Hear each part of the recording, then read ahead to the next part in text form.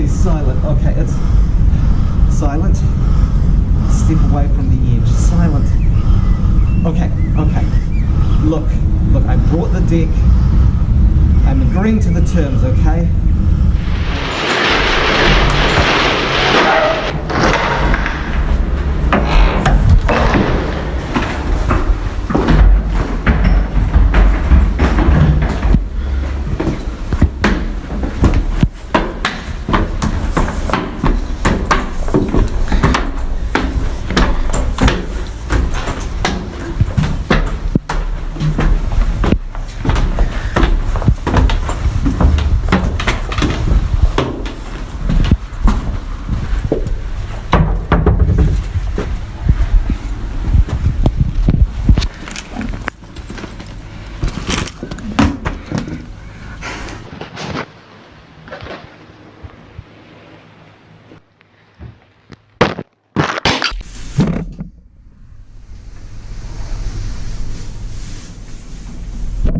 So it's finally time to begin the gauntlet.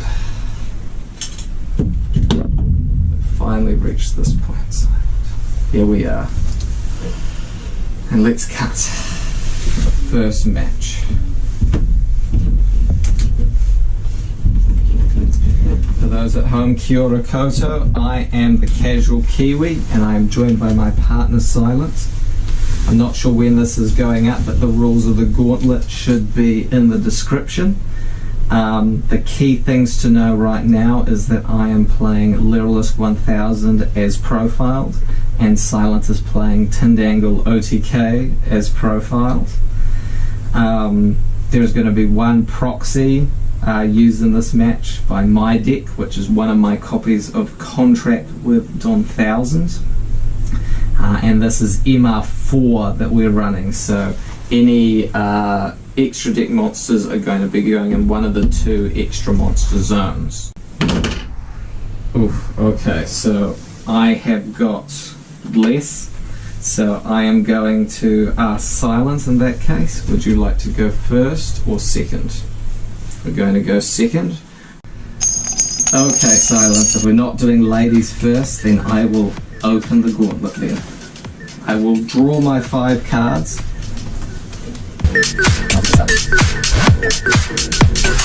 Okay, I am going to begin by special summoning Time Maiden from my hand. Any response? Okay, I'm going to tribute Time Maiden in order to use its effect to search. Any response? Okay. First Time Lord search of the gauntlet. Let's do this. I am going to search for Lazion the Time Lord to my hand. And I will shuffle my deck.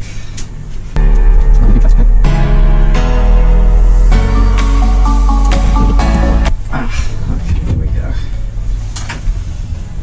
I am then going to normal summon Lazion the Time Lord from my hand, and I am going to activate Contract with 1000. Any response?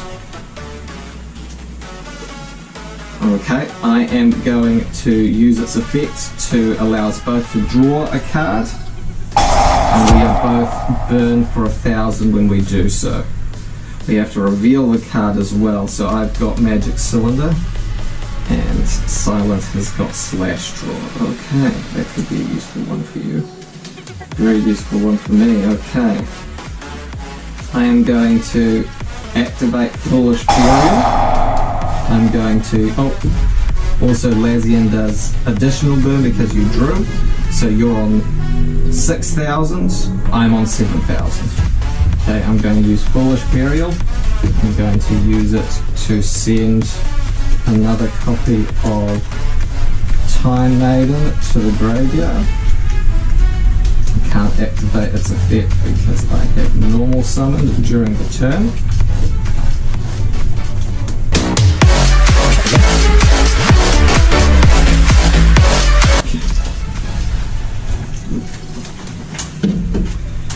Finicky table.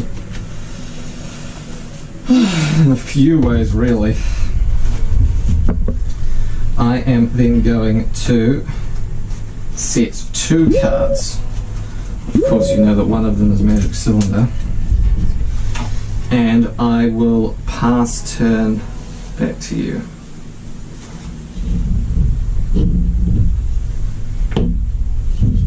Quite right. When we end our turns, the knife changes positions. So you're now on 5,000 points. Okay, Lair of Darkness right out the bat. Monster deck. Okay, imagine tributing Lazion. Okay, fair enough.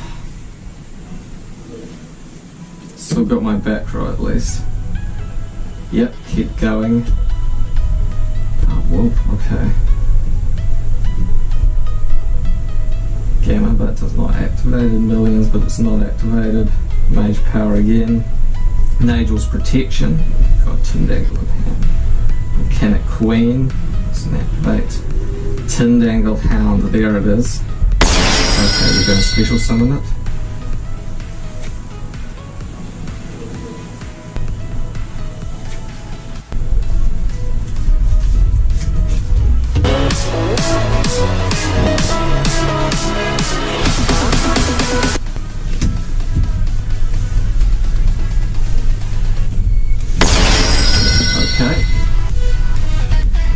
Is there an attack position? Yep, okay. Nagel's Protection, okay, cannot be destroyed and does double damage. Everyone underestimates Tindangle, but that's quite a powerful card. Definitely against rogue decks like what I'm using. Okay, Instant Fusion, so we're taking over 1,000. What are you going to summon out, Silent?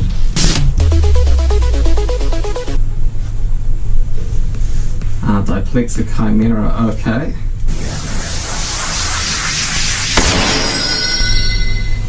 Okay, Diplexa Chimera, that might be trouble. Okay.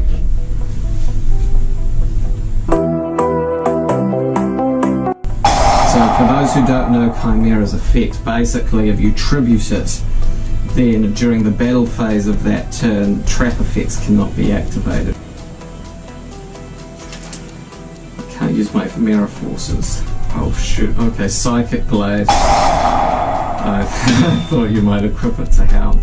For 2,000? Yeah? Okay.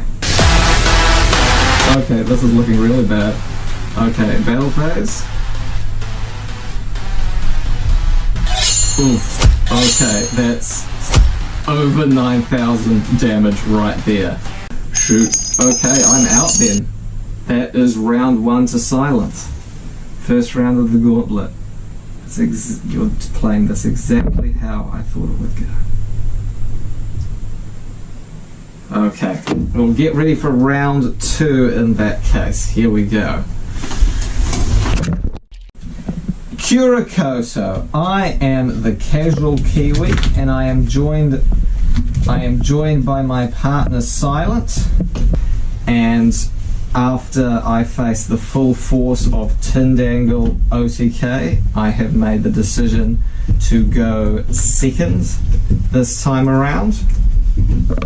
I know you well, Silence, and I know that you wanted to get Tindangle OTK done early.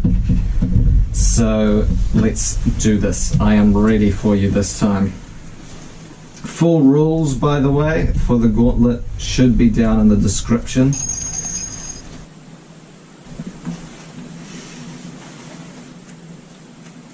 Okay, interesting hand. Okay, my turn. That has me a little worried. I am going to draw for turn. Okay. I am going to use Foolish Burial in response. Okay. I am going to send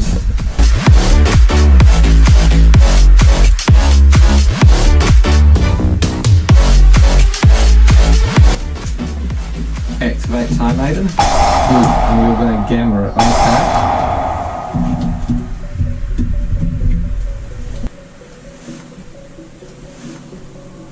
Ooh, okay. Had a feeling something like that might be coming. Okay, I think Time Maiden still banishes itself for cost. I am going to activate Terraform and play response. Okay. I am going to search out Temple of the Mind's Eye, sometimes mistaken for Mausoleum of the Emperor due to its similar card art. But basically, for those who don't know, Temple makes it so that battle damage is equal to 1,000. But each time it is inflicted. It is one of my best defenses against silence, I hope. And I will activate Temple of the Mind's Eye. And I will set 1. And I will set 2. And I will pass turn back to silent. Quite right.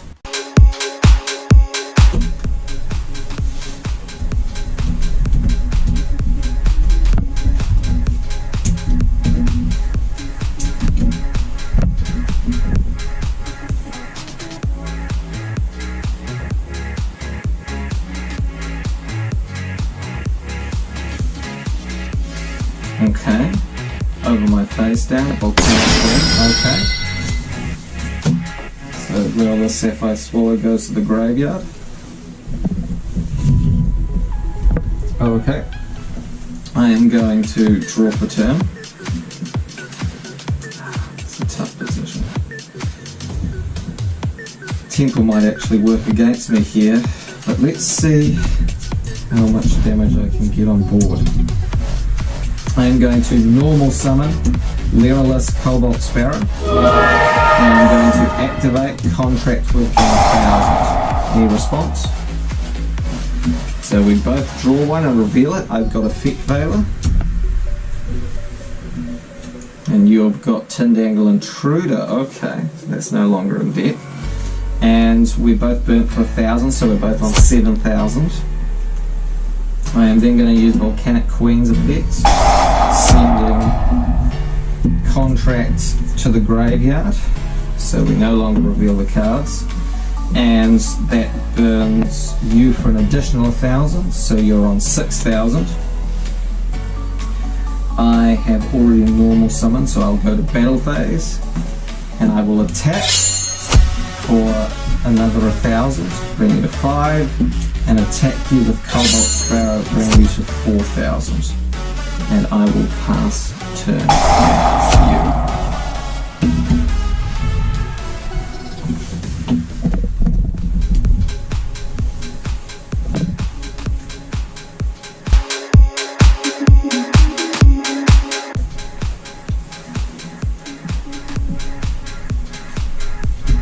Actually born, okay.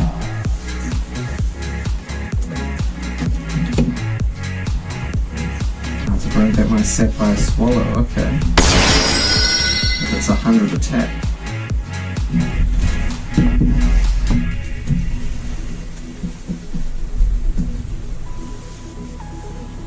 To summon Intruder.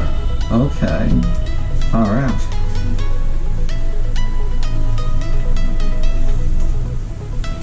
Psychic Blow. For how many? Oof. 2,000, okay, so you're on 2,000 life, and that's 4,200 attack. Okay, that's 5,200 attack. Oof, okay, so Volcanic Queen is destroyed, and in that case I lose 1,000 life point.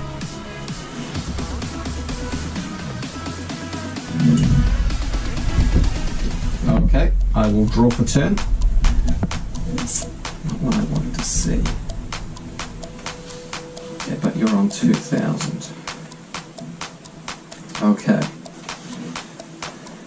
I am going to normal summon a Pet Veiler, and I am going to overlay my Cobalt Sparrow with my Effect Veiler in order to summon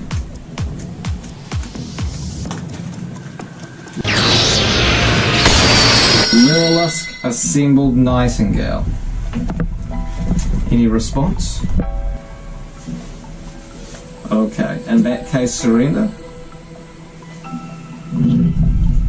No, I didn't think you would surrender. You're like me in that when I faced down Tindanglo TK last round. There's no giving up. In that case, I am going to attack twice with Assembled Nightingale and take round 2. Okay. GG.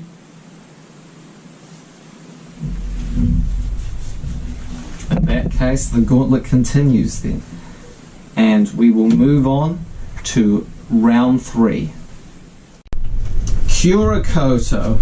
I am the Casual Kiwi, and I am joined by my partner Silent for round 3 of the gauntlet. This is the final round of the match. Whatever the outcome, one deck will be eliminated at the end of this duel. Silent has indicated she wants me to go first. She has also helped me with adjusting the lighting today, top or bottom, because yeah, we're having some issues conserving power at the moment with where we are, but thankfully we do have reserve batteries, which has been a big help. Okay, thank you, Silent. I will begin. Okay, I draw for turn.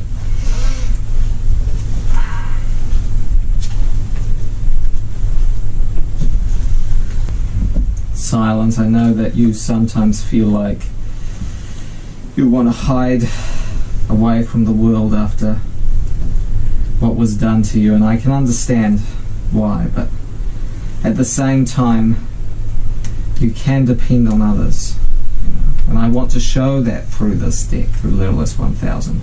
First one I ran when doing Yugi tubing. I'm going to special summon Turquoise Warbler from my hand in defense. Any response?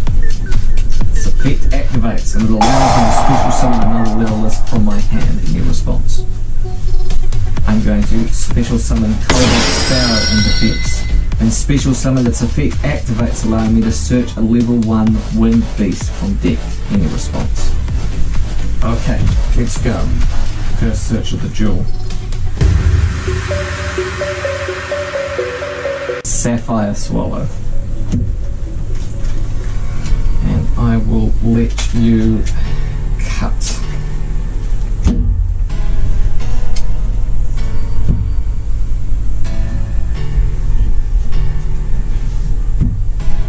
Okay. Straight in front.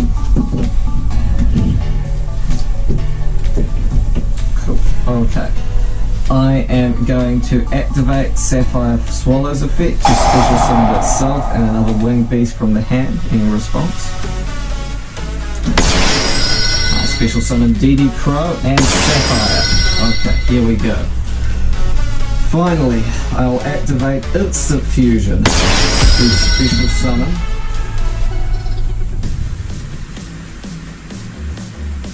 Lyrilisk Independent Nightingale. Because this is MR4, it must go in the extra monster zone. Full rules of the gauntlet are down in the description for any confusion. Lyrilisk Independent Nightingale is unaffected by other card effects, so there is no response to my activation, and I will burn you for 500 life points, so you're down on 7,500. Okay. And together, these Lyrilisks are going to show what they can do. I am going to link away Independent to form Link Karibo.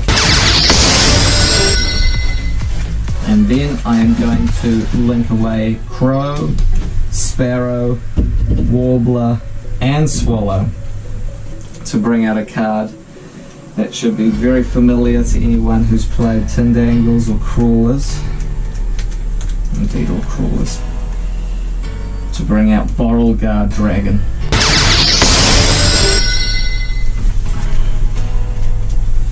And I think I'll hold this in hand for now. With that, it's all yours, Silent. I'll pass turn. Can you break my board?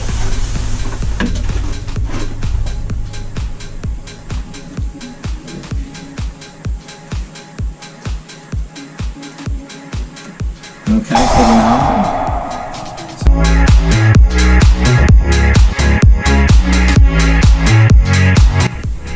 Psychic Blade, okay.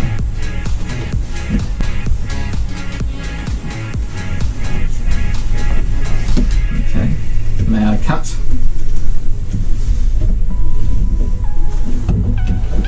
Okay, cool.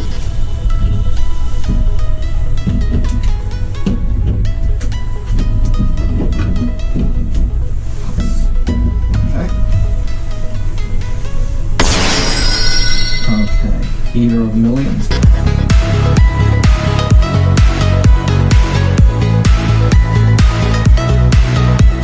Some of my cards fell, so I'll let you cut.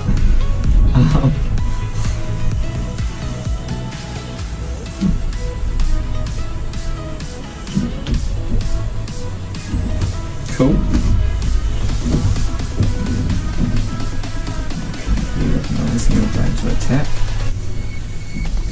Okay, well I can't allow that. I'm going to activate Borrelguard Dragon's effect to switch it to defense.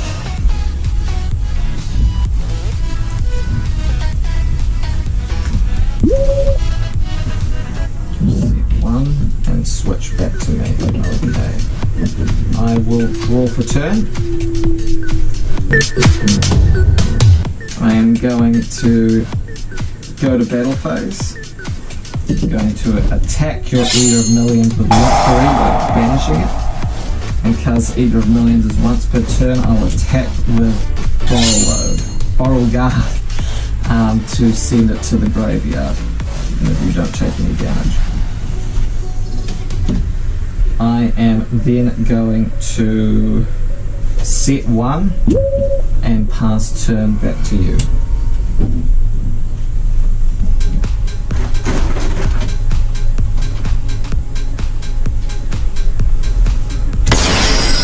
Eater of Millions again, okay.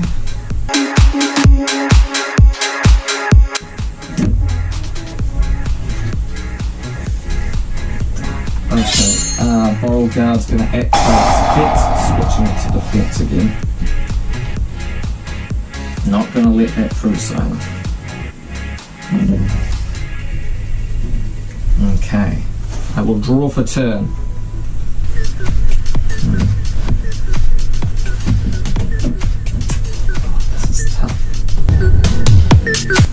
I am going to no choice. I'm going to flip up Time Maiden and normal summon Sapphire Swallow. I'm also going to activate Temple of Mind's Eye. Any response? Any of that? No? Yes? Okay. Okay. Cosmic then. Vanished. Okay, fair enough. Okay.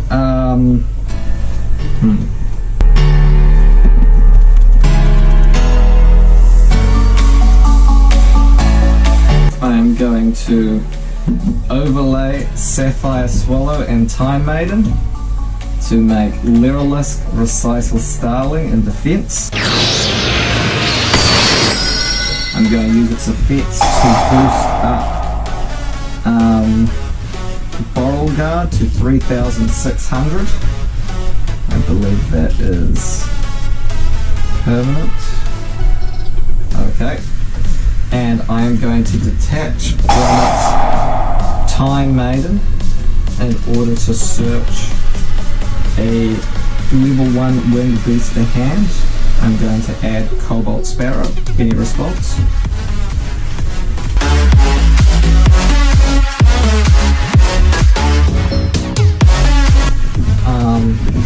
And I will pass turn back to you.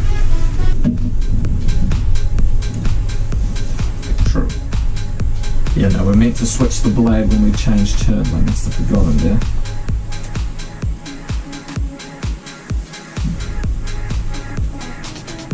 Okay. The Volcanic Queen, fair enough.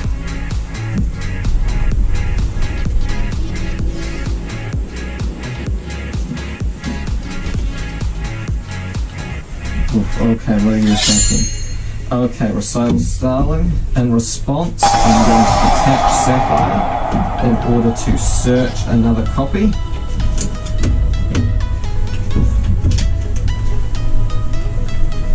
Sapphire Swallow.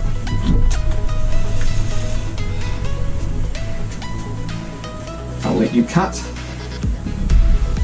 Nope, okay, fair enough. And this is banished. Okay. Oof.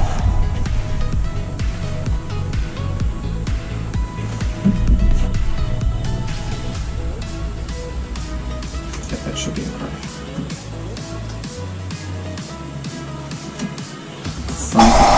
Okay.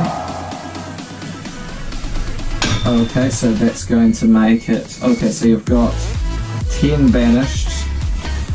Plus these 3, so that brings it up to 3,300. Oh, okay. Is that for 2,000? 2,000. Okay, cool.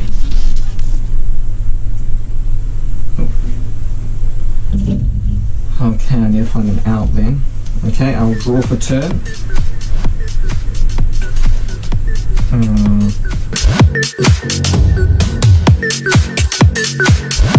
Switch Volcanic Queen to defense, and I will take the 1,000 from the under, so I'm on 7,000. For yours.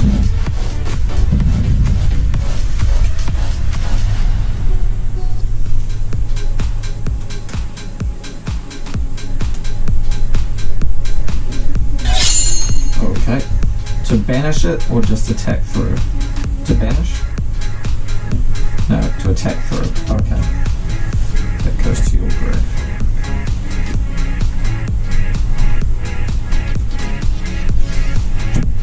Contract. Okay, so we both burnt for 1,000. So I am on 6,000. And I've drawn Mishi on the Time Lord. And what have you drawn? Okay, Gamma. Okay, should watch out for that.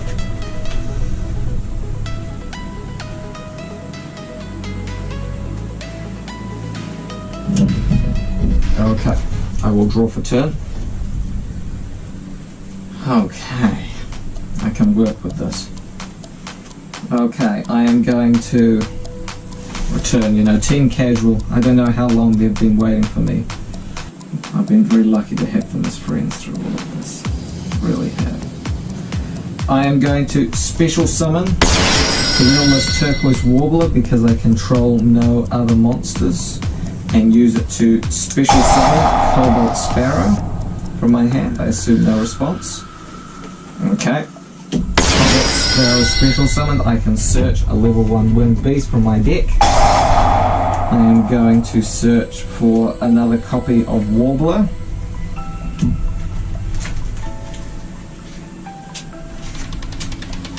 I'll let you cut.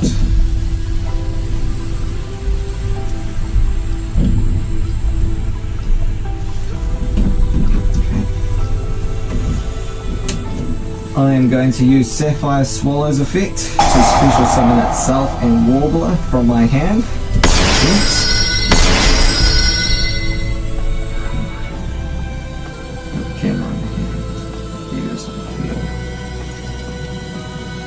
Normal summon here. So I'm going to normal summon a Fet Maiden, and I am going to overlay. Actually, I am going to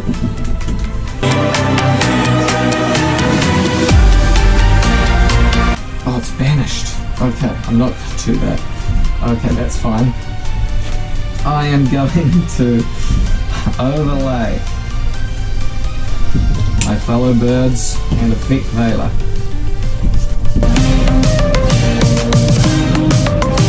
To make Lyrillus Assemble Nightingale. Because I have 5 materials and it gains 200 attack for each, it's on 1000 attack, and I can attack directly 5 times. So I'm going to go to battle phase, and I'm going to attack 5 times with Lyrillus Assemble Nightingale. So we have reached the end of the first match of the Gauntlet, and while I have come victorious, that comes with an obligation to eliminate the first deck of the Gauntlet. Thank you.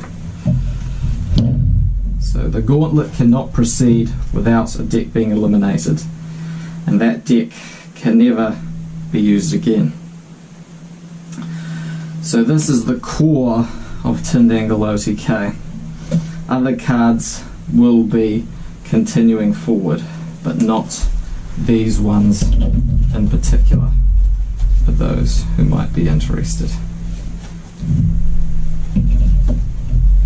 Silent has picked these out personally. So let's remove the playmats for the elimination.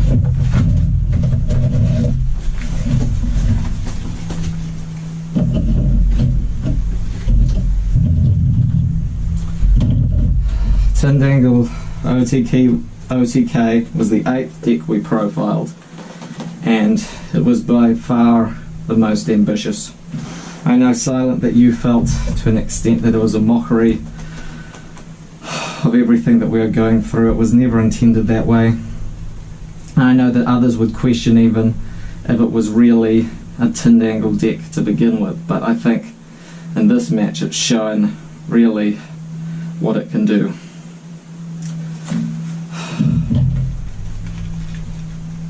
So I will eliminate this part of it, this part of us, from the Gauntlet. Here we go.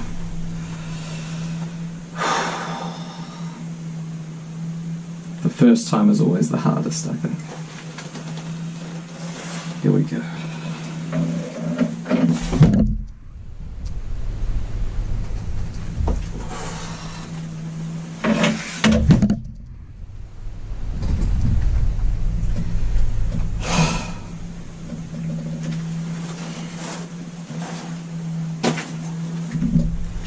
Kurakoto, I am the Casual Kiwi, and this is the second match of the Gauntlet, and we will begin the first round with a cut.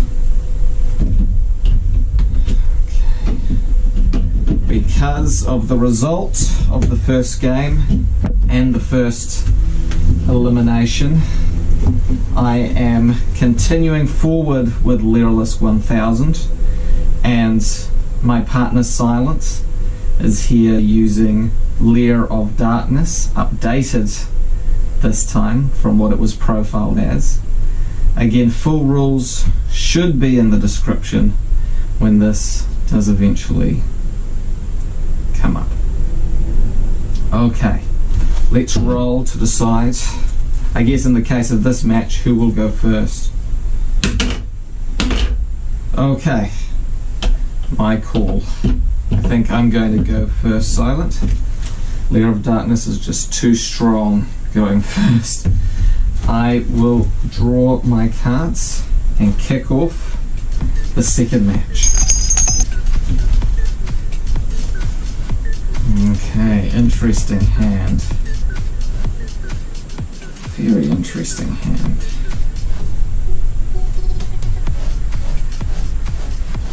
I am going to normal summon Lyrillus Cobalt Sparrow. And then I will special summon DD Crow and Sapphire Swallow from my hand. Any response? Okay. I am then going to link away Cobalt Sparrow in order to make a link summon, and I am going to bring out Link Karibo.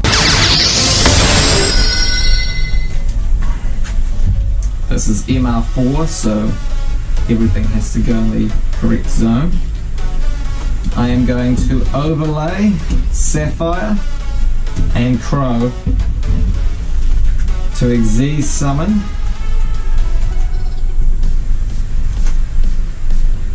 assembled, no. To make Recital Starling. And I'm going to use Swallow's effect as it's attached as material to bring back Sparrow as material for Starling.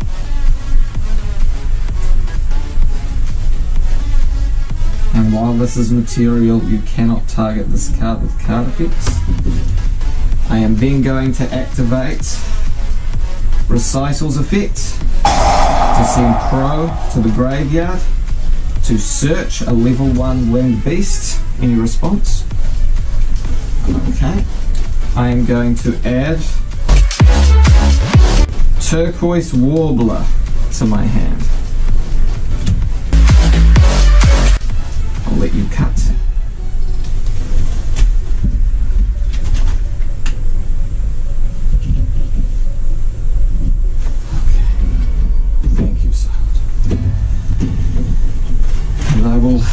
End my turn. Here we go. Okay, Lair of Darkness right off the bat. Okay.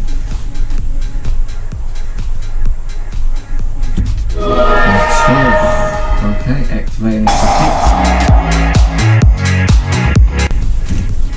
Scum. Okay. That is going to be a problem.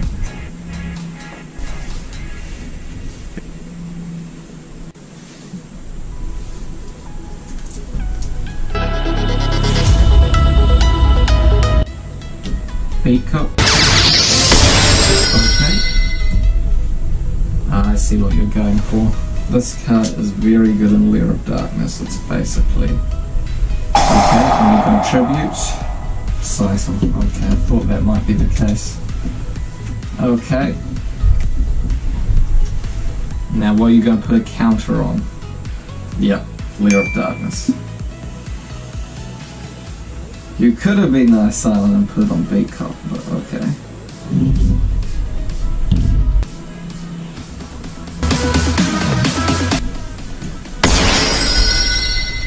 Okay, at least I still have some board. I will draw for turn. Okay. I am going to normal summon Turquoise Warbler and use its effect to... Okay, I can't use its effects. Okay, that's a bit of a misplay on my end. Right. In that case... Okay, there isn't much I can do there. In that case, I will pass turn. Back to you, Silent.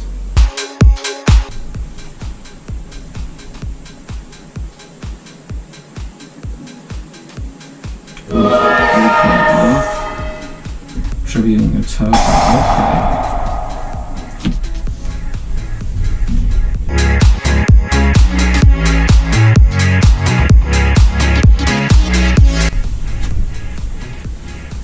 Okay, Compulse and 2 copies of Reincarnation. Okay. I could use a dice, but no. I will make a call here. I am going to go with this one to set.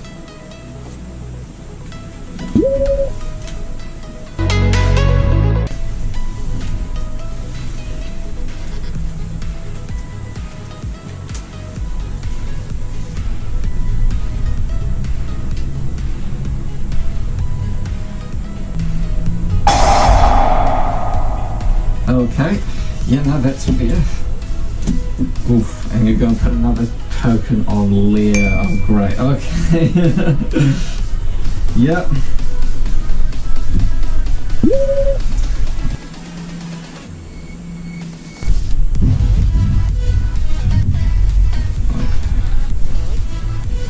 And 2 more tokens. Oh, okay. I need to get this under control. Okay, I will draw for turn.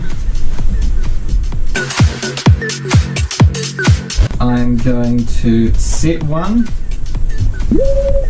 and I will set another, so you don't know if it's light or dark, so you can't tribute it.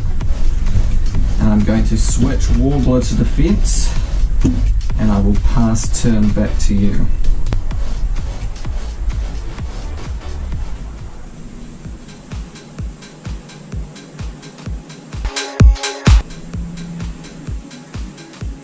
Okay, you're going to switch those to attack. Okay.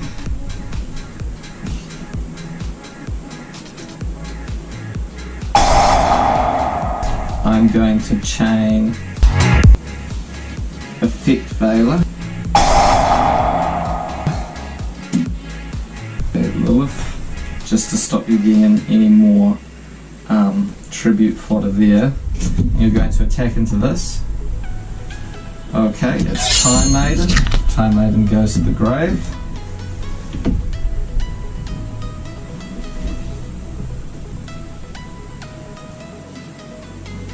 Oh, okay, so I take another 1,000. 1,000 from that and another 1,000 from Lilith. Okay, yeah, that's fine. I'll take the 3,000. I am on 5,000 life points. Okay.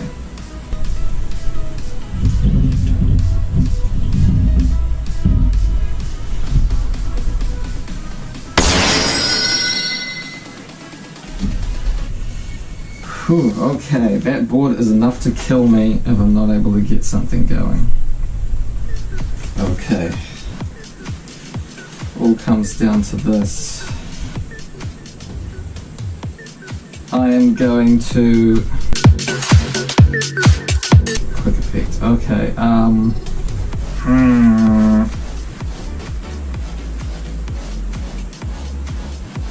on 5,000. Okay. No, I can make this work. I am going to activate Lava Golem, tributing over your Beak Cop and your Lady of Lament. And I am then going to end my turn, but in the end phase, Lair of Darkness is going to give me some tokens to silent. And I will put mine in defense, that's for sure. And I will pass turn back to you. Let's go.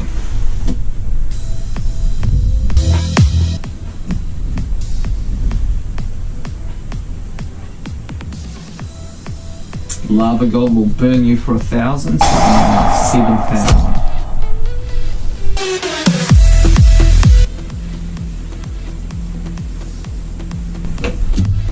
Okay, tribute summon. Okay. Tempest and the duelist.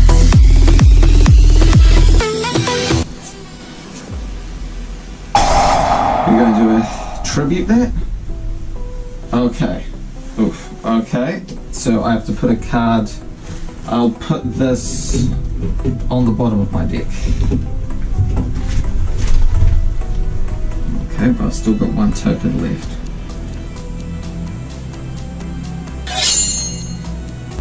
Okay.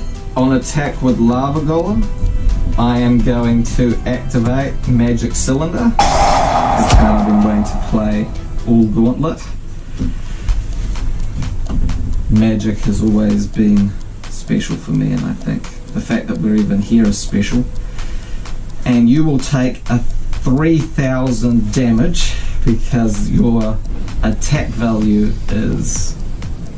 Yes, you will take 3,000 damage. So you are on 4,000. Okay.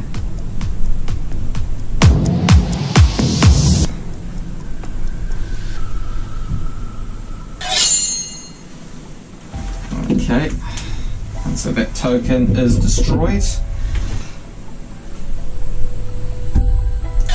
I'm down on 6,000. Yes. Okay. Wait, no, you attacked with the... I'm on 5,000, I'm now on 4,000. Okay, that's where we're at. Okay. I can really get up my notebook at this point. Oh god, okay. Yeah, I'm on 4,000. Okay. Is it my turn? Oh yeah, you get your tokens, of course.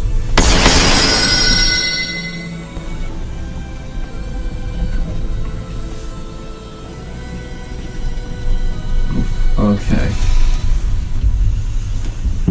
Okay, this isn't looking great. I will draw for turn. And I will activate Time Maiden to banish it, to special summon Lazion the Time Lord in response. Okay. Compulse. Oof. Okay. That returns to my hands. I cannot special summon this turn. I'll let you cut.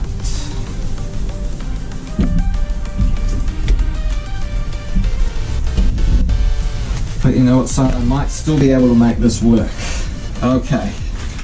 Here we go. I haven't normal summoned yet, so I can normal summon Lazion the Time Lord and activate Contract with Don 1000. Any response?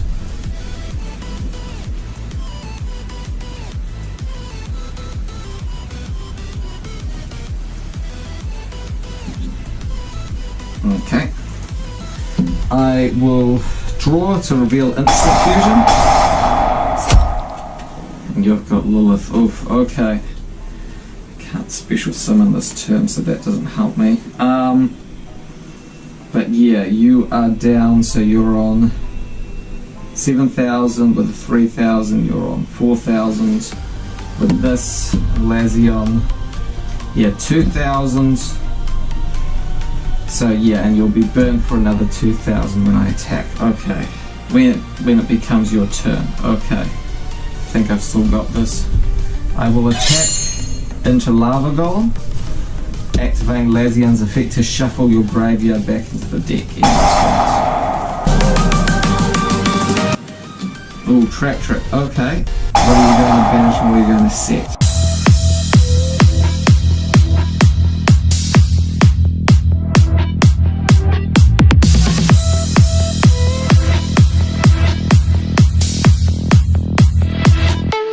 Do you mind if I read? So am I okay? Okay, so it can target. Okay, that's fine. I guess. Okay, I go in phase. You'll activate it. Okay. Well, I think I know what you might. Yep, targeting Lazion. Okay.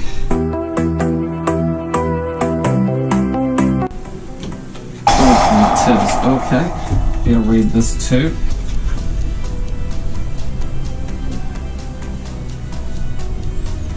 Okay, oof.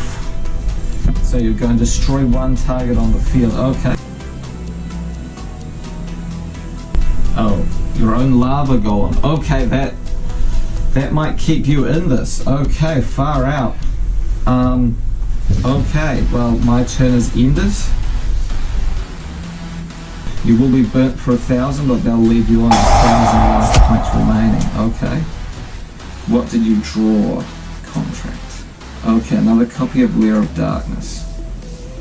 At least I've got... Oh, wait, no, Lazion isn't going to protect me, is it? Yeah, you're right. Okay. Well, let's just see how this goes, you know. 4,000 is almost enough to wipe me out.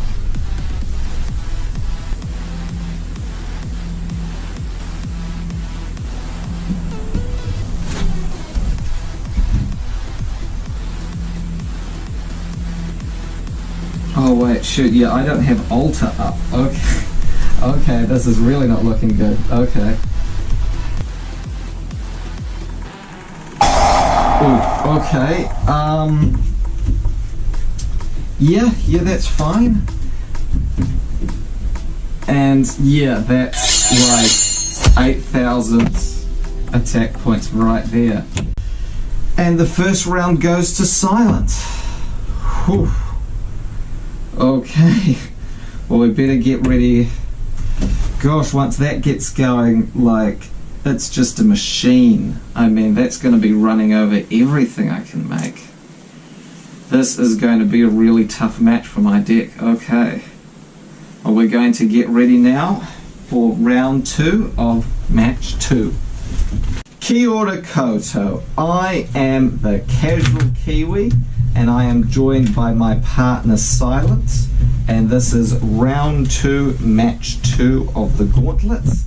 I will be going second this time? No, I definitely want to be going first, so none of that.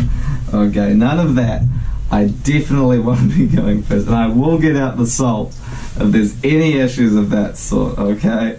And I will be cutting your deck in a minute, but I am being very clear about that, because this gauntlet is so important to both of us. But yeah, okay, I'll put that back in a second, but yeah, no, I am definitely going first. Okay. I will cut, and we will begin the second round of the second match. Here we go. I will indeed be kicking things off. Here we go.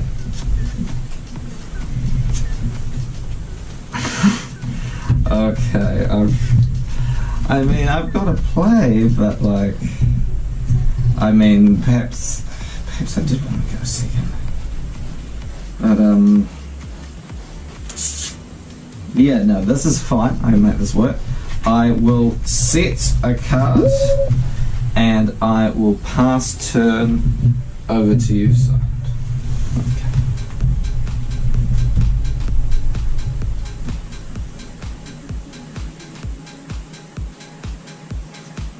okay, Arima, that's fair.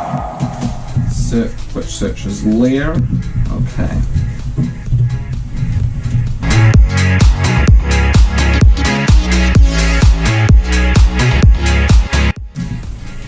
Okay, Lair. In that case, on adding to hand, I am going to activate a card of response. I am going to activate Mind Crush, and I'm going to call Lair of Darkness, because that is not going to be a card I want to be seeing for this duel. Okay. Okay, Sanguine, interesting. Face up attack position.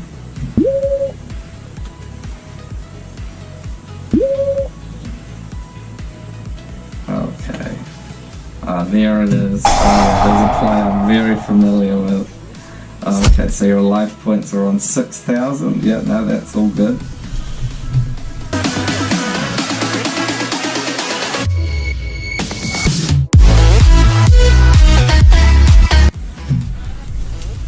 Yeah, Scam and Lilith, the classic combination there. Okay, yep.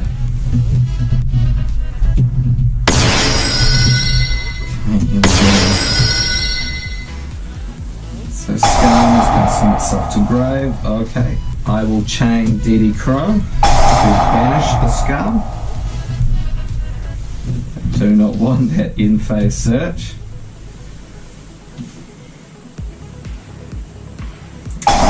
Okay. Yep, tributing Sangan.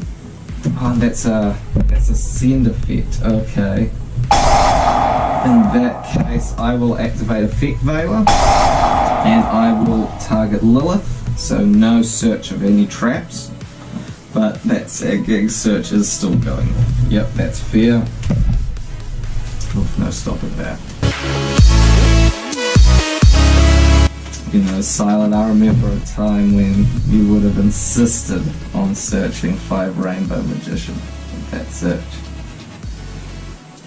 It's clear you really want to win this. So, pass turn, and I will draw for turn. I don't like where this is going. Okay, you do have it. Okay. Oh, far out.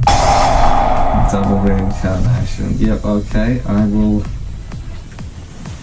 banish my hand. And I will draw 3 new cards.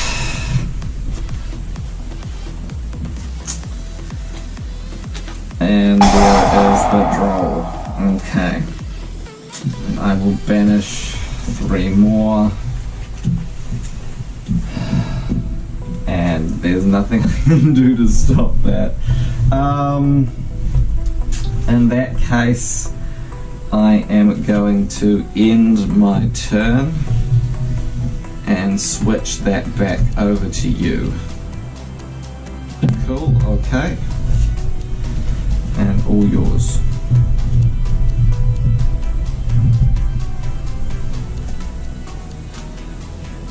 Okay, a reamer off the top, okay.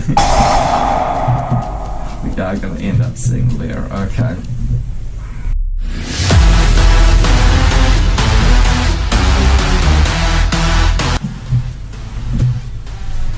Okay, Lilith to hand then. Aaliyah to hand then. And that is going to go in the field zone, okay. Battle phase, alright. Attacking in for 1,000, okay, so I'm on 7,000.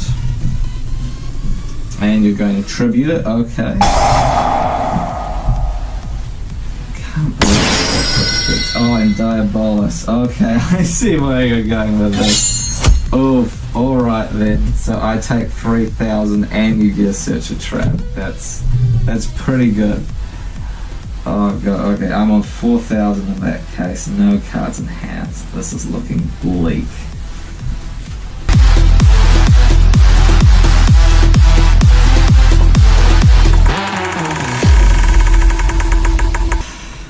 Okay, 3 trap trick in that case. You're going to insist that I choose in this case. Yeah, oh, okay, fair enough, fair enough. Okay. I will choose this one on the left.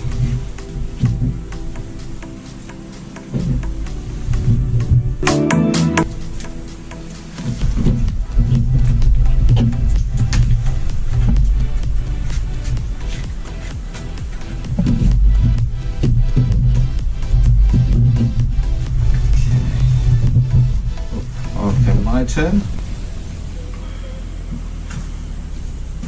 Okay. I will draw for turn. Yep. Oh yeah, we can't forget the layer tokens. Okay, that's not what I want to see off the top. I want you tribute over at the very least. I will, yeah, I will set that and I will pass turn back to you, Silent.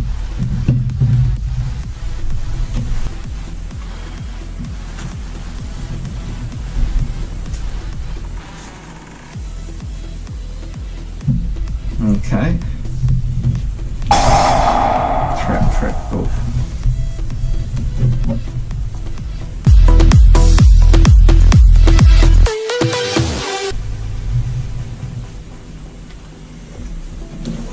Okay, that's banished.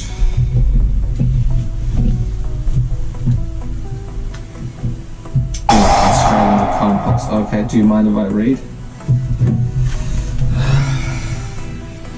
Okay, let's specify. Okay, in that case, yeah, no, that's fine, that's fine. This bounces back to hand and you'll switch that to attack. Oh, Okay, this is really not looking good, and that is 4,000 damage right there. Oh, this is not how I wanted this to end. Oh, Leaderless 1000. So Leaderless 1000 has been eliminated, and Silent has won match 2 of the Gauntlet. I was not able to stop the machine. Okay. This is the end of match 2 of the Gauntlet, and for the Gauntlet to proceed at the end of a match, a deck must be eliminated, and that deck can never be used again. Today it is Leaderless 1000's turn to be eliminated. For those interested, here is the core of the deck that will be eliminated today. This was the first deck that we profiled on the channel, and it's a very important one for me, for us really, because it kicked off this part of our lives, and I think as well it was the first time that I really opened up about this side of my life to the world, and that has been a comfort to me, even through all the difficulties we've faced before and since. So I have a lot to thank this deck for. So at this point I'll put it in the middle, and we'll remove the playmats in preparation for elimination, and I will entrust the Leaderless 1000 over to Silent.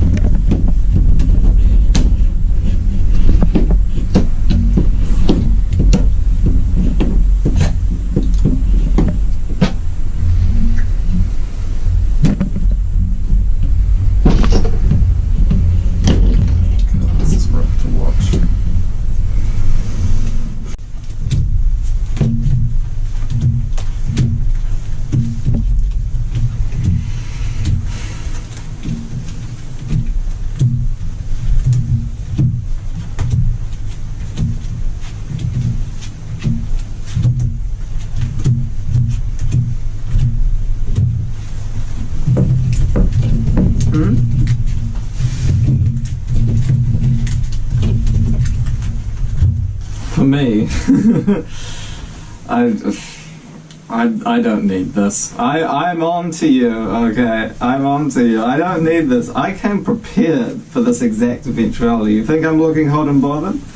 I am prepared right here with this, okay? And in case it's relevant, in case anyone's curious, if you hear that, there it is. That's a safety seal, okay?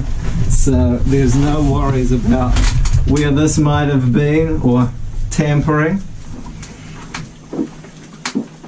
So yeah, now I'm good to go. Man, I'm good to go. Okay, let's finish getting these together, and we'll almost be ready for the third match. Kia ora koutou. I am the Casual Kiwi, and this is the third match of the Gauntlet. Silent will be continuing on with her updated Lair of Darkness deck, and I will be introducing my updated Totally Time Lords, with Trap Trick being proxied in my deck. So without further ado, let's cut to begin the third match. Also, you'll notice the lighting has improved. We've been able to get some fresh batteries going, some fresh torches involved. That should hopefully make things a little easier to see. And we will roll our dice to decide who will be deciding first. Okay, I have won the die roll, so I will be kicking off the third match of the Gauntlet. Okay, time to show what my creativity can bring to the table. Alright. Oh, this is a really interesting hand.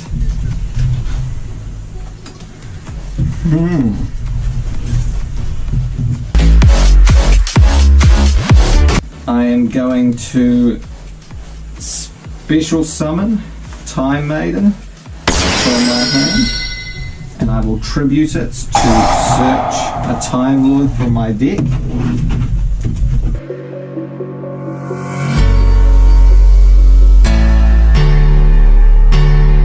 Zaphion, the Time Lord. Any response? Okay.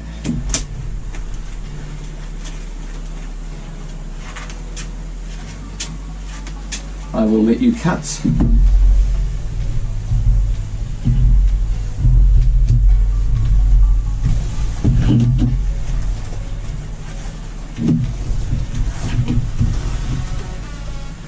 I have gotten very lucky this game, Silent, and I am going to hopefully be able to do one of the spicier plays available to me in this deck. And I am going to normal summon Cyberstein and use its effect to special summon a monster from the extra deck by paying 5,000 of my life points. Any response?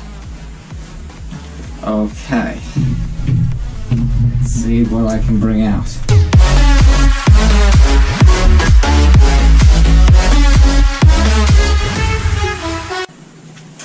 I am going to special summon, not very much a frog or a Time Lord play, but I will bring out Last Warrior from Another Planet. It will destroy my Cyberstein, but will mean that neither of us can special or normal summon any monsters. And I will set one card, yes, and I will pass my turn over to you, Silence. Oh yes, that's the way it goes. My mistake. Whew.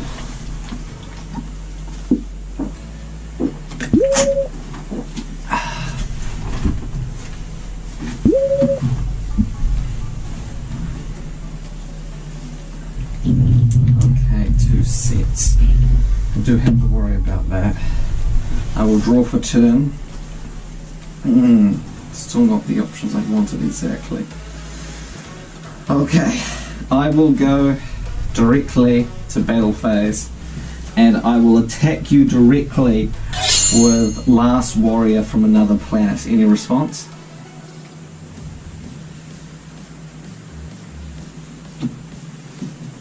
Okay, in that case, you take 2,350 damage, which is an atrocious number, but with some quick maths, that puts you down to 650. 650. Okay, so 2,000 away from 8,000 is 6,000. Then 350 out of that would put you down at 650. So it's 5,650. Okay, I'm confident with that. Quick maths, here we go. Oh, I'll let you cut that. and then I will pass turn over to you.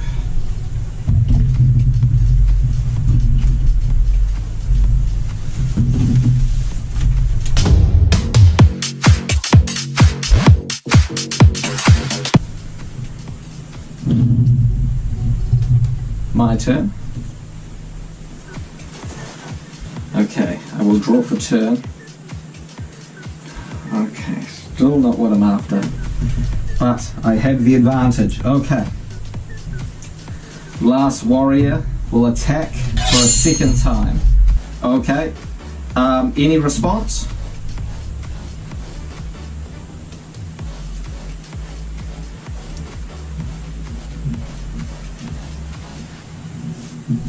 Okay, in that case, you take another 2350. So, right, okay. Quick math time again. You're on 5,650. You lose another 2,000. So that puts you on 3,650. You then lose 350. So that would put you on 650, 350. That would put you on 200, on 300.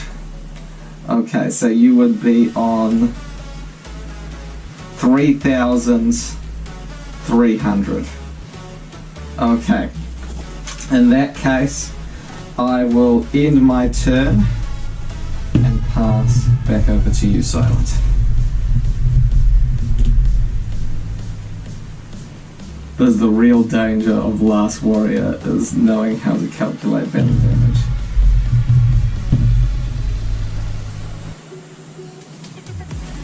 Okay, I will draw for turn. Okay, here we go. Okay, I will set one, and I will go to battle phase once again, and I will attack with Last Warrior. Any response? Okay, so you then lose another 350. So in that case, you would be down from 3 to, so 2,000 away from that is 1,000, and then 350 away from that would have you down on, well, from the 300, so you lose the 300, and then you'd be down 50, so you're down on 950 life points. Okay, and with that I will pass turn back to you, Silent. Unless you've got something, this will be your last turn.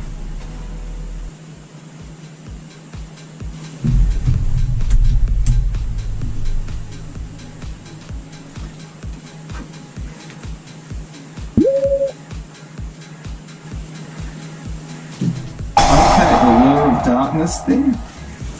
It looks like we're getting desperate then if we're doing this. Okay.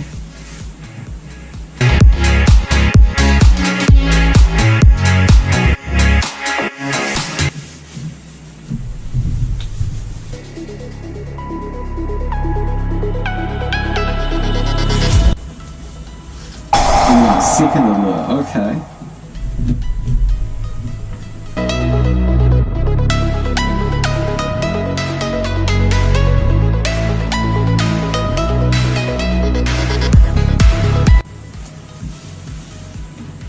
Okay, a second Lilith banished. Well, at the very least, that's good from where I'm sitting.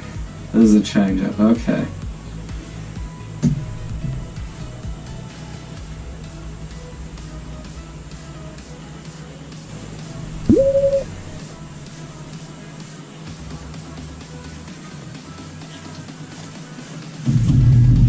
Okay, here we go.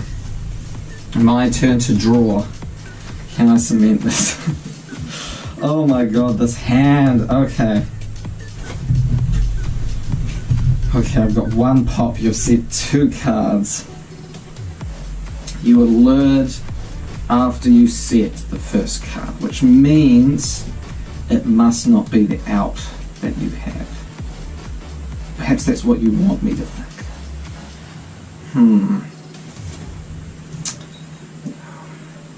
go with my gut on this. I'm going to activate all annoyades to target one spell and trap on the field.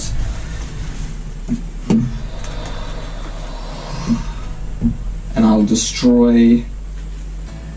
The vibe I'm getting from them is almost like both of them are dangerous. But no, I will go for this one. Even though I think there's more than one danger there, I will destroy that one. Dogmatic punishment. Okay, yes. Okay, feeling a bit better then.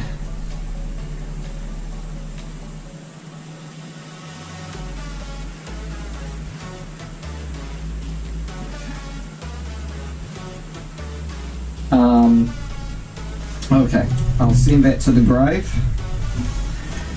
And I will go to battle phase to hopefully end this duel, and I will attack with Last Warrior from the Another Planet. Any response?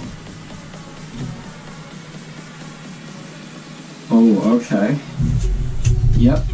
I knew it. There's a second one. Okay, far out. Oof, okay. Last Warrior is destroyed. I can't stop it.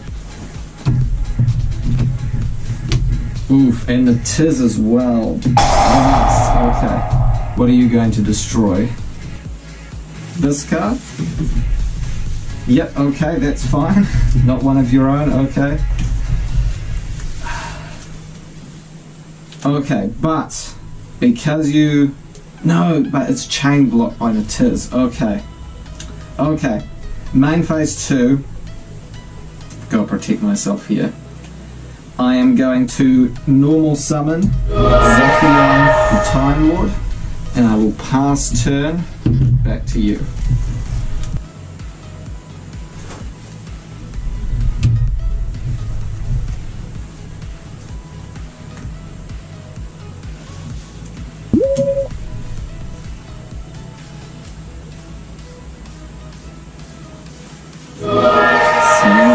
Okay.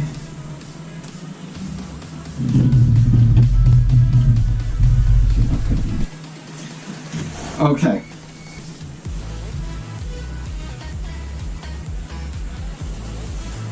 Okay, my turn? Okay. Thank goodness for... Oh, yeah. Okay. Here's my drink.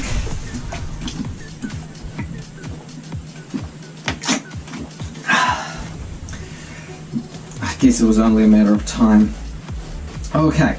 I will draw for turn. Let's see, okay. When I draw for turn, Zaphion will shuffle itself back into the deck. And I'll let you cut later. I might be going back in.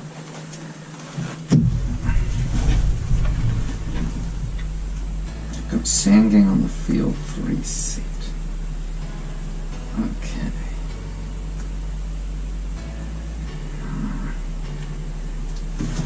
I am going to set 1. Any response? In that case, I am going to normal summon Zaphion. And I will go to battle phase to attack Sandgang. At the end of the battle phase, I am going to activate Zaphion's effect to shuffle your back row, all 3, back into the deck.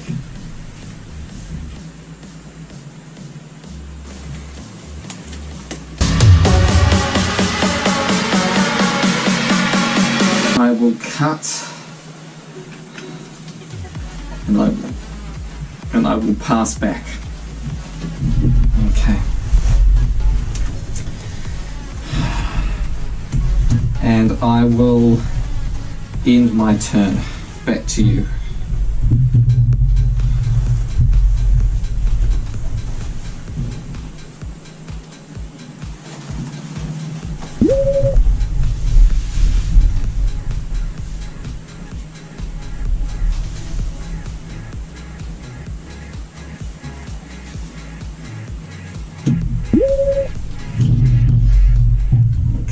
Replenish your set cards. Alright.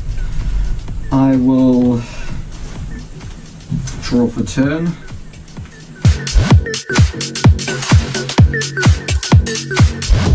In my standby phase, I will shuffle Zaphion back into the deck. They've replenished that back row. I can't have that hanging around. Got to be able to get in the final play of the game. I'll let you cut.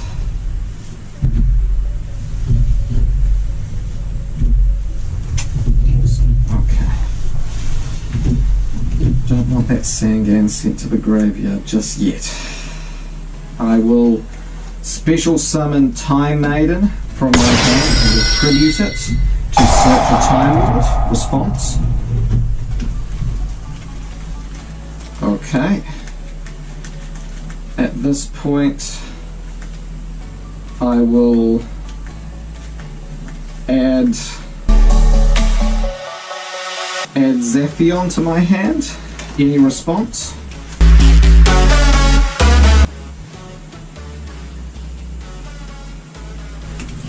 Ooh, reincarnation. Okay, so I'll have to banish my hand.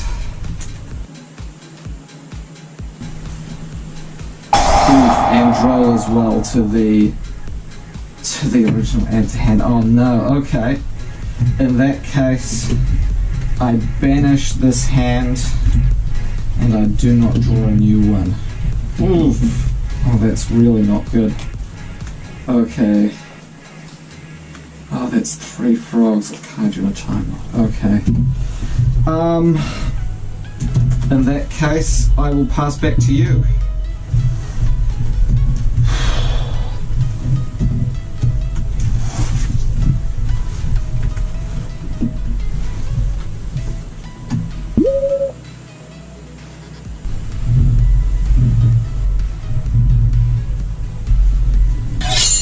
Even for that small amount. Okay, I will take 1,000 and I will draw for turn. Oh, but hello there. Okay. 2 cards in hand? Okay. I will normal summon Zaphion the Time Lord in response. Oh, okay, so no normal summon this turn. I will banish Time Maiden in order to special summon a Time Lord from my deck.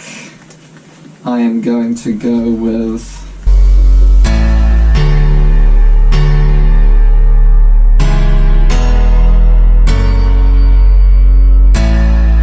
okay, that's not useful here.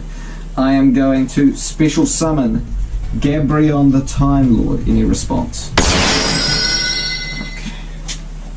I will let you cut.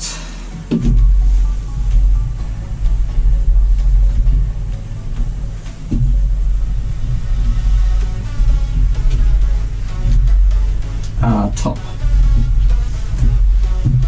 Okay. In that case, I will go to battle phase. I'll attack Sangan, and at the end of the battle phase, Gabrion's effect will activate, shuffling your 2 cards back into the deck, and then after I cut, you can draw 2.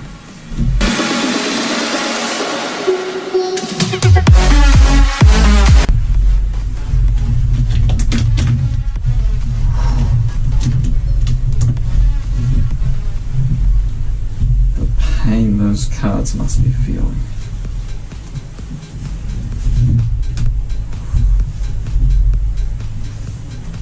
Okay. I hope this was the right call. Okay, and I will pass turn back to you, Silent.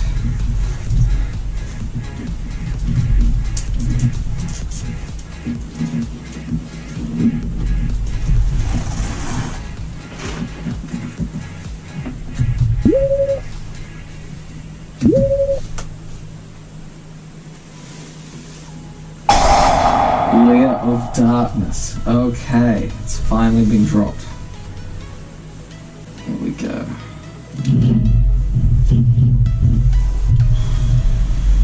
Okay, I'm ready. I will draw for turn. and Mission will shuffle itself back into the deck. So close. I'll let you cut.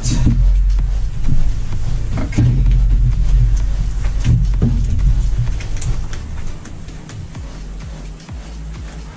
Okay. I am going to, in that case, normal summon Zaphion the Time Lord. I will go to battle phase. I will attack. Any response? Okay. End of battle phase, Zaphion's effect activates to shuffle your back row back into the deck.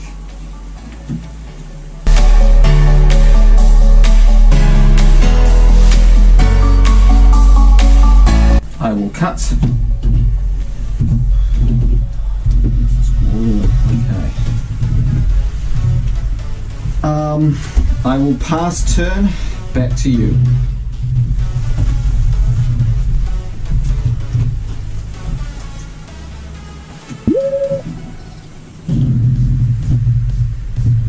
Okay.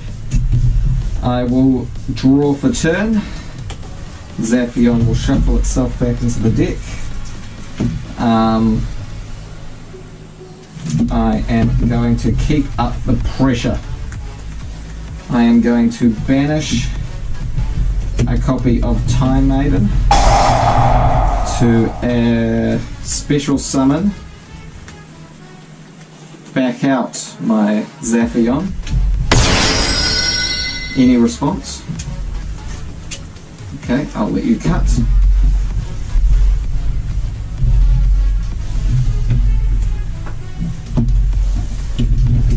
I will go to battle phase and I will shuffle your spells and traps back into the deck. Bye bye, Lair of Darkness.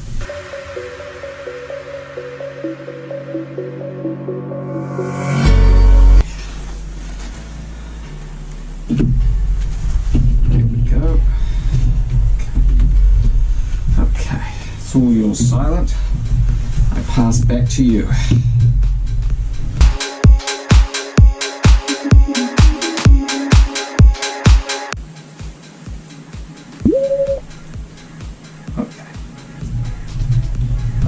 Okay, interesting. First monster down. Okay. I will draw for turn. Ooh, okay. Okay, I think I've got something. We're almost out of life points. One good hit should be able to get us there. Okay, I'll let you cut.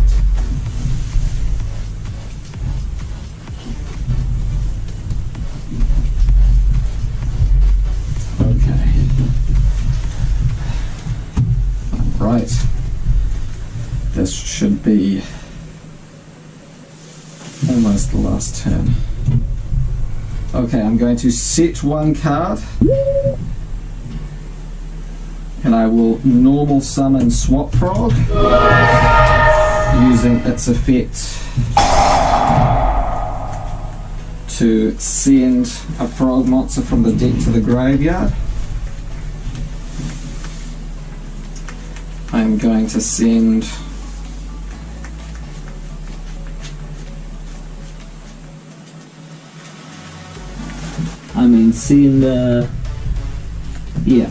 send, because I can send Ronan Totem. Okay. Oh shoot, have I banished all my Ronan Totems? Silent, I think you banished all my Ronan Totems, far out. Okay. In that case, I will send a dupe to the graveyard and think about how to make this frog package work.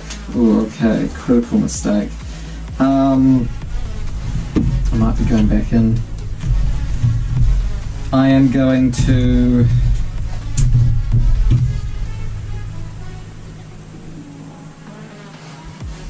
I can't activate that because of your situation. Okay. I'll go to battle phase. I will attack your face down with Swap Frog. Okay, but that's alright. Okay. It's on 2,000 defense, so I take another 1,000, so I'm on 6,000. But I can now activate Paleozoic Canadia, which will allow me to target one face-up monster you control and flip it face down. So Scum goes back face down, and I can special summon Paleozoic Olenoides from my graveyard. Okay. Now at this point I'll go to main phase 2, and I will overlay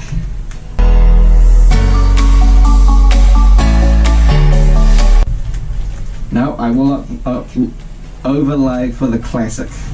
I am going to overlay Olenoides and Swap Frog to make Totally Awesome. Okay. And I will end my turn there. In your standby phase, I will detach an Olenoides from Swap Frog in order to special summon a frog, and I will special summon Dupe Frog. So you must attack Dupe if you go to battle phase. And I have a negation on board. Do you want to cut? Okay. All your side.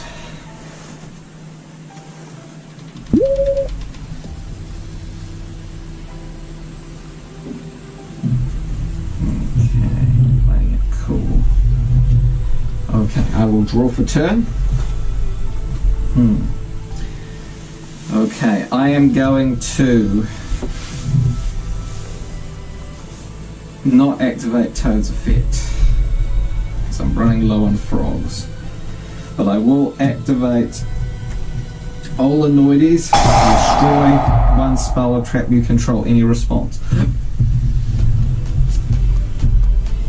Ooh, Dogmatic of Punishment. Okay, I will chain Totally Awesome, tributing Dupe to negate and set it to my field. Yeah, and as a consequence I can't summon any Paleos though. Blast. Okay. Cool. In that case, I will set one, and I will pass turn. Actually, I'll set one. Oh, you don't have layer up. Okay. I will go to battle phase, and I will attack Scum, okay, which is destroyed. And now I will pass turn, and I know you do get that Scum search.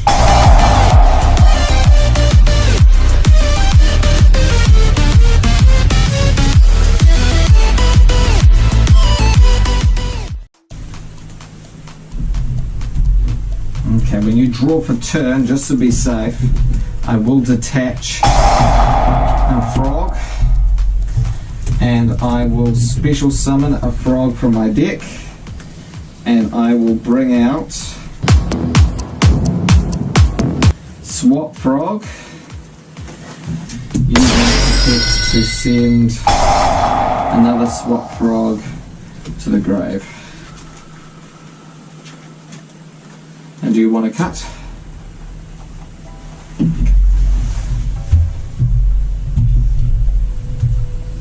Okay. Whew, how does this feel, Silence? A back and forth. Doesn't this remind you of what it was like dueling in the past with us? Now here we are again. You know, the back and forth, it's there. Okay. Lilith is normal summoned. Okay, you're going to use its effect to tribute itself. Okay. Option of 3 traps. Hold on. But I'm not going to let that happen. No. No. I am going to chain Toad, sending Swap to negate Lilith's effect and set it instead to my field.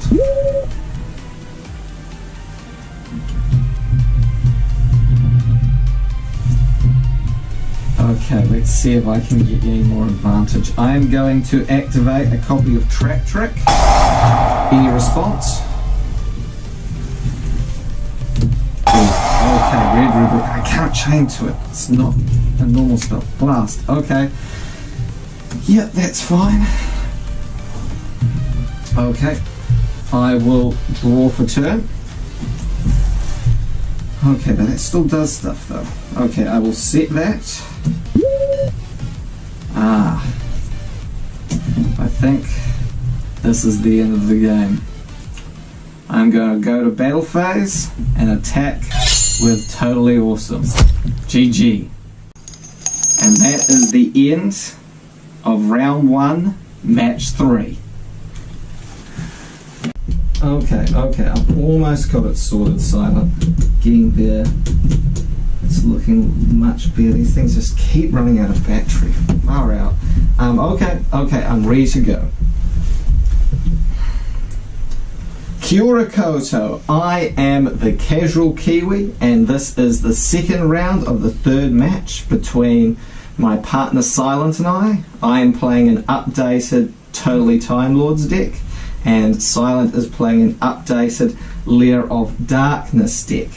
I am also running 3 proxies of Trap Trick in my deck, and Silent has already said that she is going first. So without further ado, we will begin the round with a cut. Okay. And all yours, Silent. Here we go.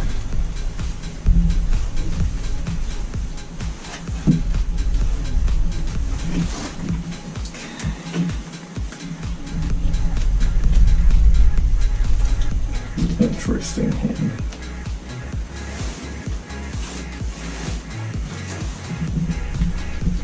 Okay, normal summon Arena, that is fine. You're going to tribute it, yeah. Draw a card.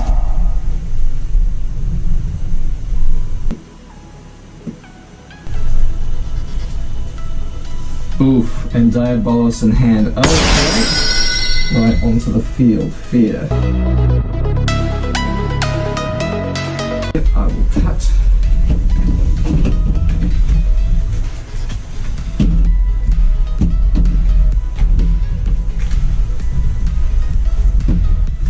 Okay. Diabolus far out. That's going to be a problem for my deck to deal with. Can't be targeted. Okay, setting 2 cards. Over to me. Okay, fair enough. I am going to draw. Okay, really interesting. I will normal summon Zaphion the Time Lord and set 1, 2, 3, 4 cards, and I will activate Card of Demise. Response? Okay. I will draw 1, 2, 3 cards. Ooh, that's not really what I wanted to see. Okay, right, in that case, I will go to battle phase and I will attack into Diabolus. Any response?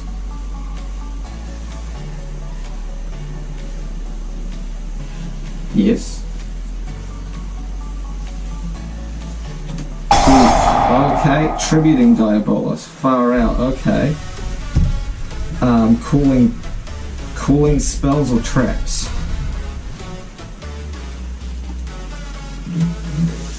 Traps. Shoot. Okay, yeah, I will just set these. Okay, that is my back row destroyed. Candina, Trap Trick, Olenoides, and another Trap Trick far out. Right, okay, I will... Whew, what a start. Hold on a second, so I just need to think. Oh, I can still continue my attack at least. I will re-declare battle phase attacking you directly. Any response? Oh, okay. Okay, I see where this is going. Yeah. Oof. Okay. What are you going to reveal from your extra deck? So this is why you wanted it on the 11th of December. I knew you wanted to limit me to 2 toads, but I didn't think it would go this far. If that's what I think it is, then far out. Because you would have had to proxy it if I had 3 copies. Oof, that is totally awesome. Okay, that's fair play. That was really well thought out. Because of the date, I am limited to 2 toads. Okay, and I will banish both of them. Okay, but my attack does still go through, so I will attempt to shuffle back your back row. Okay, dimensional barrier. Okay, calling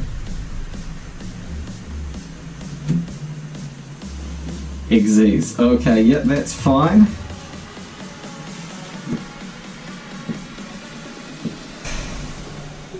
Okay, in that case, on my Zaphion, I will pass turn back to you. And in the end phase, my Cyberstein, Time Maiden, and Dupe Frog will all go to the graveyard as well.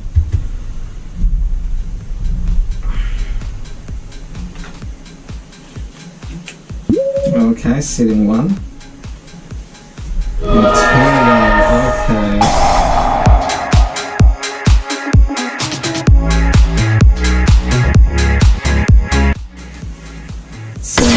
Okay.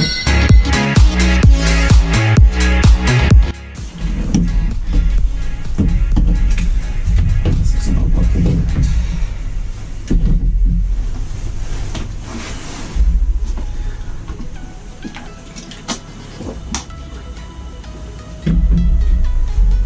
Okay. You're going to link summon.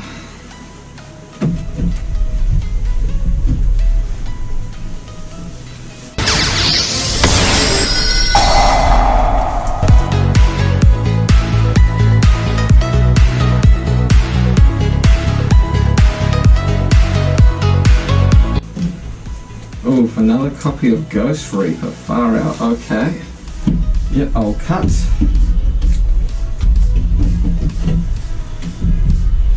Whew. Okay, you're tributing it, but then what are you going to put a counter on then?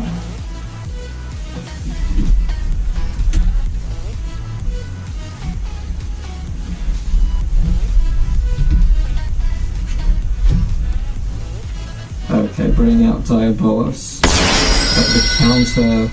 You don't have a monster to put a counter on though. Oh, you're going to put on Zaphion, okay. Yeah, I guess that does work. Okay, fair play. So, okay, in that case, far out. On my turn, I guess.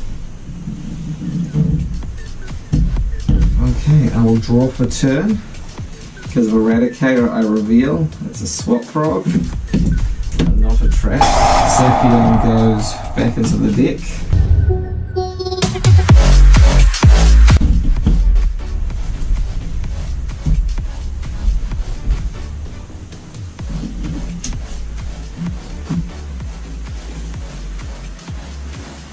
Okay.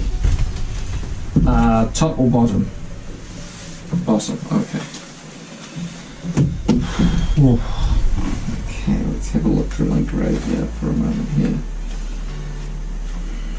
Guess I do have the Dupe and I have the Time Maiden. Diabolus is a tough one.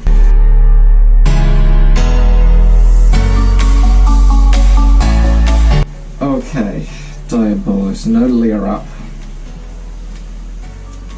I am going to take a risk and I am going to banish. I've got that face down. No, but that's okay. I'm going to banish Time Maiden to special summon a Time Lord from my deck. Gabrion the Time Lord in response.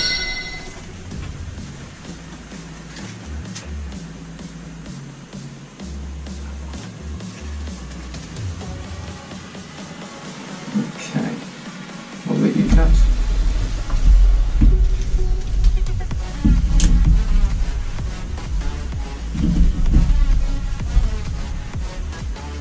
Top.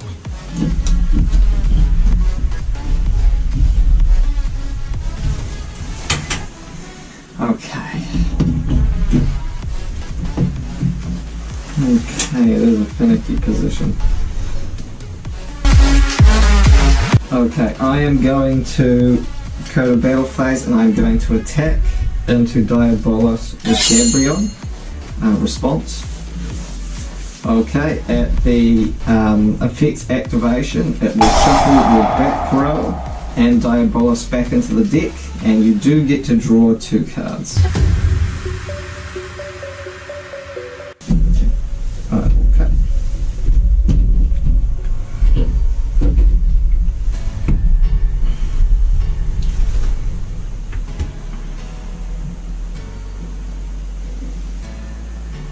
Okay, main phase 2. I'm going to normal summon Swap Frog. I'm going to send a Ronin Totem to the grave. And I will let you cut and pass turn back to you.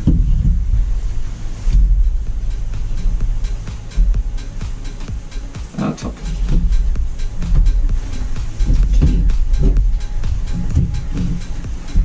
Okay, here we go.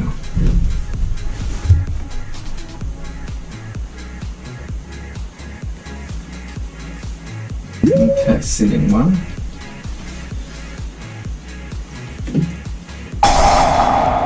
Oh, Lair of Darkness, okay.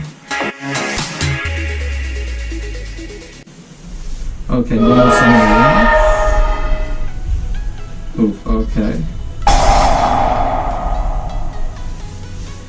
Oof, and you'll tribute my Swap Frog. Okay, fair enough. Are you going to draw 1 or search? Search? Okay, you're going to search.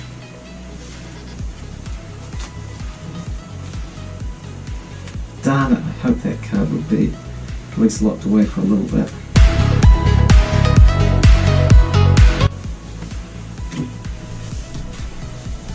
Okay, Diabolus to hand.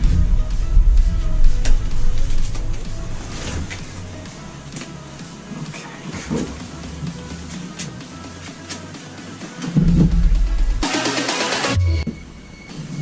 Okay, back to me then. Okay, I will draw, wait.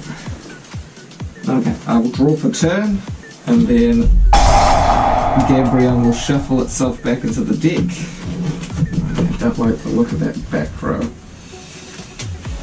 We'll let you cut.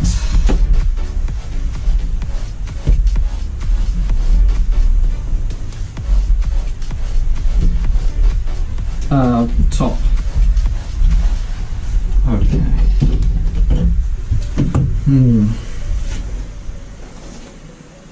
Okay, I will set 1, and I will use Ronin Totem's effect to banish.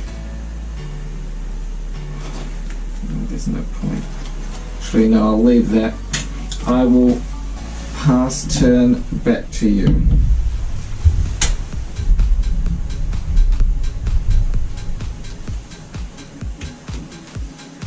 Okay, setting 1. It's going to tribute itself. Okay, yeah, fair enough, to draw a card and special Diabolus. Okay. Diabolus is going to come down. trap. Trick is going to come down. Did you draw your card? Okay.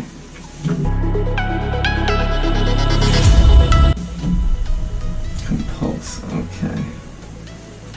The dangerous card to have running around is not looking great.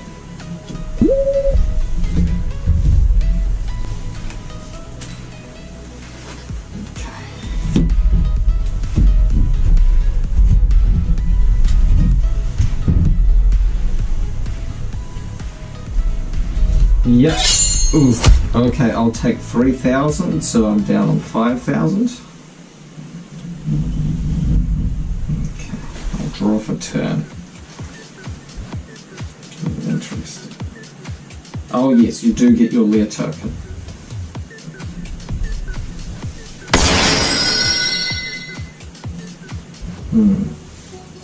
Okay. I will set one. And I will banish a swap to summon Roman Totem in defense. 2,000 defense, that should be difficult to get through. And I will pass turn back to you. You can't tribute it because I have no cards in hand.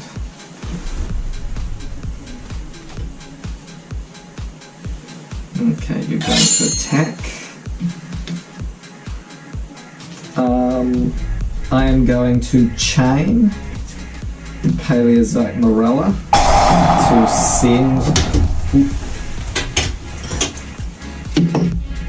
send a trap from my deck to the graveyard. I will send another copy of Morella, and I will special summon Paleozoic in defense. Elimination, which is unaffected by monster effects, so cannot be tributed. And Ronin Totem is destroyed. Okay, and I'll give this to you to cut.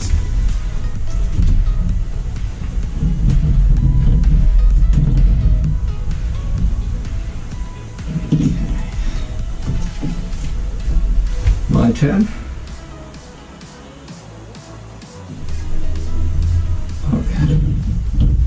Okay, I can do this, I can pull this back.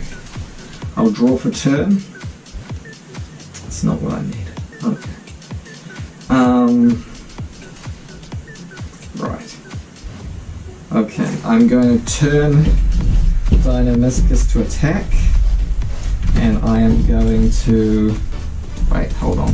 Ronin Totem went to the grave. I'm going to banish a Dupe Frog to special summon a Ronin Totem. Any response? Okay. Oh, okay, and you're going to bounce. Okay, Ronin Totem. Okay, that goes back to my hand. I will go to battle phase, and I will destroy your lair token. Okay, and I will pass turn back to you.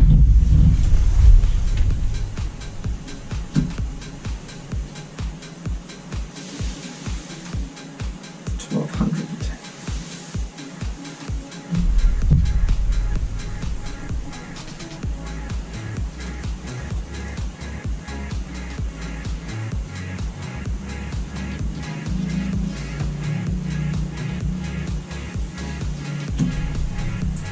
Oof, okay, so that's 1,000. Okay, so are you taking the Diabolus first? Okay, so Dynamiscus is destroyed and banished, so I take 1,800. So I'm down on 3,200. Yeah, that's right, okay. And I take 1,000 from Lilith, so I'm down on 2,200. Yes. Okay, I'm down 2,200. Ooh, okay. Yep, that is fine.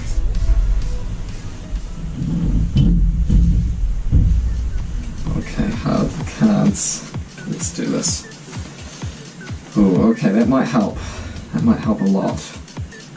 Okay, I am going to... Ooh, actually...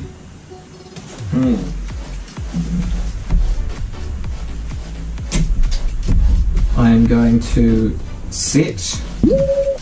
I am going to... Damn, okay, I've got Lilith up.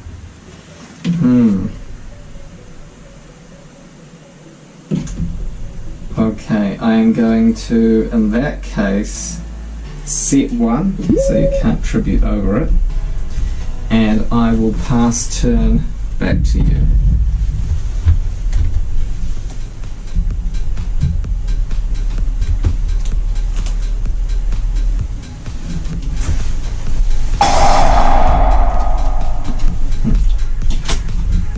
You're going to tribute her. Okay, I'm going to chain to that, called by the grave, to banish your Lilith and prevent that search.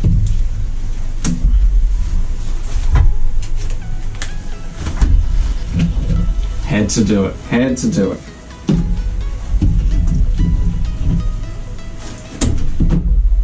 I will not surrender this game easily. Okay.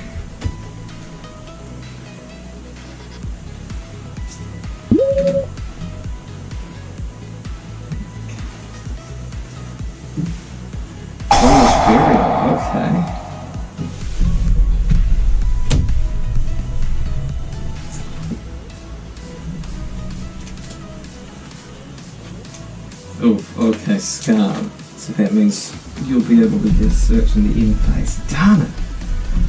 I should have saved my call by for that. Why does that card have to be at 1?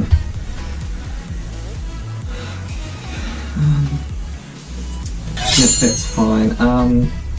Yep. I will... My Rowan Totem goes to the grave.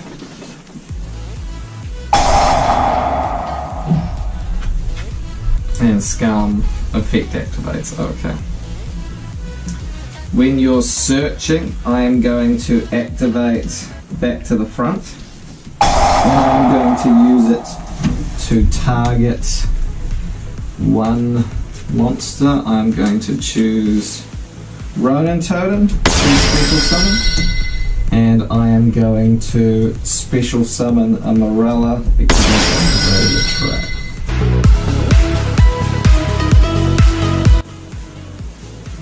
Oof, okay, Lilith. Okay, I'm definitely on a clock. Don't have any toads. Oh, this makes this hard. And Diabolus can't be targeted. Okay, I draw for turn. Yeah, that's quite right. We do change the knife when we go. Oh god.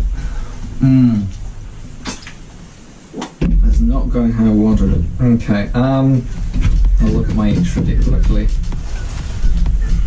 And you've still got Leer up. Oh yeah, you've still got Leer up, so you do get your tokens as well.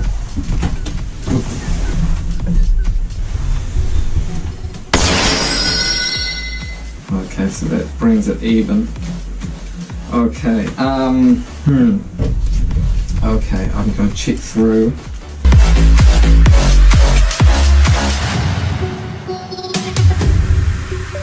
Normal summon Duke Frog. And then I am going to... Oh, response? Any response? Oof, Ghost Reaper, okay. You've got more stuff that you can banish from my extra deck? Far out.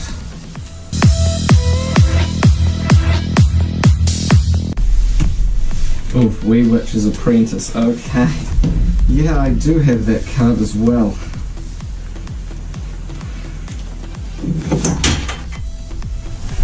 Okay, I'll banish 2.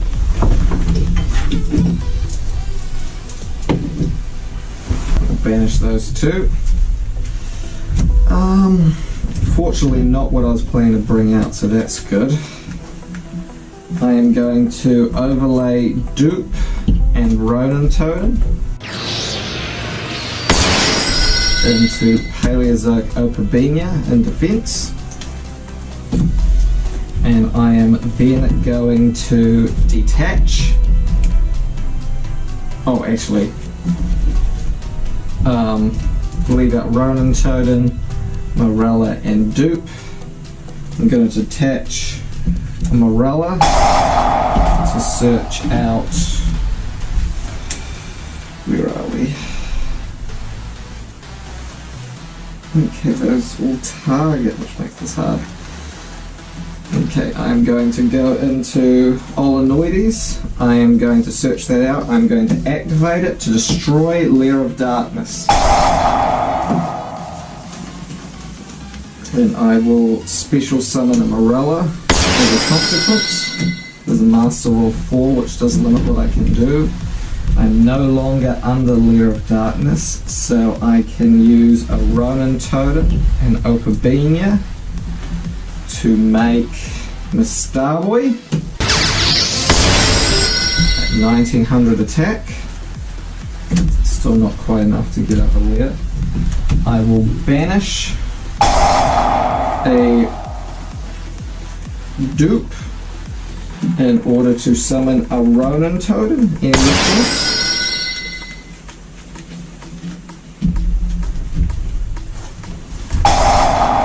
Trap, okay.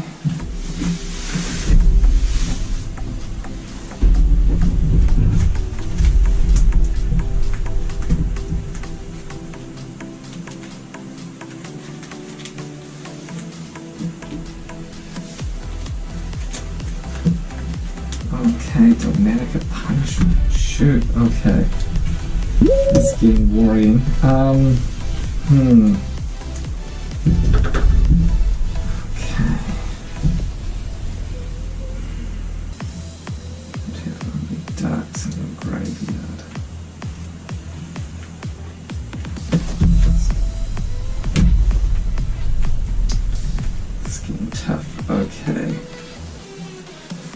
I am going to link away Morella and Ronin Totem to make, actually, hold on.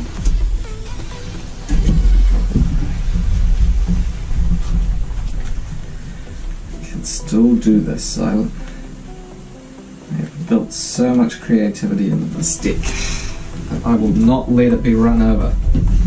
Not even with all your powerful side deck cards. I still have a chance here. Okay. Just look at your graveyard.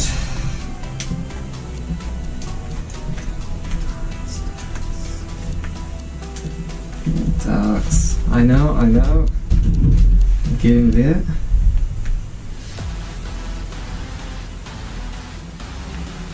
Okay, I am going to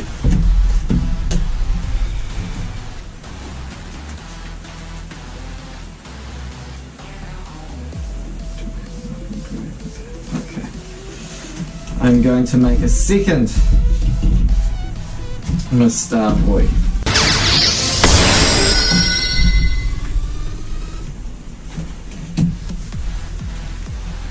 So they are now both boosting by 500 attack. So they are on 2,400, which is still not quite what I need. But that's okay. That's okay. I will go to battle phase. I will attack the Lair token with one Miss Starboy. And I will change turns over to you. All yours, Silent.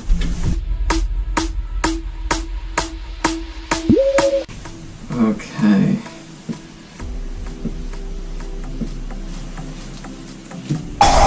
Okay, targeting one of my Miss Starboys to destroy it, and then you're seeing the token that was played from the extra deck to destroy the other. I'm pretty sure that's how this will go. So my two Miss Starboys go to the grave. They each destroy by battle of card effect, so I can target one water monster in my graveyard and add it to my hand. I'll add and I will add an Opabenia back to my extra deck. But I'm on 2,200 life points, so I'm not sure it matters at this point. Oof. Okay, here we go. Declare the attack. Oof. And that second round of match 3 goes to silent. Oof. Okay. This is going to be a tough one to come back from. But I assure you, Silent, my deck is not out of surprises just yet. Kia ora koutou. I am the Casual Kiwi, and I am joined by my partner Silent for the third round of the third match of the Gauntlets. I will be going first, playing updated Totally Time Lords, and my partner Silent will be going second with her updated Lair of Darkness. So, top or bottom? Bottom, okay. So, there's one proxy in the decks, and that is going to be Trap Trick, 3 copies in my deck. And at the end of this match, one deck will be eliminated forever. Okay, so without further ado, I will kick off the third round. Here we go.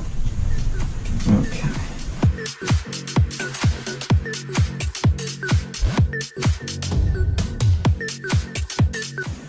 I am going to take advantage of my side deck cards, as you did so skillfully last duel, Silent. Okay, I am going to activate Prohibition, meaning that the declared card cannot be used for the remainder of the duel as long as this card is on the field. And I am going to declare Lair of Darkness. Okay. I am then going to activate Lullaby of Obedience. And you have to decide if this card is in your deck to either add it to my hand or allow me to special summon it to the field. It's up to you. But only if it's in your deck. And I sense that it's not in your hand. Okay, I am going to declare Lair of... No, Silent. I will get out the soul.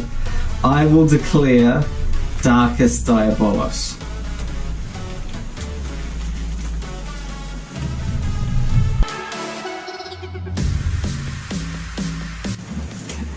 Thank you.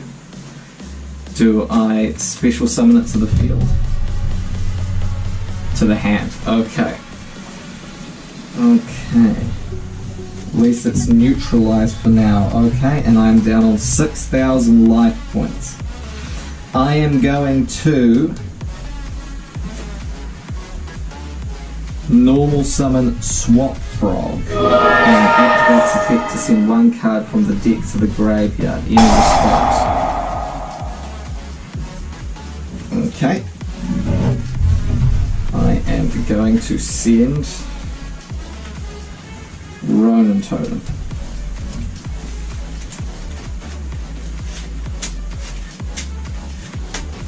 I will let you cut.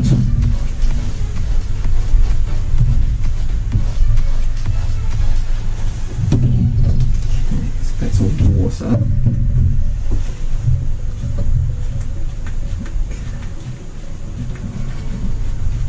Okay, that doesn't help me too much. Okay, I am going to set one card, set a second card, and I will pass turn back to you. It's all yours.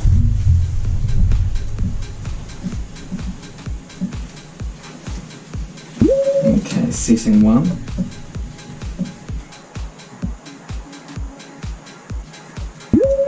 Okay, now this is interesting.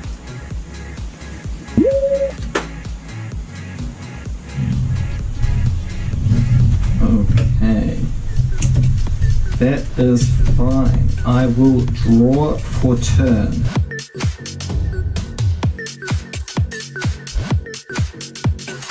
I could do that.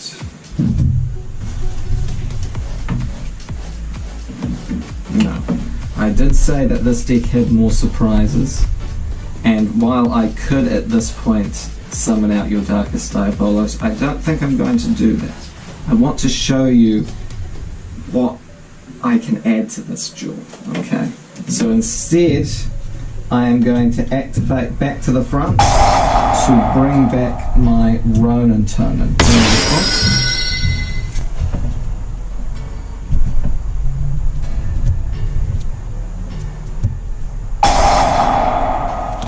Oof, Dogmatic Punishment. Okay. What are you targeting on the field? Okay, my Swap Frog. Fair enough. Yeah, that is fine. And I imagine you're sending in a Tis again.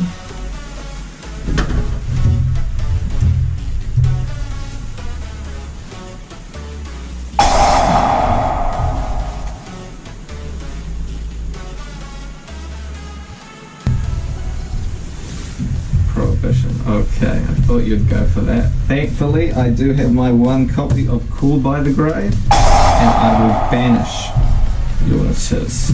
So Prohibition stays. Okay. At this point, I've used back to the front to bring back Ronin Totem. It's not a normal summon monster. Okay. In that case, I will pass turn back to you, Simon.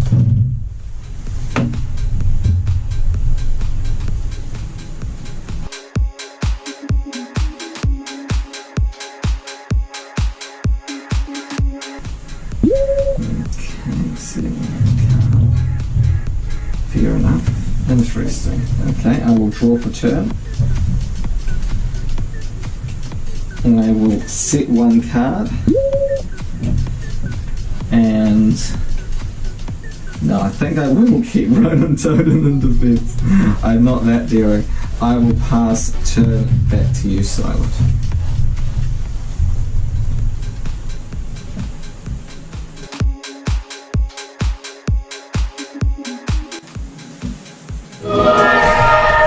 Okay, Arima.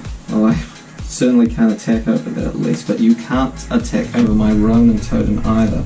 So in that case, the stalemate continues. Okay. Yep, very true. We turn the knife. Okay. I will draw for turn. I am once again going to activate back to the front to bring back my Swap Frog. Any response?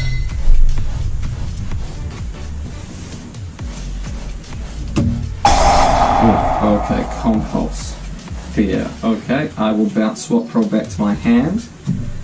But that is alright, because I will normal summon my Swap Frog, and I will use its effect to send one card from my deck, one level 2 Aqua from my deck to the graveyard, and I will send a second copy of Ronin Totem in response.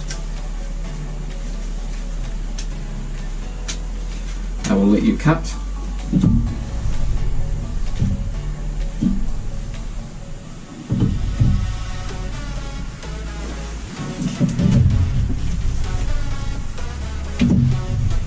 At this point I have normal summon.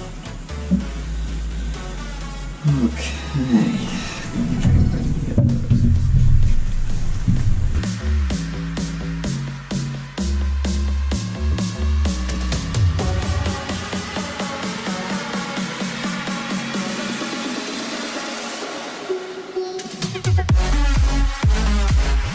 I am going to, okay, 1700. I am going to link away my Swap Frog and my Ronin Totem to match your Rima with a Mistar Boy. Okay. And I will then banish a swap frog to special summon a Ronin totem in defense, and I will go to I will go to battle phase, and I will attack over your arena for 200 damage. So you'll be down on 7,800. Okay, and I will pass turn back to you.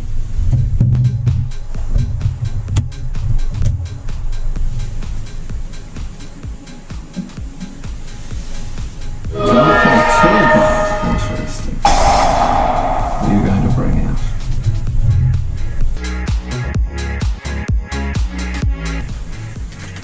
Okay, Sangan. Okay, I think I see what you're aiming for. Okay, and you're going to link summon.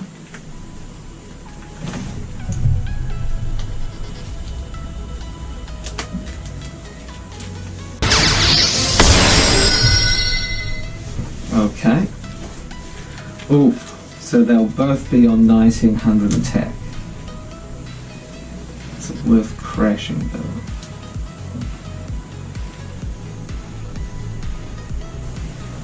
Okay, Sangame effect, because it was sent to the grave.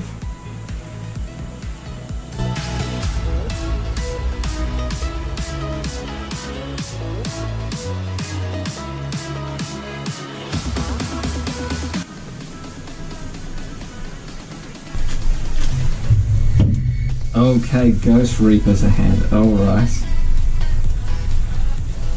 Ooh, okay, we're looking that we might get a repeat, okay.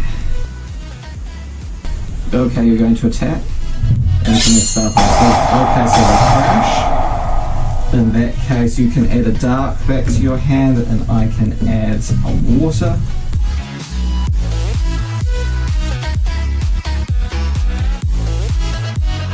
So I've put my Starboy back into my extra deck, and what did you add from your hand? Tour guide, okay. Okay.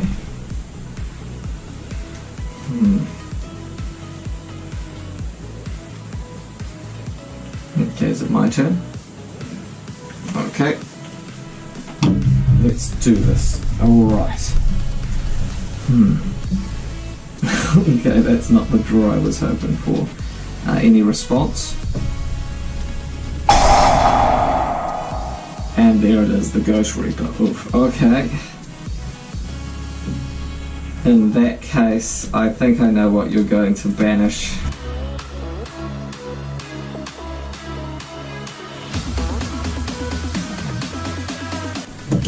And there it is, the totally awesome. You had this all planned out, far out. Okay, my two toads are banished. Okay, still my turn though. I am going to normal summon Duke Frog, and I will overlay.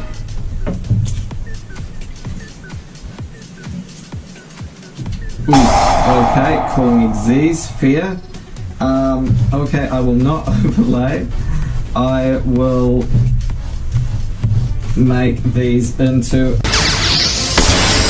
my Starboy, and I will banish a Duke to bring back a Ronin in defense.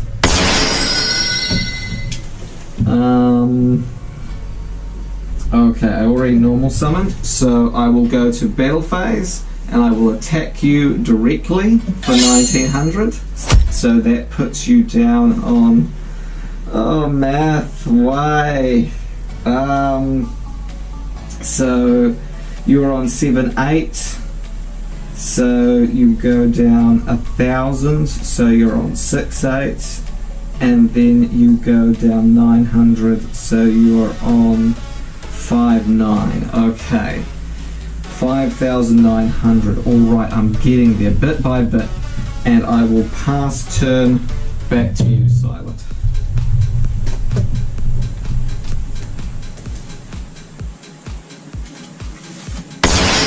Okay, summoning Malice. Okay, you are running Malice. Interesting. Not usually a popular one. And oof, ties. Okay, so you'll be down another 2,000. So you'll be on 3,800. 3,900. Okay, it's getting down to the wire. What are you going to summon out? Scam and Lilith. Okay.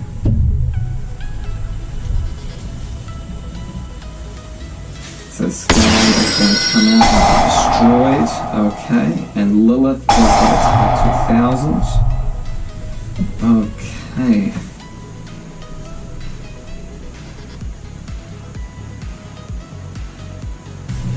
Okay, so you're tributing Malice and Lilith. Okay, you're using Malice's effects then. Okay, and you're adding a trap back to your side of the field. Okay. Dogmatic punishment. Okay.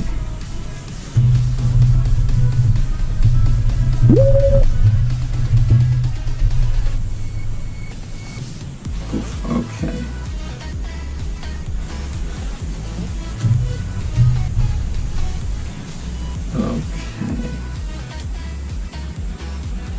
I think I know what's going to happen when it switches to my turn then. Okay, I draw for turn. Any response?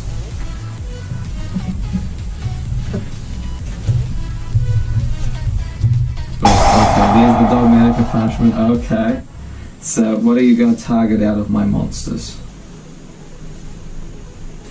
Ronin Totem. Okay, fair. You don't want me to add anything back to hand this time. Okay. And you're then going to send a monster from the extra deck to the graveyard. And I imagine there'll be Natiz. Yep, there it is, another one. Fair play. And destroying Prohibition. Okay. Lair of Darkness is now allowed to be played. Okay.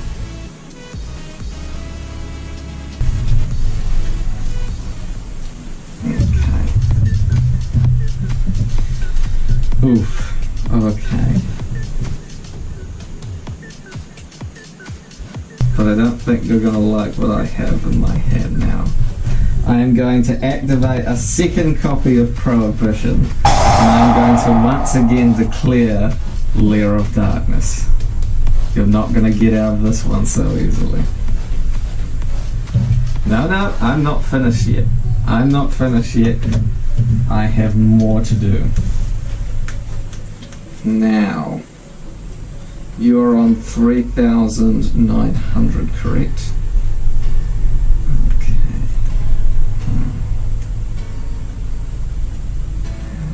Those are my graveyard.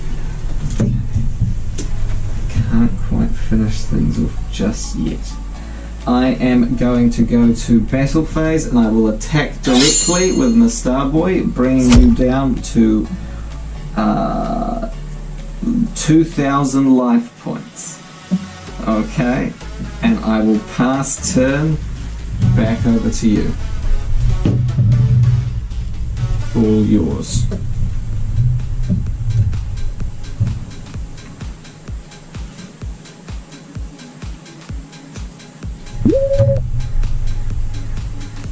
Okay, set a card and tour guide. Okay, what are you going to do?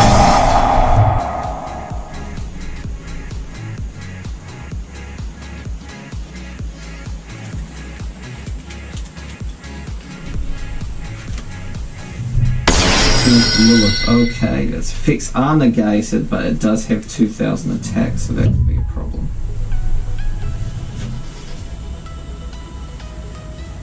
And you're going to attack over my Starboy. Oof, okay. I will take your 100 damage, so I'm on 7-9.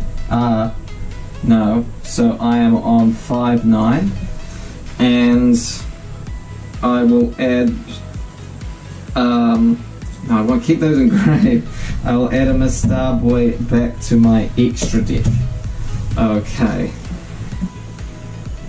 I'll take the other 1,000. Okay. So that puts me on 4-9. Okay. Oof. Alright then. Okay.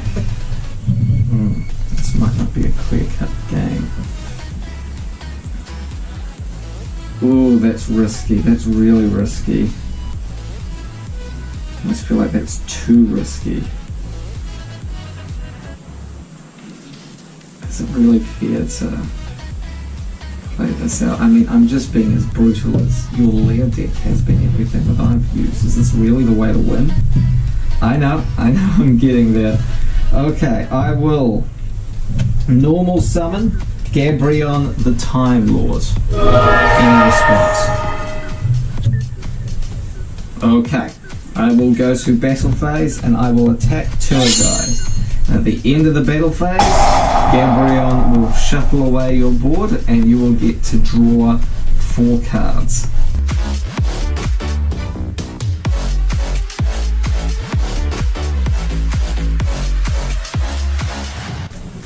Okay, I will cut. There we go.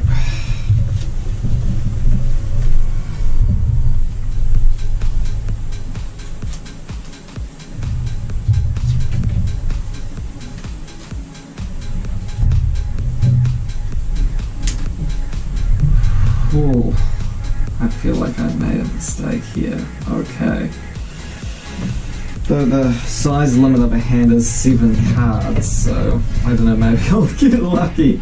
God, okay, I will pass turn back to you, Silent, and hope that Prohibition on Lair of Darkness is enough to keep me alive.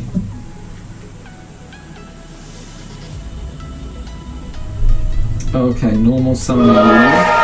Okay. You are activating a lure. Okay, you're going to banish Arima. Okay.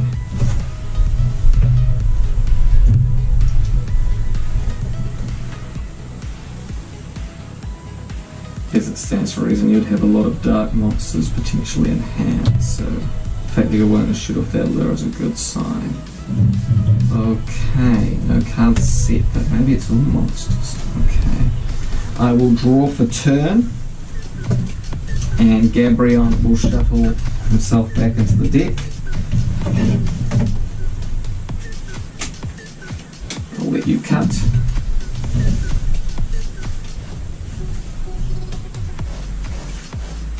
Top.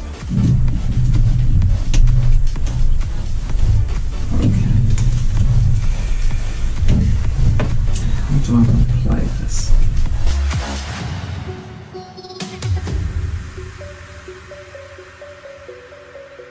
You've got how many cards in hand? 5. Okay. Okay, I am going to special summon Time Maiden, and I am going to tribute Time Maiden in order to add a Time Lord from my deck to my hand, and I am going to add Gabrion the Time Lord. Any response?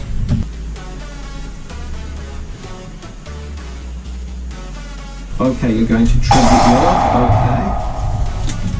It's not going to stop my search, but alright.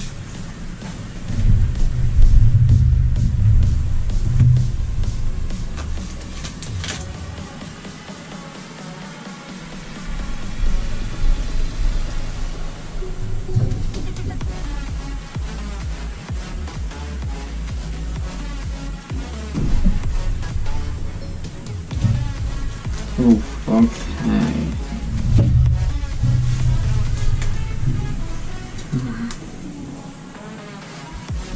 Okay.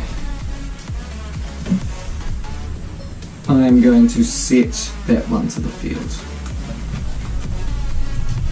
Okay.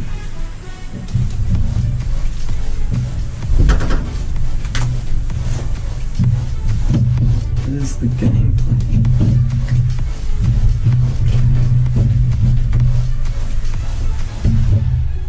I think I can see where this is going.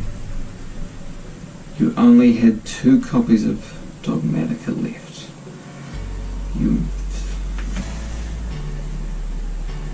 There, you've set one to the field, which means that in that case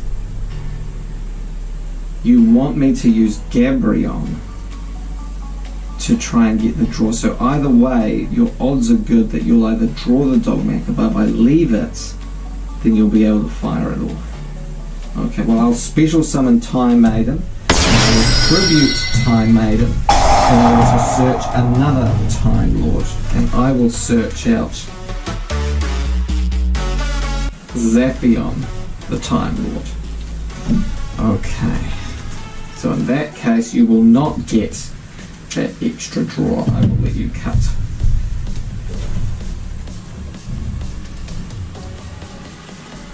Top.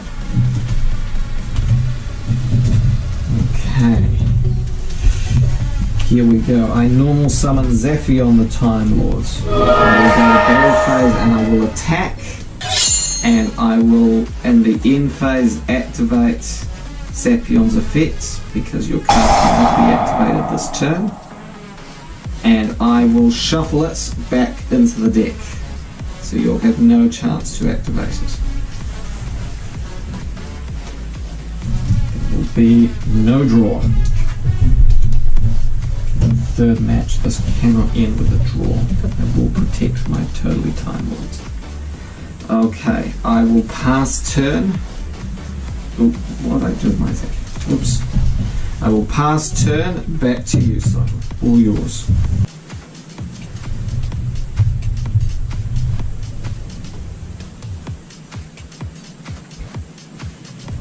Okay, Law of Darkness again, alright. That is fine.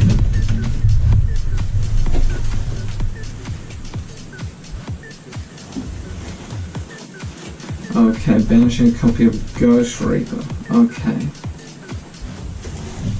But the wee witch that I saw earlier, you must not have any other targets. Okay. I've set one. Set two, okay. Pass turn, alright then. I will draw for turn. And I will shuffle Zaphion back into the deck.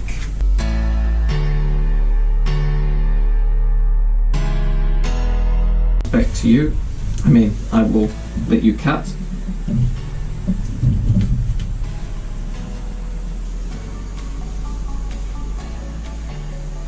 Okay. Okay, I will. No, I've already drawn for turn.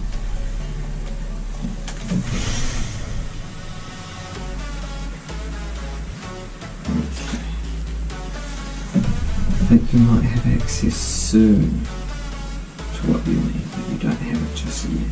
Okay. I will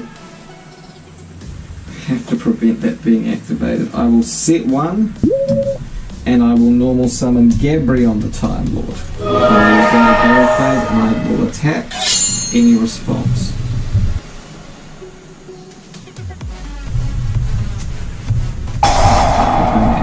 Trap trick, okay.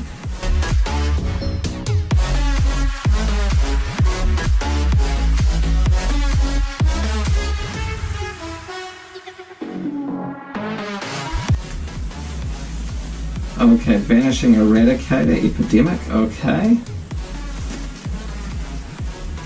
Okay, I see the aim here. Okay, that's very smart, okay. Okay, I will cut. This deck is getting mighty thin. Ooh, okay. So I battled, which means that Gabrion's effect must activate to shuffle your 2 cards back into the deck, and you get to draw 2 more cards.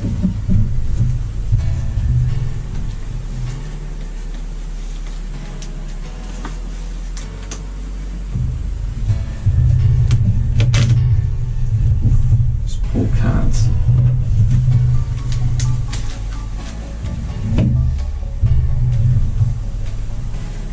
Drawing 2.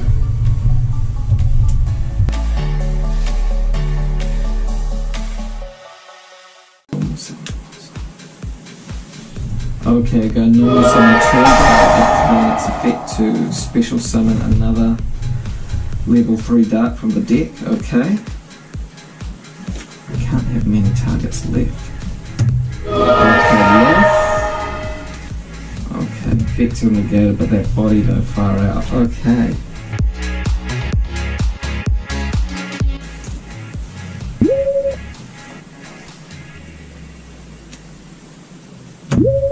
Okay. Back to me. Alright. Okay, I will draw for turn, and Gabrion will put the buttons of the deck.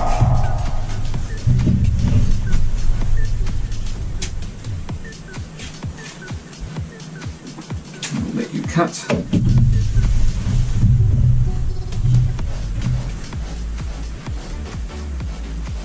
Top.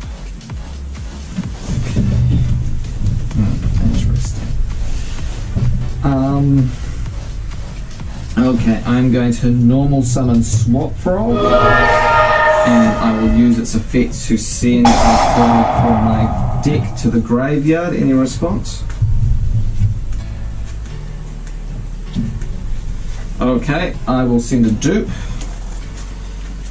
and I will let you cut.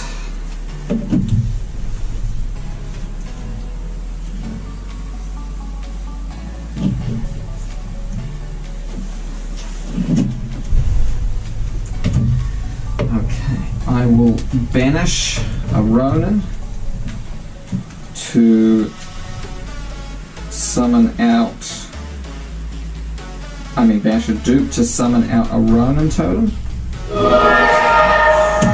Fence.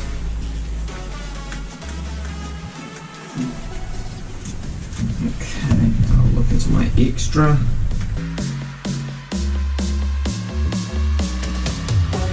I am going to overlay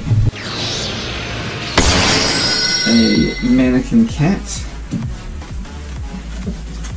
on 2000 attack. It should be able to do the trick. I am going to, hang on, all good. I'm going to go to battle phase, and I will attack your Lilith with my mannequin cat to destroy them both.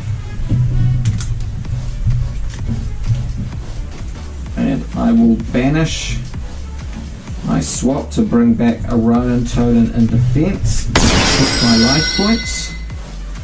And I will activate back to the front. Oh, okay, reboot. To set that back to the field, fair enough. I can set one trap from my deck. So I will set Dinomiscus.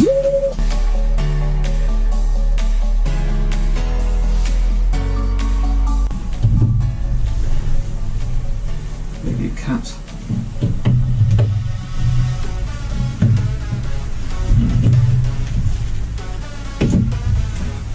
Okay, and I will pass turn back to you.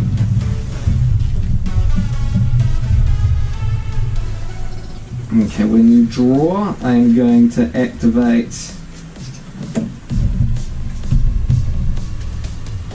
I'm going to activate Paleozoic Dinomiscus, sending Halon from my hand in order to banish your tour guide. Okay, all yours.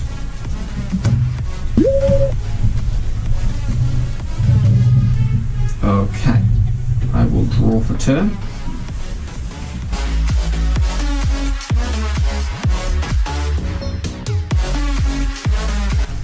I am going to activate back to the front to special summon. Any response? A Ronin totem. Oof, and there it is. Okay. So what are you going to target?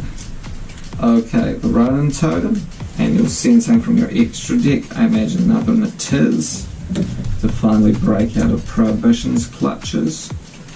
But I will chain onto your... Oh no, it's chain blocked. Blast. Okay. Yep, that's fine. So run turn is destroyed. Back to the front, goes to the grave.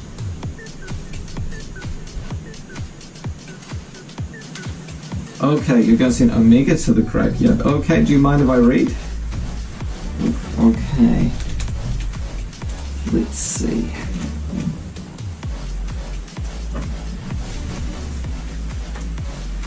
Oof, okay, so if this card's in your graveyard, you can target one other card in the graveyard. Shuffle both that card and this card from the graveyard into the deck. Okay, so you must have run out of Natizzes in that case. So, are you going to activate that now? Right, okay.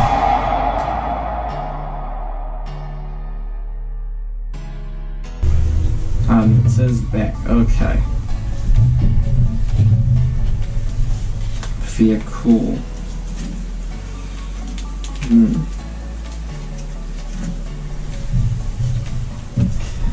One turn 100 attack. It's not enough. Okay. In that case, I will pass turn back to you, Silent. At least Prohibition is still in play.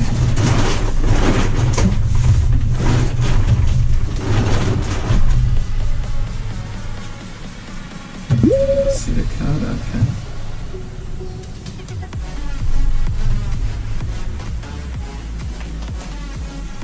And pass back to me, okay. I will draw for turn. Oh, that would usually be good, but not here, okay.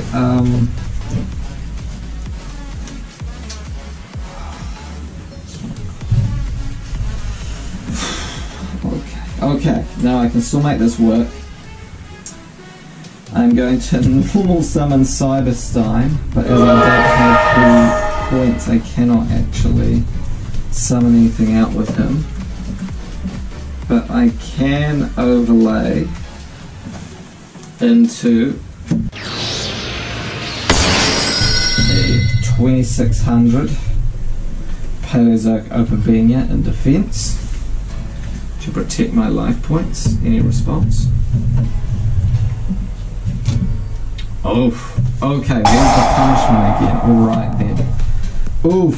Okay, in that case, Opavenia goes to the grave. And I'm chain blocked again. Okay, because I imagine a Tiz then comes out and that is going to destroy my Prohibition. Oof. Okay. God, I normal summon Cyber. Darn it! Okay. You got me dead to rights there, Silent. Okay. Well, I will pass turn back to you in that case. All yours. Okay, Lair of Darkness. There it goes. Okay.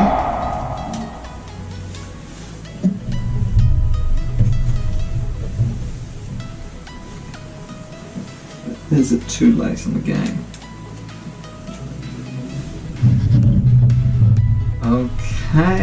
Okay, not quite enough yet to pop off. I will draw for turn. I will set one, and I will pass back to you, Silent. Here we go.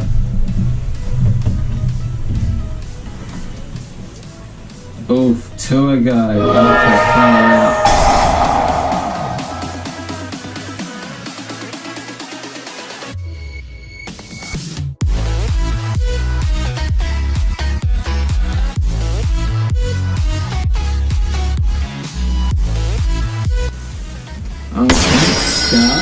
To the protective wall, okay.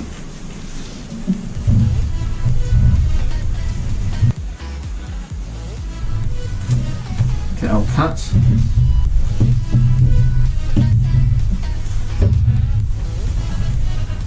You're going to attack, okay. Oof, okay, so I'm down on 2,800, I think. Okay. Okay. my turn? Okay, and that stays that way. Okay, I'll draw for turn. Drawn that, but it doesn't work on the field. Okay, I'm going to normal summon Zaphion. I will go to battle phase. I will attack your tour guide. Activate Zaphion's effect to shuffle your back row back into the deck anyway. Okay.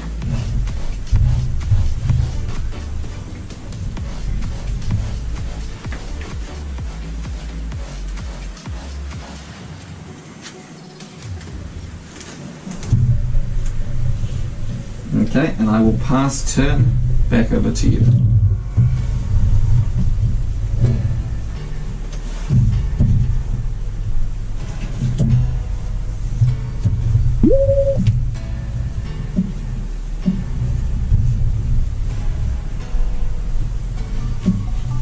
Okay, and in phase, I am going to chain Canadia, and I am going to target one face-up monster your opponent controls tour guide, and I will switch it face down, face down the fence, and I will trigger off of it my Paleozoic Dinomiscus in attack, and I will draw for turn. Okay. At this point, 1200. I will shuffle Zaphion back into the deck, and I'll let you cut.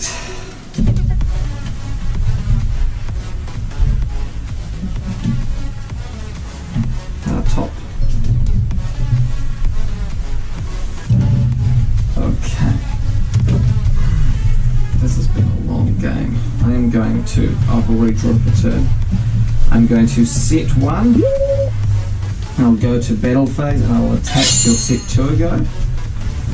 Okay. And it is destroyed. Okay, excellent. What do I want to stop? That's not much help for now. Okay, I am going to activate my third copy of Prohibition, but instead of Lair of Darkness, because it doesn't affect cards already active on the field, I am going to call Arima to stop you making use of that. Okay, and I will pass turn back to you.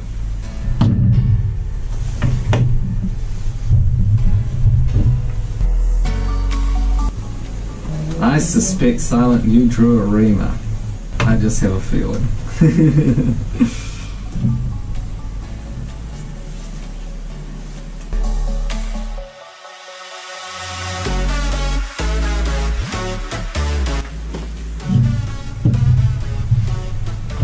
Okay, I just need to break through Scarm. Okay.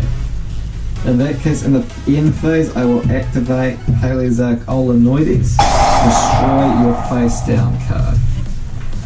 Oof. Trap trick but no targets, okay.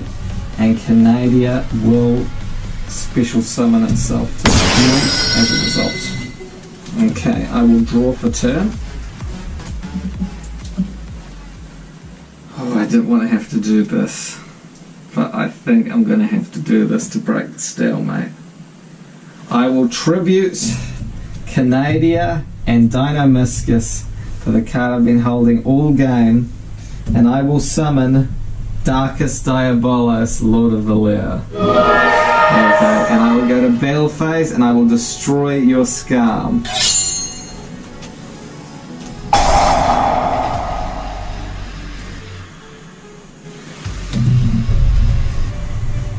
But this is going to be the end of the game, Silent. At the end of the battle phase, I will set one card, and I will pass turn back to you.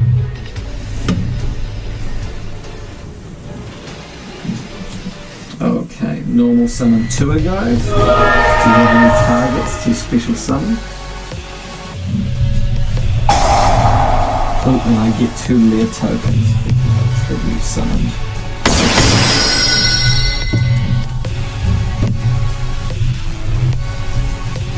Okay.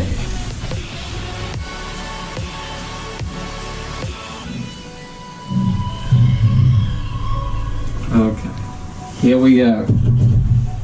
Using your power against you, I will tribute my I will link summon using my 2 lair tokens to make Wee Witch's Apprentice, which will allow all good. I am now on 3,500 attack points, and I will go to battle phase, and I will end this duel by attacking to a guy full game. And that is the end of this round. GG. Okay. What am I doing? Oh god. What have I done? Wait, before we pack up, Silent, there is a request I have for you before the elimination. Okay, looks like that's about in place. That looks like it should hold. Where's this recording going? Looks like it's all set up as it should be. Guess it would be too much to expect for there to still be uni Wi-Fi here, wouldn't it? Oh well, we'll make do with what we have access to. And hopefully I'll be able to get this going okay. Alright, let's go. Kia ora koutou, I am the Casual Kiwi, and today we will be profiling the updated Lair of Darkness trap deck that Silent has been using so far in the Gauntlet. At the end of the video, you probably would have seen at the end of the last match, you would have seen that I had a request for Silent. Essentially, it was that I would be allowed to profile updated decks one last time to show you guys what has changed and perhaps give some of my thoughts on them. Of course, this is Silent's deck, so I will do my best to explain her choices for this. And without further ado, let's go into the profile. Okay, so first you want to be running 3 copies of Lilith, Lady of Laments. This is very much a staple in trap lair decks because it allows you to, as you might have seen in the matches, get to basically every normal trap in your deck. It also is one of the few lair cards which is a quick effect, so it can be very useful tributing monsters on your opponent's turn or in the battle step. And of course in this build, it's also one of the key pieces of your ties combo that you would have seen Silent use to fairly devastating effect. In addition to that, Silent is running 1 Malice Lady of Lament and 1 Darkest Diabolos Lord of the Lair. These are both one-offs. I would say the best way to describe these 2 cards is this one helps you win games. It's the biggest body in the deck, and this one helps you in the grind game. When you might be running out traps in your deck, allows you to get back resources and can be very helpful. Next up, you have 3 copies of Arima, the Wicked Warden. You have seen me citing Mind Crush to help combat against this card, which you see in basically every version of Lair of Darkness because it is the terraforming of this deck. It searches Lair of Darkness. Super useful. You can also use it to get Diabolos out on the field with its tribute effect. Very handy in the deck. Next, for other kind of support to Lair of Darkness, Silent is playing 3 copies of Tour Guide. Now, Tour Guide is very handy because of its special summon effect. You can go into links with it. Some decks do run Anaconda. Neither Silent nor I run Anaconda in any of our decks because we have to use a shared card pool essentially, and it's just too expensive. But this is still very useful for going into basically all of your extra deck link options that Silent has access to. and just to get some of the cards like Sangang or Scam into the graveyard by summoning them out from the deck. Speaking of Scam and speaking of Sangang, we play 2 copies of Scam and 1 copy of Sangang. Now all of these cards are super handy in the ties combo. This was popularized, I think, by David T, as was talked about in the original profile for this deck, the one we made together. And essentially you want to summon out your Scam and your Sangang along with a Lilith. You tribute your Sangang to get a search of a hand trap, and with Scam you get a search of a level 3 Dark Fiend at the end of the turn after it destroys itself, and that can bring out another Lilith to have for later turns, or a tour guide if you prefer. So both of those super handy in the deck. You definitely saw a few times when Sangang comes down in attack position and you think, okay, possible ties play coming up, and I was very trying to keep an eye for things like that, because you really just need one of the dark level 3s on board to get off ties. In addition, there's 1 hand trap in the deck, and that is Droll and Lockbird. A very devastating card. I use it myself in my Cup of Ace deck, and interestingly this was a card recommended by a member of Team Casual back on the original profile. Shouts out to Johnny Kitsune. I think I'm saying that right, apologies if not, because this just is crazy with Trickstar Reincarnation. And with the ties combo you can search out your Reincarnation and your Droll and Lockbird, which I was desperately trying to stop when I could, especially against my Lyrilisk 1000 earlier in the Gauntlet. So yeah, that's quite the troublesome card. That's it for the monster lineup. It's fairly compact. We'll now go into the spells. You've got 3 copies of Lair of Darkness. This is a card that I personally for a long time ran at 2 to avoid bricking, but I definitely understand the choice to run at 3, and I think I've come around to that logic more myself with some of the options. It's just really strong to be able to get this card to your hand as quickly as possible, and Silent's very good at doing that. It very much unlocks a lot of the potential of the deck, allowing you to get Lair tokens and allowing you to tribute your opponent's monsters. At times I've been trying my best, because if you use this on your opponent's turn, then they get the Lair token. So things like Lava Golem that I ran in Lyrilisk 1000 was a little bit of a lifesaver at times because of Lair. But despite those 2-edged swords properties, most of the time your deck just takes far more advantage of it, Silent. And it is going to be a continual trouble for me to deal with, I think, throughout the Gauntlet matches to come.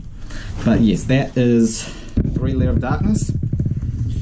Then we have triple Allure of Darkness. Again, you're playing almost all dark monsters, so it makes sense to play some sort of draw spell that takes advantage of that. Very good in the deck. 3 Ties of the Brethren. As I was saying before, this is very much your main combo piece. If you can get this off, you're in a very strong position to win the duel. Definitely something I had to be super wary of. And finally, 1 copy of Foolish Burial, which can be quite good for seeing a Scam or a Darkest Diabolus to grave. So that's it for the spell lineup. For the traps, we have 3 Trap Trick. I was proxying this in my Turley Time Lords because these copies were in Silence deck. Trap Trick, super good in the deck, something we didn't have access to when we first profiled it. Being able to search out and deck thin to get to the traps you want when you want them is super handy, and a very strong show off of Lilith's effect, so very handy.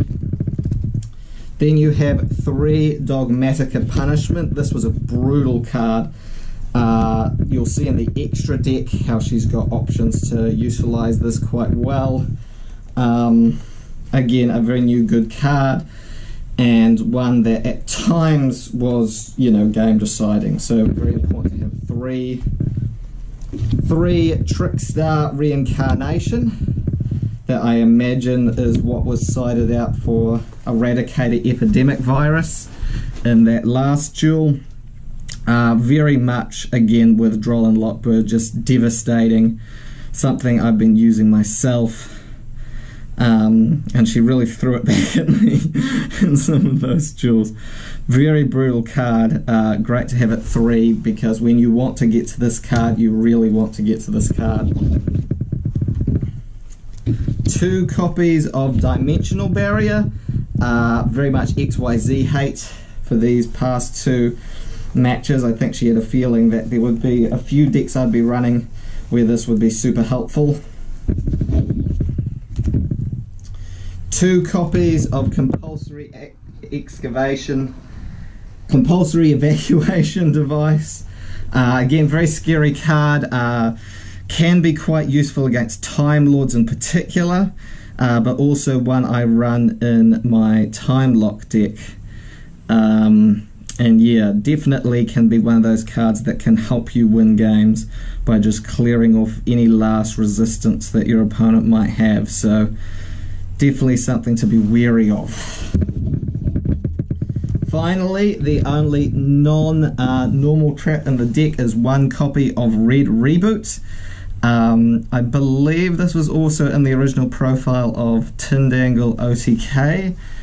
Even at 1, it can still be one of those things that, especially in like the Totally Time Lords matchup, can give you that extra turn and can help shut me out of some of my paleos. So very good card to have in general. If you're using Silence deck IRL, then Red Reboot is just a really good card to have access to, especially with infinite impermanence out there in the format. Okay, so I'll put that to one side. On to the extra deck. Okay, so we have 2 copies of Beat Cop from the Underworld. Amazing card in Lair, basically a Lair of Darkness card. I see why she played this and played it too. Tribute something, put a counter on Lair, just gives it extra protection, especially against my paleos actually. So really good choice there on Silence part. I would say the same with Barricade Board Blocker. It's a great recycling card if you've lost your Lairs in the graveyard, and can also protect your field spells. Don't think we saw much of this, but I see what's here. 1 copy of Wee Witch's Apprentice, just to get a little bit more damage on board. Nightmares, Unicorn and Phoenix for removal options. 1 copy of Link Karibo. I imagine if she had to summon Droll and Lockbird, this was a defensive option she could go into. Now for the Dogmatica targets, she's got 3 copies of Elder Entersea Natiz, which when sent to the graveyard it destroys. It can also be used to chain block, which is very helpful to have against my paleos. And then we have 1 copy of Omega in the deck as well, which can be used for recycling monsters back into the deck or into the extra deck if necessary.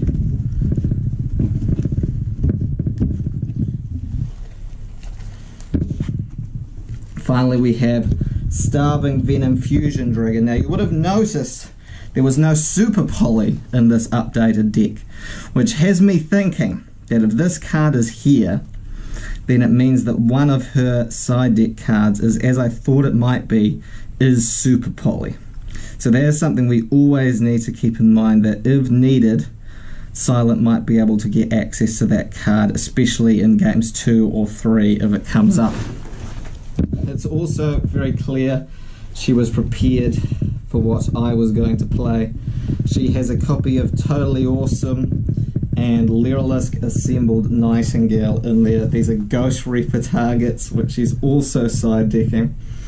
I think it's very interesting, as I think I mentioned in the last match, that, you know, the Gauntlet was taking place on 11th of December, and the obvious reason to do that was with the ban list coming up and wanting to not give me access to 3 Toad, but it was also so that she could have a Toad in her extra deck. This is what I'm speculating on. She wanted to have a Toad in her extra deck without having to proxy it, so that this would be able to surprise me in the matchup. And I admit it definitely threw me for a bit of a loop having that come down, but I think we managed to recover okay, thank goodness. But yeah, so that is the profile. So yeah, very interesting updated list for Lair of Darkness trap variant. Soon the elimination of it forever will take place. Very torn on this deck in a lot of ways, because I think it's quite true that people, you know, the people you care about most often know the best ways to hurt you. And with this deck, you know, and some of it is explained by the fact that Silent, because of her state, her situation, there's not a lot tethering her to us. And as a consequence, she really needs a conduit to be able to deck build. It's difficult to explain. I don't want to confuse people, but essentially having someone to channel her deck building through helps. Her deck is often a reflection of those around her, and she fills in the voids.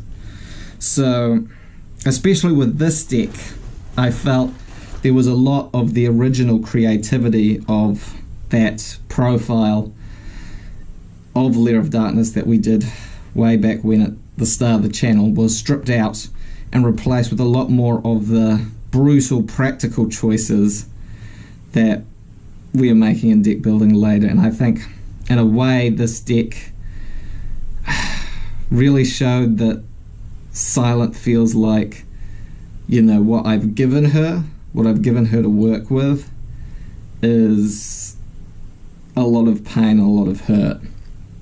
And I think there's a long way for us to go in this Gauntlet before I can really reach her properly.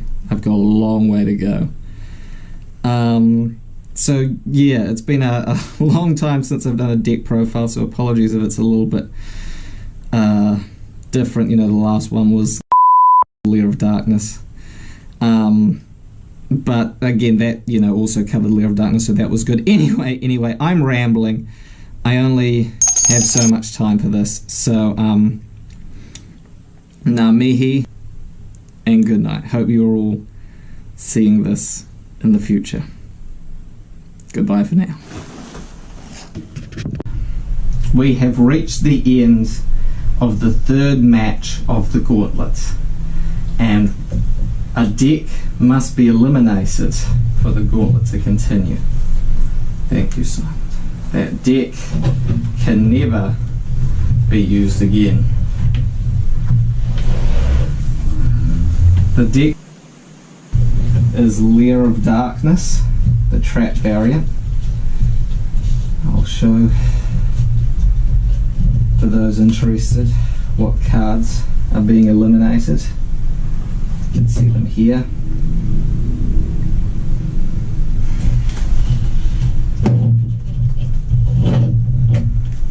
Lair of Darkness was the second deck we profiled on the channel, and there were some really creative decisions that went into this deck. But as time went on, I feel like more and more pain went into this deck, and a lot of that was my doing, and for that I am sorry, Simon. And what I want to do today with this deck is I want to be able to cut out some of that pain, some of that suffering, and remove it so that it does not burden you again. So it's time to eliminate this deck from the gauntlet. Here we go.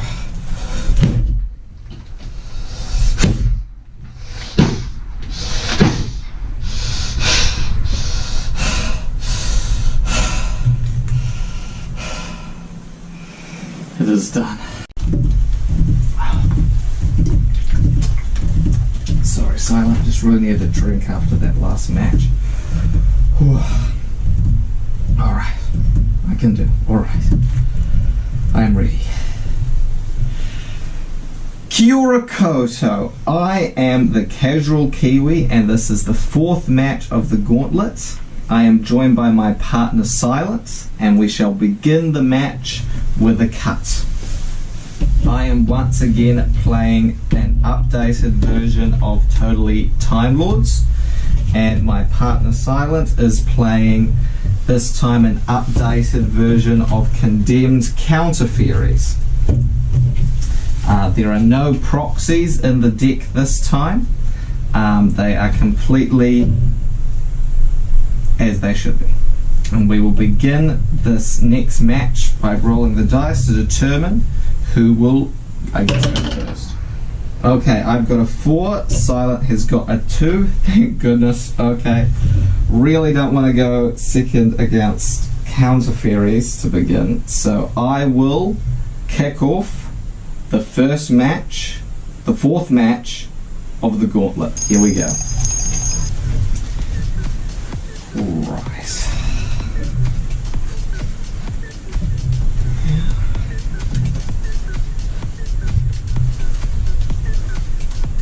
Ooh. Ooh, oh, alright, let's see what we can do here.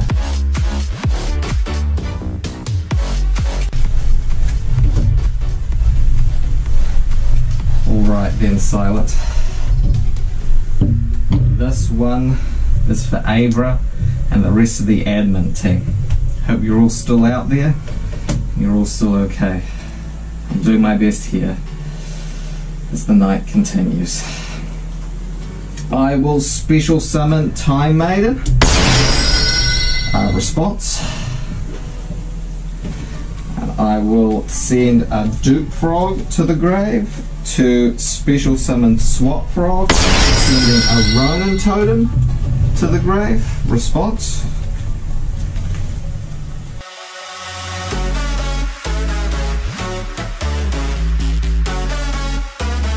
Sending Ronin Totem to the graveyard.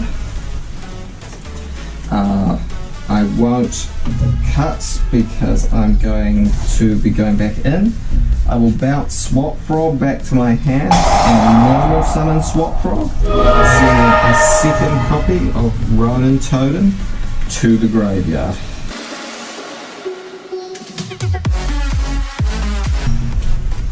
Alright.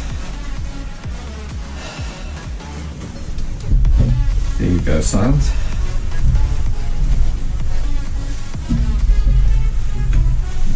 Okay. Now, I will banish from my graveyard a Dupe Frog to special summon Ronin Totem. And I will link away Ronin Totem and Swap Frog, this time for Starboy. Okay. And from there, I will banish my Swap Frog to special summon back a Ronin Totem, and I will link away my Ronin Totem and my Time Maiden to bring out a second link, Proxy Dragon. We are using MR4, by the way, for the Gauntlet. And finally, at this point, I will link away Proxy Dragon and Starboy. Here we go. Mech Knight Crusadia Avramax, which cannot be targeted by card effects, but must be targeted for attacks. And against special summon monsters, it can gain attack equal to that opponent's monster's attack during damage calculation. So this will be a very difficult card for you to get over silent, I think.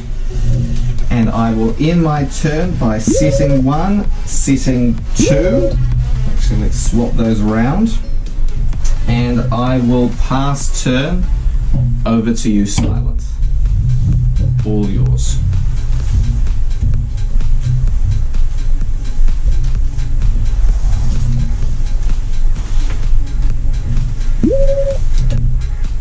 Alright, setting 1, setting 2. Setting 3. I hope I can break through this.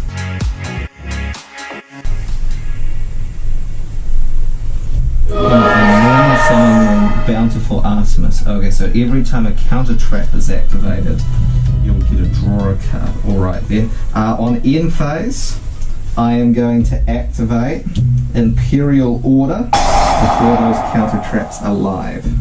So no spell effects. Alright, I will draw for turn, and in the standby phase I will be burnt for 700, so I am down on 7,300. Alright. I don't want to use that. I will go to battle phase, and I will attack Bountiful Artemis with Mech Knight Crusader Abramax. Any response?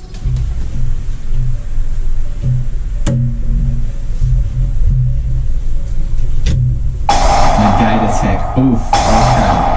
So the battle phase ends. Alright. Yeah, very true, Silent. Okay.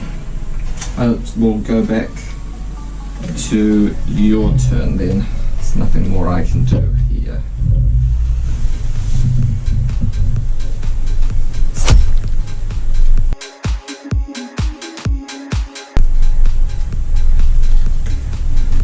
The second copy of Bountiful Artemis. Alright then. Pass back to me. Okay. I will draw for turn. Any response? Alright. I will, in standby phase, pay another 700 life points, so I'm down on 6,600. I will set one card. No, I don't want to give you any effects to activate, that could end badly. I will go straight to battle phase again. I don't think you have a second negate attack, and I will attack your Bountiful Artemis once again. Any response?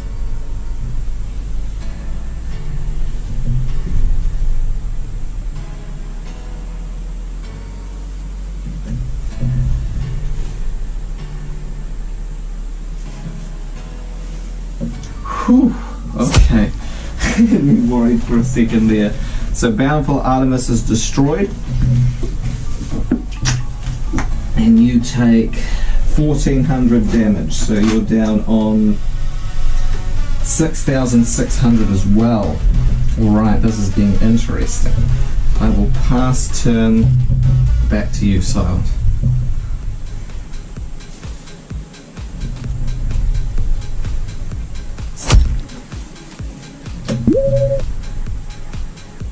Setting 1. Okay, Sage of the Sky. So, if a counter trap is activated, you'll gain 1,000 life points. Oh, you're going to go into the extra deck? Okay. Ooh, Time Thief Redoer. Okay. Ooh, this has a whole bunch of effects.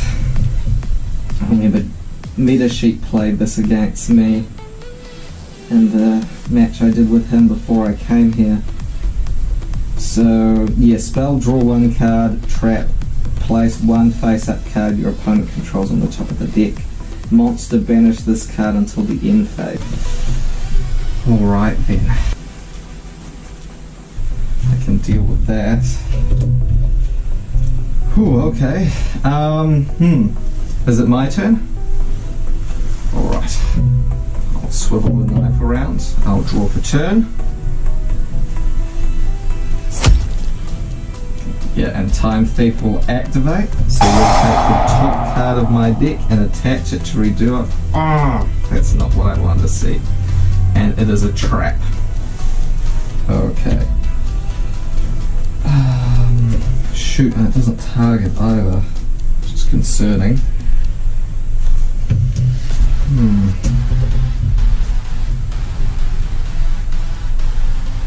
Okay. You have no counter fairies on the field at the moment, so even if you negate stuff, that might be okay. I am going to... Alright, I am going to begin by activating back to the front, and I am going to bring back a Ronin totem in defense. Okay, you're going to trigger that off now. Okay, so all of those go to the grave. I take it you're sending something back to the top of the deck. What is it going to be? Avramax. Okay. Avramax goes back to the top. Okay. I have my Ronin totem for defense. Oh, that might have been a silly move, but that's okay on my part. Shoot. Okay, I will end my turn then. I'll pass that back to you, and Time Thief will return to the field.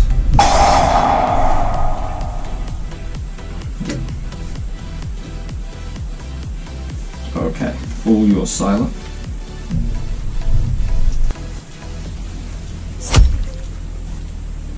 Okay, activating Redoer again, taking the top card of my deck, and it's another trap. Shoot.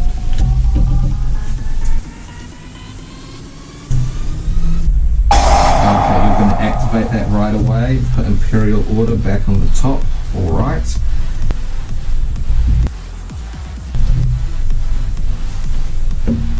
Yep. Okay.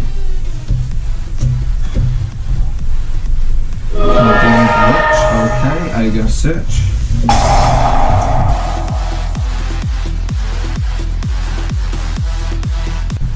Forbidden Droplets. God, that's an expensive card. Do you mind if I read silent? Ooh. Okay, send any number of other cards from your hand or field to the graveyard. Choose that many effect monsters that your opponent controls, and until the end of this turn their attack is halved, also their effects are negated. In response to this card's activation, your opponent cannot activate cards or the effects of cards of the same original type as the card sent to the graveyard to activate. And then bump it turn. Oof. That's really difficult. That's almost as bad as Super Poly. Alright. You're going to go to battle phase and attack over. Yep. Oof. So Ronin Totem goes to the graveyard, and then Condemned Witch will hit me for another 100, so I'm on 6-5. Oof. Okay, I will draw for turn, and then the standby phase, Time Thief Redoer, of course, will activate, and then that's another trap. Oh, this is just really bad luck. Okay.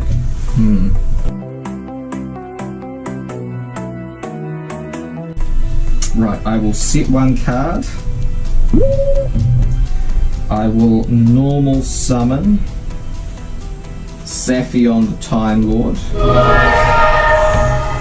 and I will banish a Time Maiden to special summon a Time Lord from my deck. And I am going to bring out Zephyr. Have you got a response? Judgment. Okay, so that is going to halve your life, so you're on 3-3, but I am not able to bring out that additional Time Lord. Oof. Okay, you can cut.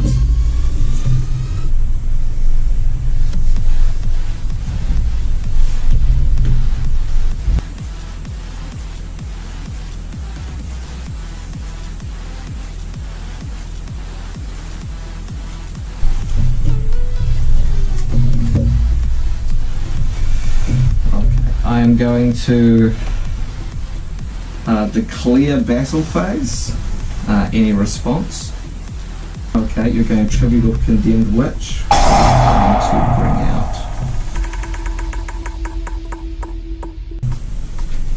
Minerva, Scholar of the Sky. Okay. This is really not looking good.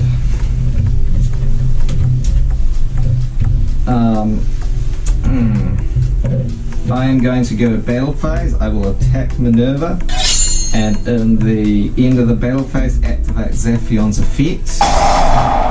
You'll use Time Thief Redoers. Okay. I imagine to bounce Zaphion back to the top of the deck. Okay.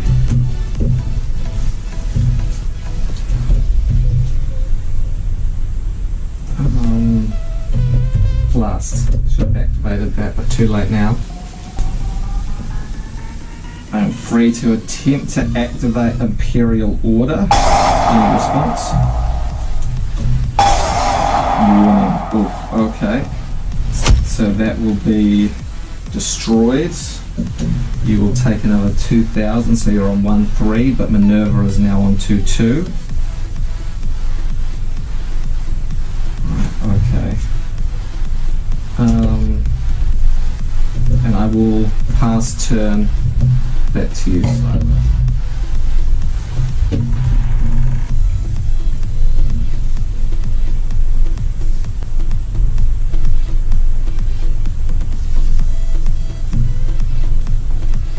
Extravagance, okay.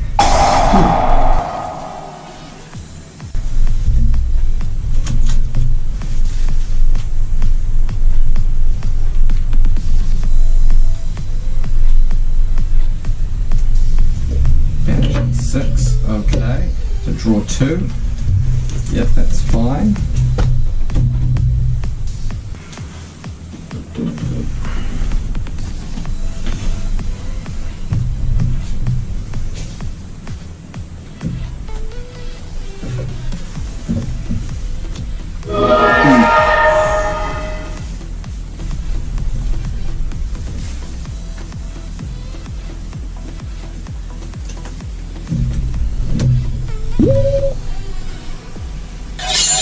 You're going to attack with all of them. Oof.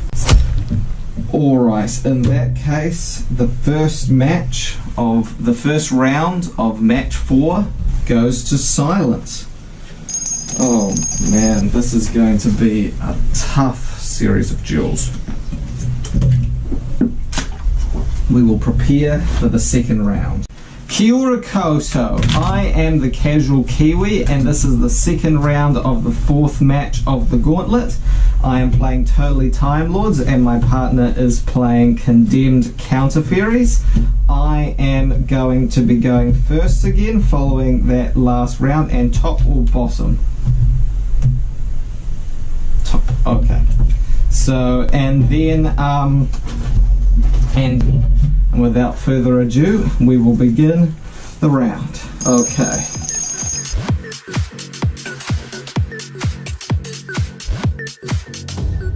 Okay, I am going to place 2 cards face down. And, oh, that's risky. It's really risky, but if I just... No, I shouldn't do that. I really shouldn't be doing that. It's not the right way to be. Silent, what are you doing?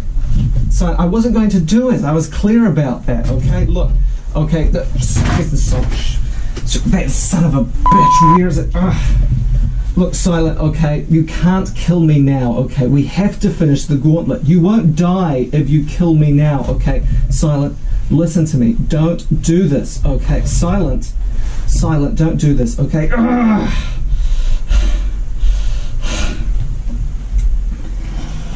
Look, I know we're different, okay?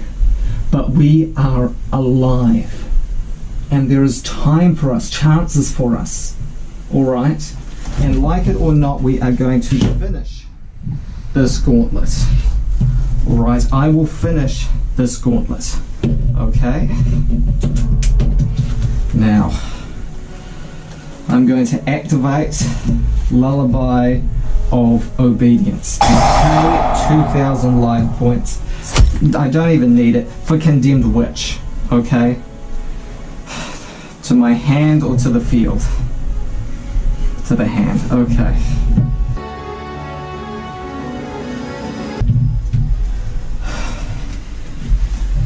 Oh, my legs.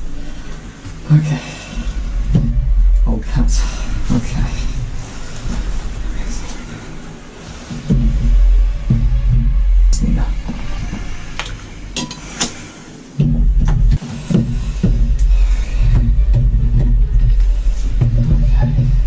It's fine. Thank you, Silent, for Condemned Witch. Can't forget. Okay. I am going to activate 1 for 1, and I will discard your Condemned Witch to special summon Time Maiden from my deck. And I will be going back in.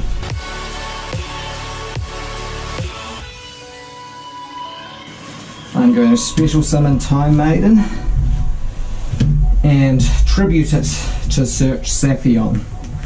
Any response? Okay.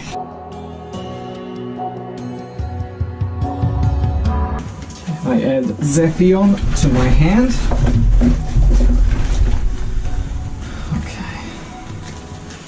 I will be going back in. I'll let you cuss at the end. You'll let me, of course. Okay, special summoning Swap Frog by discarding Zaphion. Response? Okay, I am going to send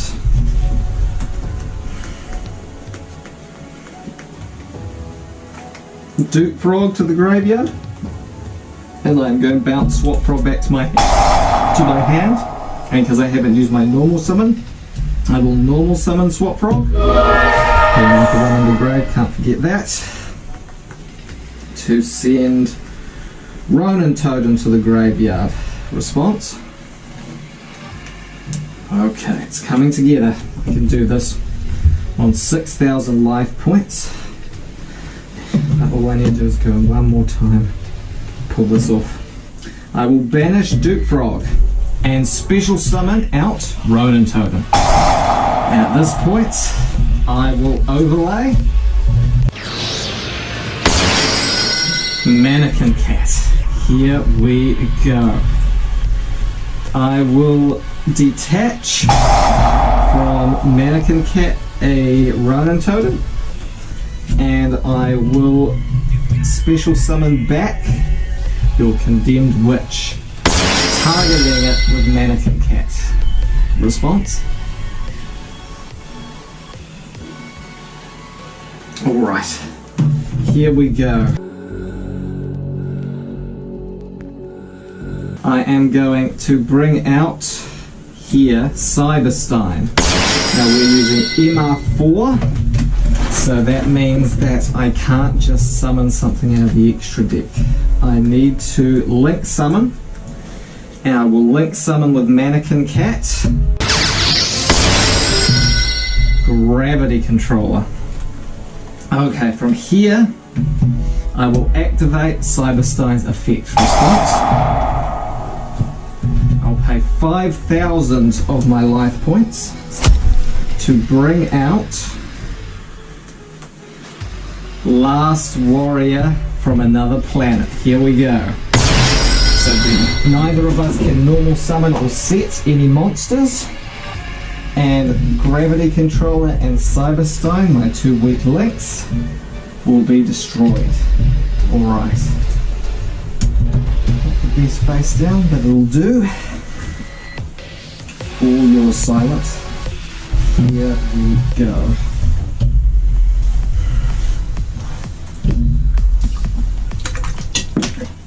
I'm almost out. Ooh, Pot of Extravagance. Okay, can I shuffle? Extrav, that's going to be a tough one.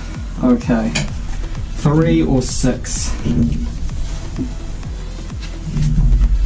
6, fair enough.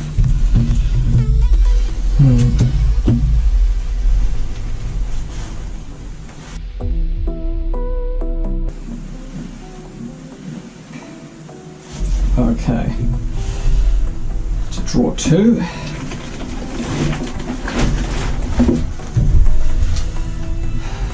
At the very least, I've got my last warrior.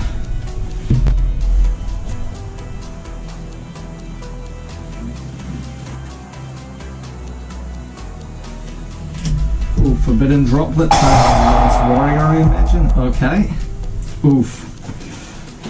Crap. Yep. Oh yeah, you need to discard. Okay, discarding Solemn Judgment, so I can't activate any traps in response. And Bountiful Arsenals.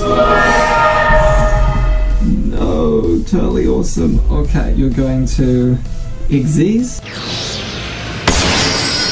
Ooh, Castell the Sky Blasting Musketeer. Okay, if I'll just read that quickly. Gosh, I haven't seen this card in a few formats. Okay, so you can detach 2 XYZ materials from this card, then target one other face-up card on the field and shuffle it into the deck. Ouch. Okay. And there goes Last Warrior. Damn, it's just like Abramax all over again. Oh, totally awesome. Why? Oof, and you'll attack me directly for game.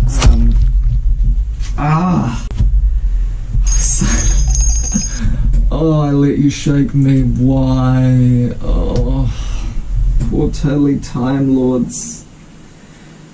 So it is going to be eliminated in that case. Oof. Okay. In that case, we will prepare for elimination.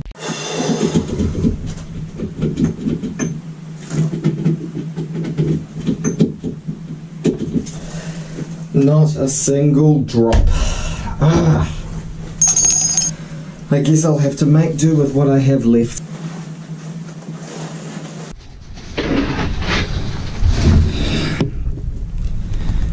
Kia ora koutou, I am the Casual Kiwi and this is my Totally Time Lords deck profile that I have been using versus my partner Silent in the Gauntlet so far. This has been a really fun deck to play and I am certainly going to miss it big time. So without further ado, let's jump into the profile and see what Totally Time Lords is all about. So first you want to be running 3 copies of Swap Frog. This is very much your main starter of the frog package. Then you want to be running 3 copies of Dupe Frog. This is great for getting a swap if you're not able to, though do note that its search effect is a when effect, so if it's not the last card activated in a chain, then it can miss timing, so do be very careful with Dupe Frog. The final part of the frog package is of course 2 copies of Ronin Totem. You'll see that in a lot of deck profiles have the same ratio. It's generally considered the best Paleozoic frog setup to run these numbers, and I would heartily agree with that in the majority of circumstances. The key thing here is that if you're going to try something spicy with a deck, you need to at least first build on firm foundations so your spice will work out. And the first part of the spice added to this deck, one of the few decks I have updated for the Gauntlet, if I'm being completely honest, is Cyberstein. Now this card is mostly brought out by Mannequin Cat. It's the only other level 2 we run in the deck. And this card was banned for a long time because you can bring out some extremely powerful fusions by paying 5,000 of your life points per fusion. So admittedly, most likely you're only ever going to get out one fusion, but we have 2 really great options in the extra deck, though sadly we're going to go see one of those during the actual duels. But so that is the first part of what makes this deck different. The other thing that makes this deck quite different is that we are running Time Lords. So first up we have the level 1 Time Lord Searcher Time Maiden. This is pretty staple in most versions of Time Lords, though my Time Lock deck would be an exception to that rule, but more about that later. Time Maiden is very much a card that is fantastic because you can special summon it when you control no cards. There is from the hand, there's not a once per turn effect, as well as the effect to tribute it off to search a Time Lord to your hand is not a hard once per turn effect, which is great because, you know, the frogs with Ronin Totem have a similar kind of flexibility with how many times you can activate them, and you can really build up a lot of momentum. So Time Maiden can be great for the body, but also, as you'll see, we're playing a lot of Water Time Lords because you can search out those Time Lords as fodder to be discarded for Swap Frog, because, you know, you need waters to special summon Swap Frog from the hand. The other nifty thing is, if once this is in the graveyard, you can banish it in order to special summon a Time Lord from the deck, ignoring its summoning conditions. But the important thing to note here is that you can't have special summoned the turn you activate that effect. So it does limit what you can do, but it can be a great option once you've already got a board established, or if you need to make a comeback play. So going on to the big Time Lords, we play 2 Zaphion the Time Lords. All the Time Lords have similar effects in that when they are engaged in battle, they are able to activate an effect at the end of the battle phase. In Zaphion's case, this is to shuffle all of your opponent's spells and traps back into the deck.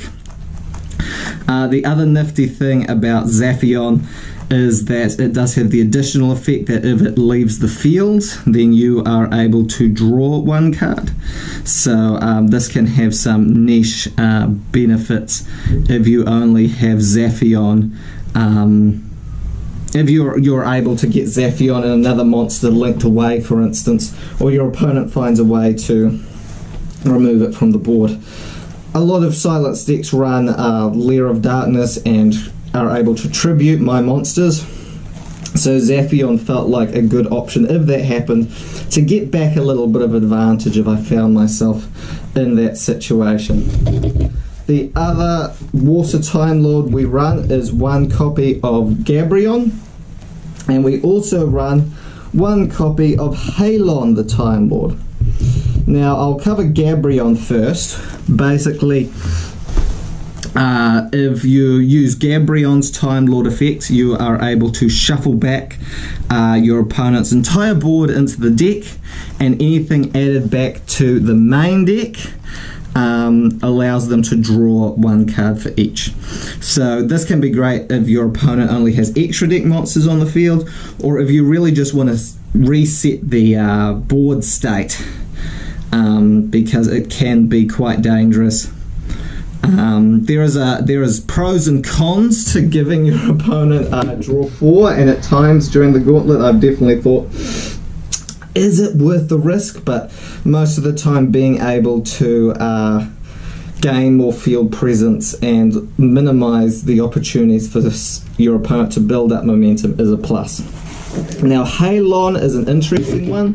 Those who play a lot of Time Lords probably wonder why this is here. Halon is probably one of the least played Time Lords.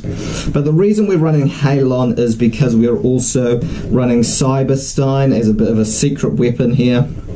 And so if our life points get really low, Halon's after battle ability allows us to reduce our opponent's life points by the difference between our life points and theirs, but only if they have more life points.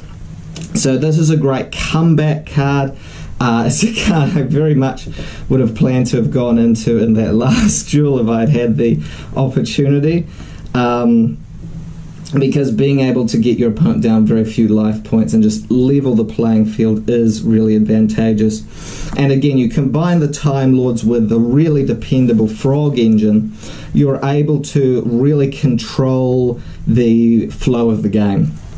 And that's really what you're looking to do here, is find a way to make these two engines build you up more advantage than what your opponent can do and get you in a board states that they just can't deal with and can't work around.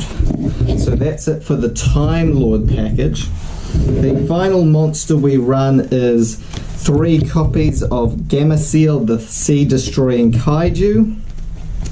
I'm not super huge on kaijus myself, though I know some other Time Lord players do.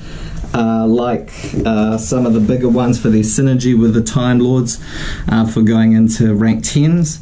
But here again it was the fact of it's another water, so good if you draw it with Swap Frog. It's a good bit of interruption. But it's also something that I feel I can side out if I need to make room for anything in my side deck, because it is mostly a going second option. So that is it for the monster lineup. Whew. Apologies for sweating. I would take a drink, but I'm trying to conserve that for the next duel. Now before we get into the traps, we do have 3 spells. We have Card of Demise, 1 for 1, and Called by the Grave. These are all very powerful one-offs, but they are handy, especially 1 for 1 with the Time Lord synergy and putting things in our graveyard when we need to. We then go into the trap lineup, and we are running a lot of Paleos. We have a copy of Paleozoic Deinamiscus, 3 copies in fact. Allows us to banish our opponent's cards, which is greatly useful, even if it is a neg 1, because you do have to discard a card. It is powerful enough to justify that. We then also run 3 copies of Paleonoic Olenoides, which is excellent for dealing with traps, spells and traps that our opponent might have set natively within the deck. Something to know about Paleos is that they, similarly to Ronin Totem, to Duke Frog, can miss timing on their special summon effect. If you activate another trap, then you special summon them to the field. That can be interrupted if the card they're being special summoned off is not the last card in the chain. They are, though, super useful, and they're unaffected by monster effects once they're special summoned back as monsters. We then run 2 copies of Paleozoic Canadia. This flips your opponent's monsters face down. It's only a 2 of because it felt a little bit more situational than the 3 of Paleos I've just talked about, but it can come in handy in some specific situations, and it is searchable if trapped. We then run 2 copies of Paleozoic Morella. This is excellent for deck thinning. Again, we run it 2, so it's searchable off Trap Trick. It's just handy for getting a lot of paleos into the graveyard very quickly, to really just build up a lot of board presence against your opponent. The final paleo we run is just 1 copy of Paleozoic Lancolia. We only run this at 1 because it really is at its best when you're at the late game, you're in the grind game, and you really want to be able to either get another frog back into the graveyard, because to special summon out Ronin Totem you need to banish another frog. But in order, the other reason we play this one is because it synergizes really well with our Time Lords, with Time Maiden in particular, because this can put a banished Time Maiden back into your graveyard, so you can then banish it again to get out another Time Lord. So very handy in a long game. That's it for the paleos. We then run 3 copies of Trap Trick. I did have to proxy this for a little bit because Silent was running it in her Lair of Darkness build. Just fantastic for any deck that runs normal traps. And you don't mind the deck thinning because you do want to see some monsters, you do want to be not constantly drawing into just paleos, so it is really handy. The other super handy normal trap we run is 3 copies of Back to the Front, which special summons a monster in defense position. This is wonderful in any sort of Paleozoic frog deck because you can special summon back, say, a swap or a Ronin with this, and then trigger a paleo at the same time, so you can immediately go into an Xyz summon. So Back to the Front, really excellent card in the deck. And the final main deck trap we play is 1 copy of Imperial Order. Now some people might say, well, considering the cost, is it really worth it, especially when a lot of Silence decks do play traps? Well, I say it is still worth it because you saw some of the things that Silent was running, such as Pot of Extravagance, Forbidden Droplet. You don't want those cards hitting the board. You don't want Lair of Darkness hitting the board, that's for sure, in most of her decks. So Imperial Order seemed like just a really synergistic way to take care of that. We are only running 3 spells, so it felt like the right call, and I stand by this choice. So that is it for the main deck. We will then move into the extra deck. So we are then running 2 copies of Totally Awesome, as I think I touched on during the Gauntlet a little bit, you know, because of when this is all happening. We are at 2 toads. The Laces ban list has not yet come into effect. So I had to think with updating this deck, well, okay, I'm taking the risk of going to 2 toads in this. What am I then going to do to make this work? What other options do I have? And it really got me thinking about the fact that Totally Awesome is amazing. It's totally awesome. But there are lots of other options you have in these sorts of decks that you can go into that can really shake up a game and really get something interesting going on and win you games that Toad alone doesn't have to be the play. Don't have to always go into Toad. So the next 2 XYZs we run are pretty commonly seen in Toad decks. We're running Paleozoic Opabenia and Paleozoic Anomalocaris. Hope I'm saying that right.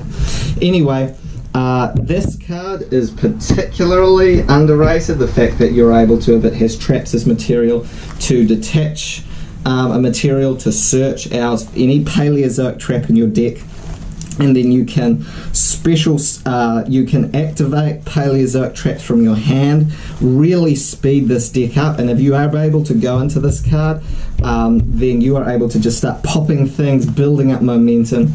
Gets really out of control really quickly. Can be even a game ender depending on what board you're up against. So really good. This card is also super handy for if you just want a big 2400 beat stick and you're not sure what else to make. It can be really helpful.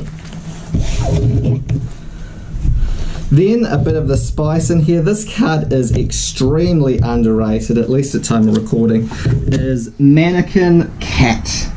Now, Mannequin Cat, essentially, when you summon this level 2 Xyz, allows you to special summon an opponent's monster to their side of the field, and then allows you to, if Mannequin Cat is still on the field, to target that said card and summon a monster from your deck with the same attribute. Now, a lot of Silence decks play Lair of Darkness, or they play dark monsters in some capacity, including, as it happened, Condemned Witch.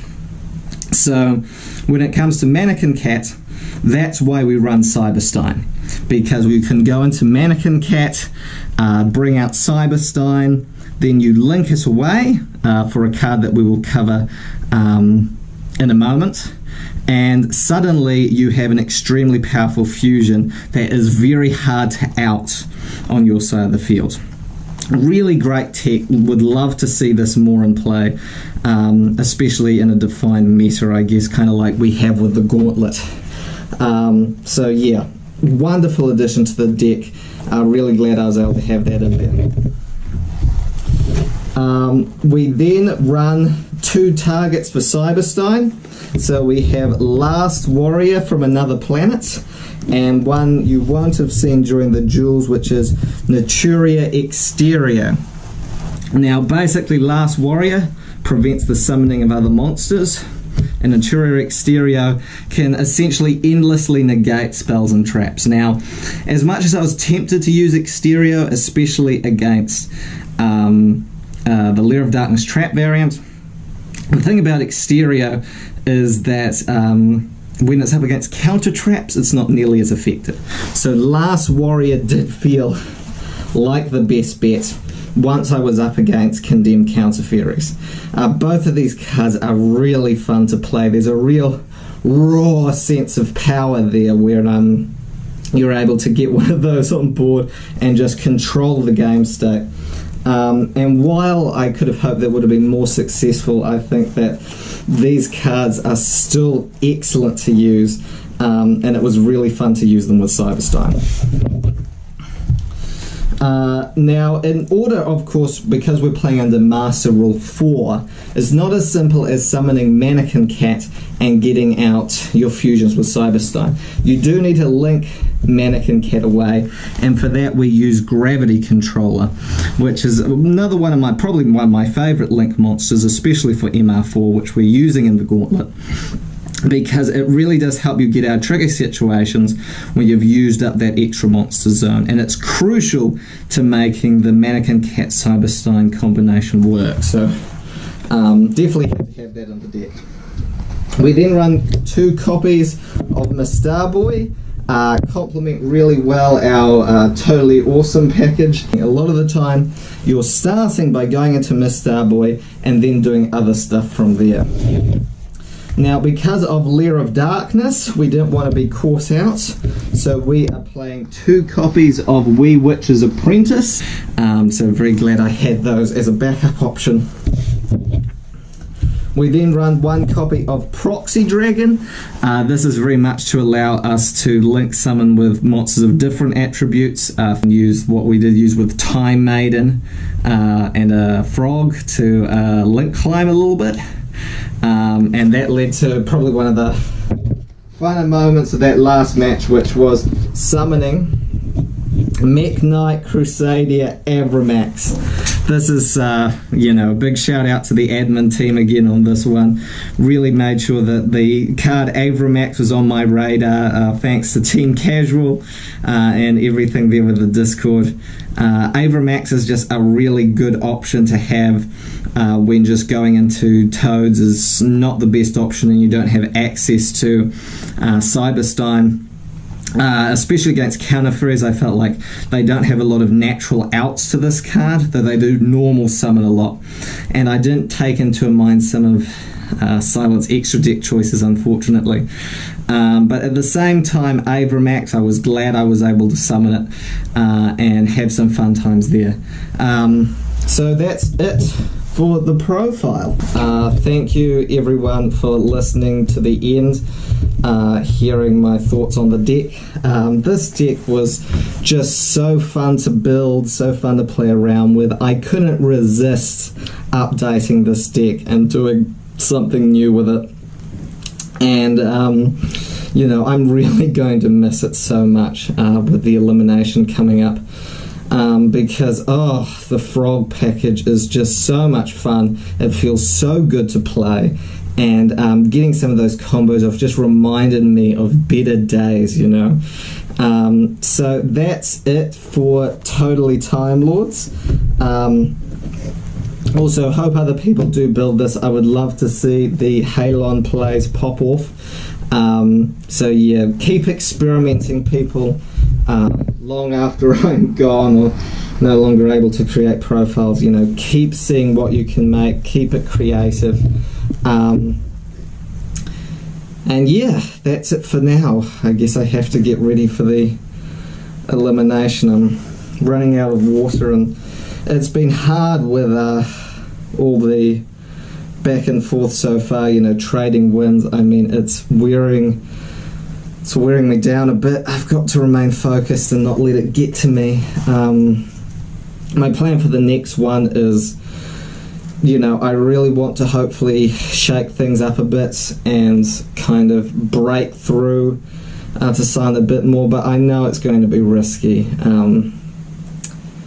But time lock. It's finally time for time lock. Okay. Well, that's it for me. Hopefully I'll see you after all of this is done. Ngā mihi for now, and good night.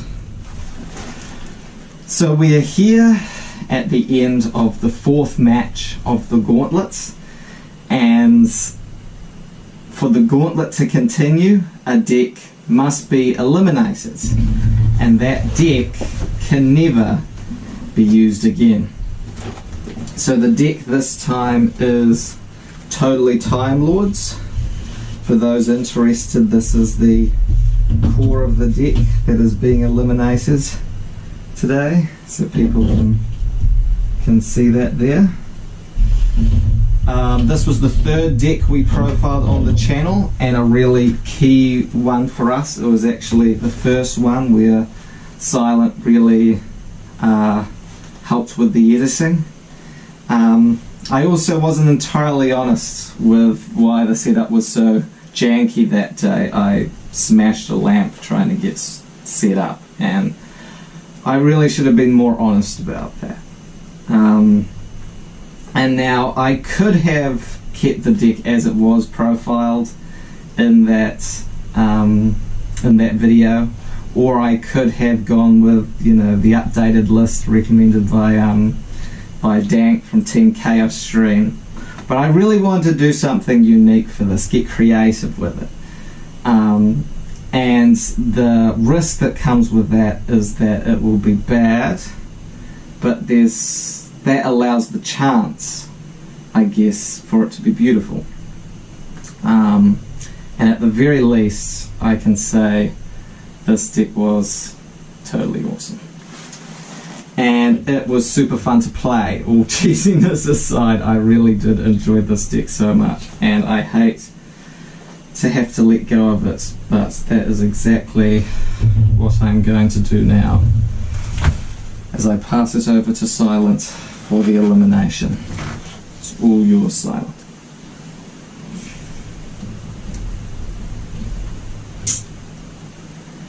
Here we go.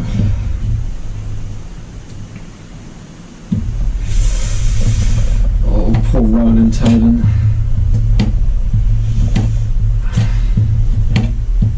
Has to be done. Has to be done.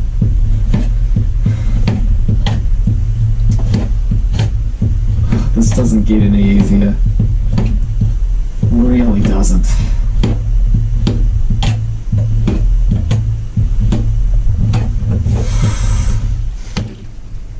Oh no, that's really not looking good. The shadows keep Shadows keep getting there. Okay, if I move that back around. Okay, that's much more like how we were able to have it for the last round.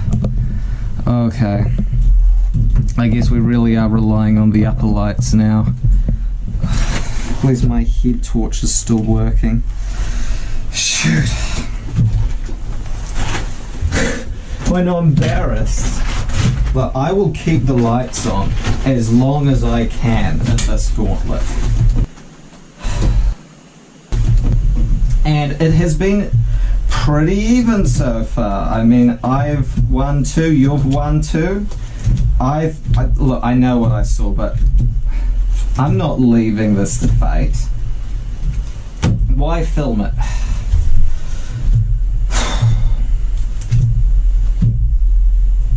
Been asking myself that. Probably be easier if we didn't, but I did request it. That was the wish I wanted.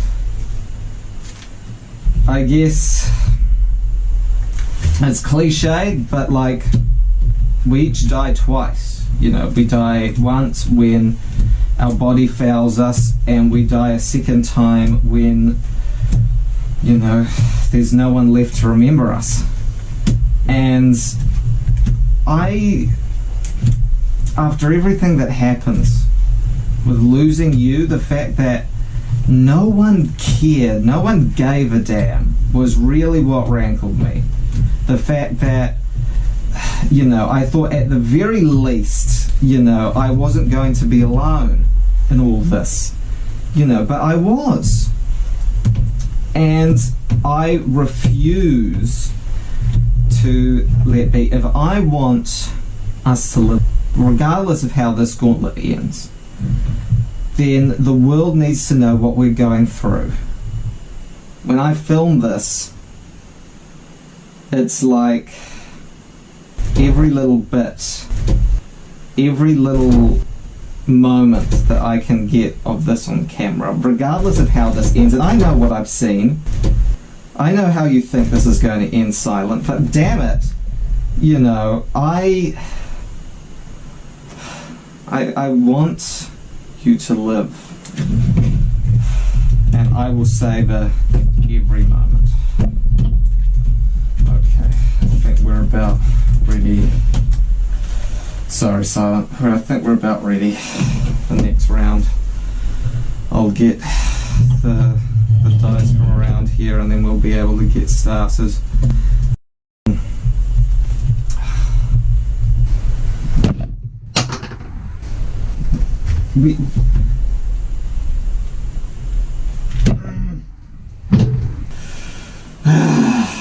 But it doesn't matter.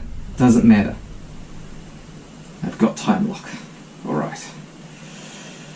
Kia ora koutou. I am the Casual Kiwi, and this is the 5th match of the Gauntlet. I am joined by my partner Silent, who is playing Updated Condemned Counter Fairy, and I will be playing Time Lock as profiled, which means that there will be some ban cards and some limited cards in there, and even with the ban cards, it isn't playing with any new cards. But there will also be a proxy, one proxy of Card of Demise. So we will begin the 5th match with a cut.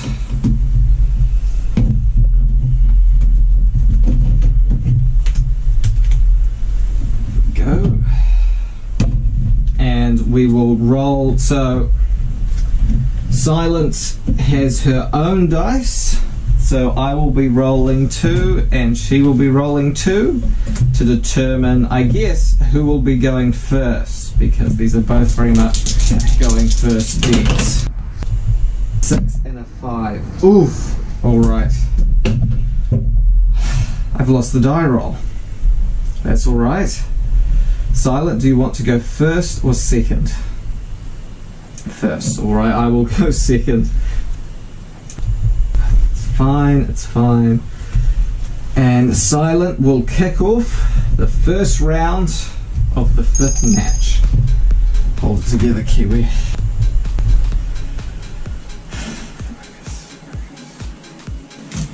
Ooh, bit of extravagance, alright. may I cut? I guess shuffle.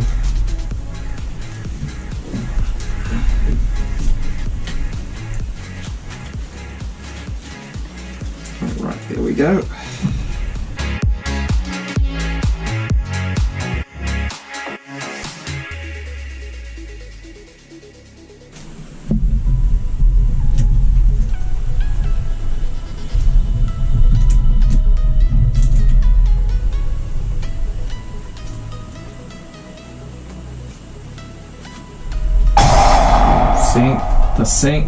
The Sanctum of Parsheth, which also doubles as the Sanctuary in the Sky, boosts all fairies by 300, and I can't destroy your set cards. Alright.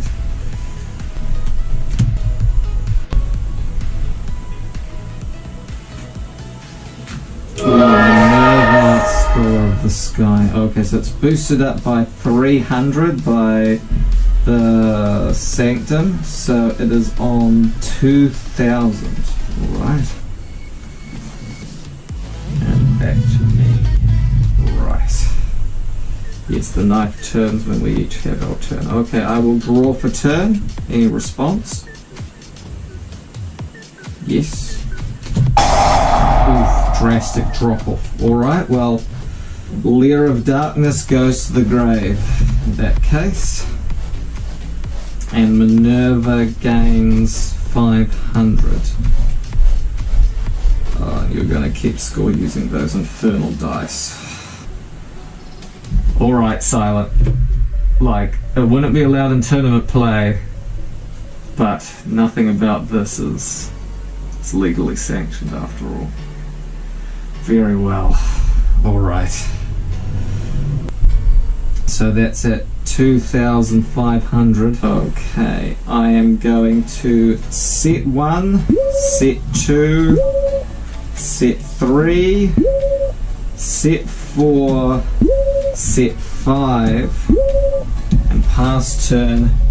Back to you, Silent. All yours. The battle lines are drawn.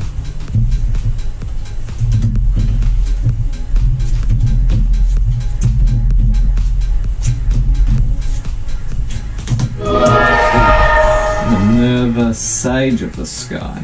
Alright. So gain 1,000 life points every time I counter-attack that and can destroy one of my back row issues. Wait, am I able to read the Sanctuary of Parsheth quickly? Alright, let's see.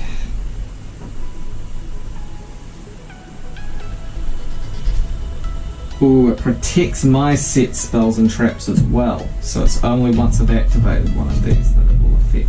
Alright.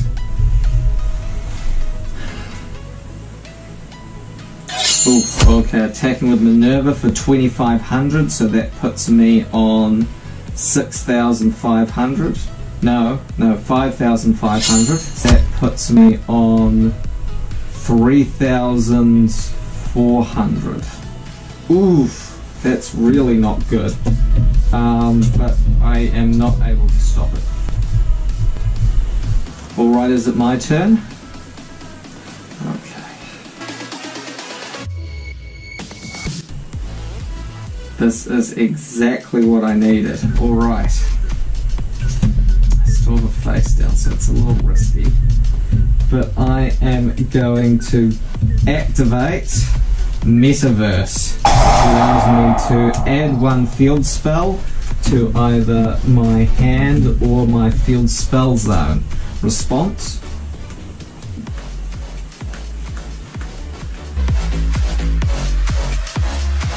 I'll add it to my hand. I'm adding Lair of Darkness. Alright. Do I want to do this?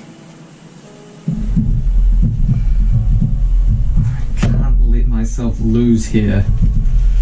There's too important a point in the gauntlet. I've got to go all out for this. Very well. Okay.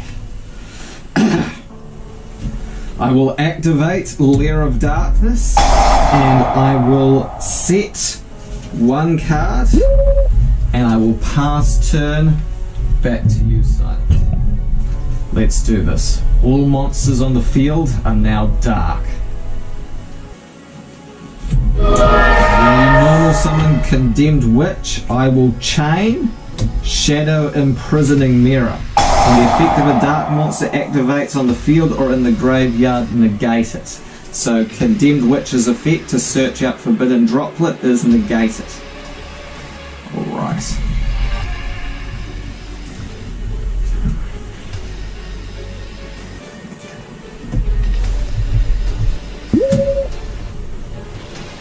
Okay, you're going to set one and pass back to me. Alright. I will draw for turn. Any response? Okay.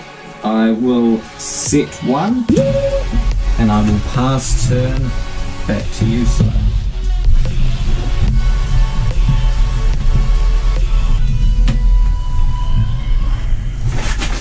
We both know how dangerous set cards can be in Time Lock. But remember, Silent, because you use Pot of Extravagance, you will run out of cards before I do. Okay, you'll pendulum it, so you no longer have to pay the costs of counter traps. Alright.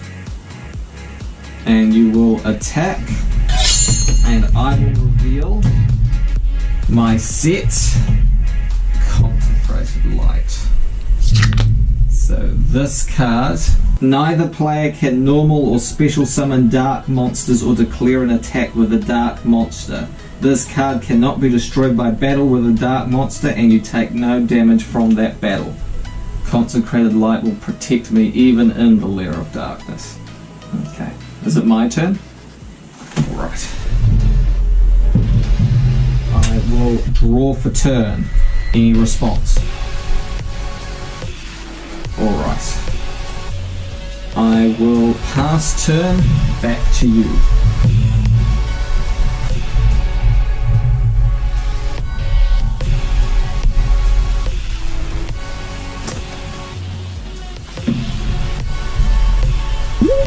Right, another set card. Interesting.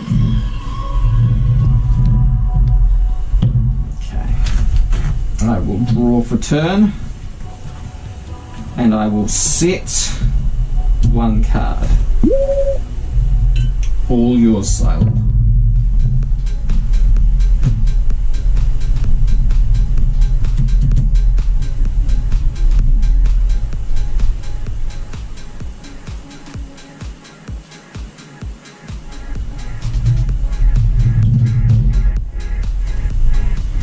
I will draw for turn. Ooh, interesting. Ooh, you have a response? Ooh, drastic drop-off. Okay. Compulsory evacuation device goes to the grave. Minerva goes to 2.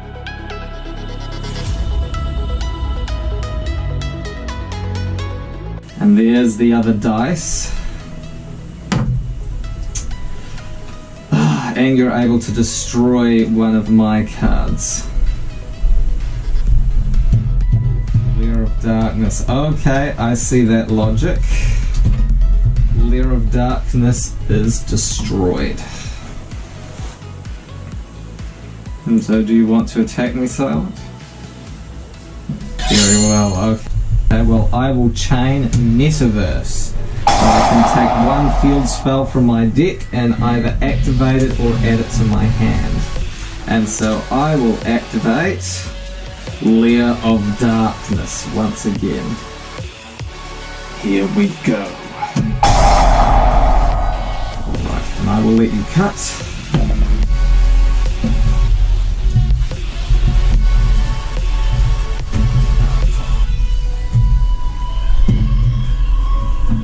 So, unfortunately, Silent, my Consecrated Light survives. My turn.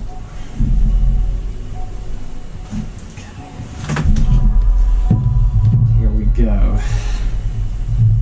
I will draw for turn. Oh. Well, now it gets interesting. Okay, I will activate. I will flip summon Gel and Duo. which counts as 2 tributes for a light fairy monster. And so I will tribute Gelinduo to normal summon Sandion the Time Lord. And with Sandion, I will then activate Forbidden Chalice, which allows me to target one face-up monster on the field, negate its effects, and it gains 400 attack points. So Sandion is now at 4,400. So at this point, Sandion, I want you to attack Condemned Witch for 4,300 damage. Oof, okay. So negate attack negates that attack. And that goes up to 3. That goes up to 2, so you're now at 10,000. Shoot. And you get to destroy one card on the field. What will it be? Lair of Darkness again, alright. That is fine. I will destroy Lair of Darkness in that case. I will go to main phase 2 and I will set one card and I will pass turn back to you. Oh, you're silent.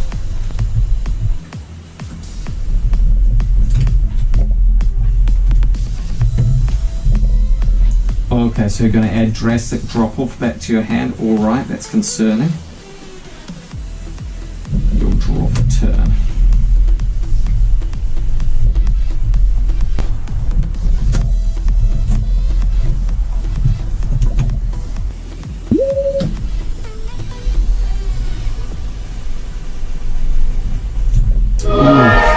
Artemis as well, far out.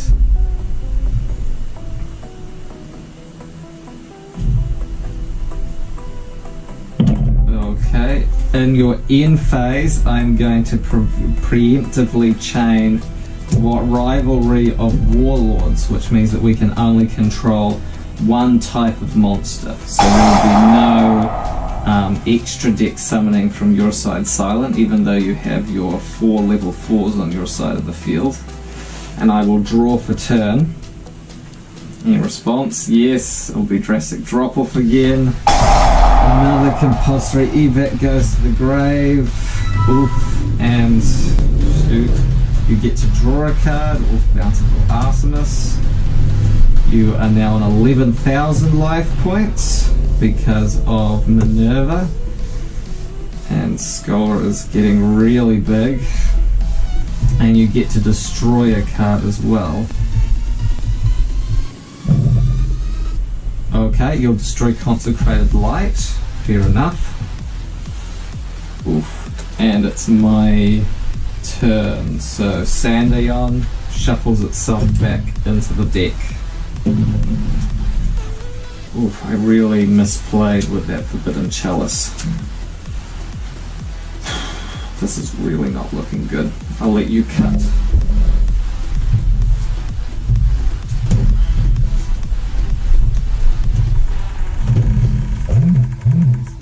Rivalry in place. Okay. I will pass turn back to you. Do your worst, Silent. I will have revenge. Do you really think that this will matter in the end? I will make this match last as long as I can. Every moment matters, and I will not give up.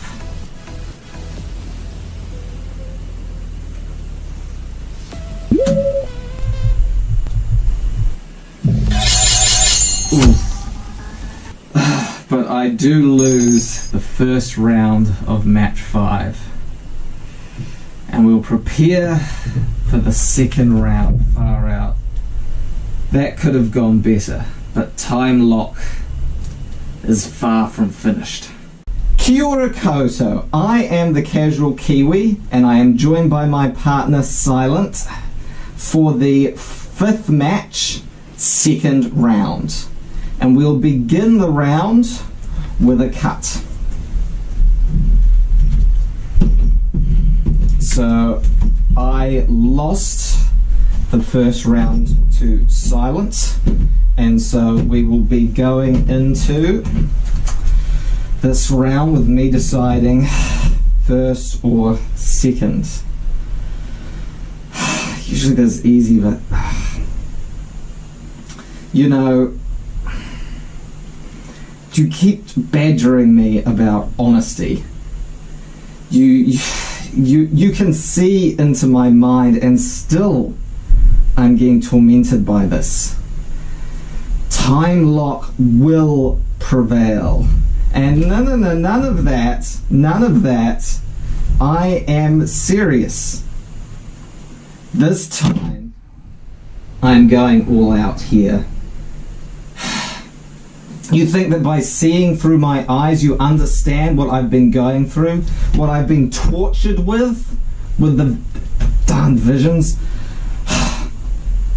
We've come all these way through these matches, and still I'm the one giving on my side here. That changes right now. I am sick of hiding behind this glove. If you want the truth, then I will give that to you, Silent. I will show you what the future will really be like. The kings that will fall and the kings that will rise, the destruction of the presses, the eventual ends of the sands of time. I will show you that there is nothing that can't be done with these shadows, that there is nothing that can't be changed and transformed, that the younger brother will inherit everything, and this will be, I'll be going second, Silence. So it's your move.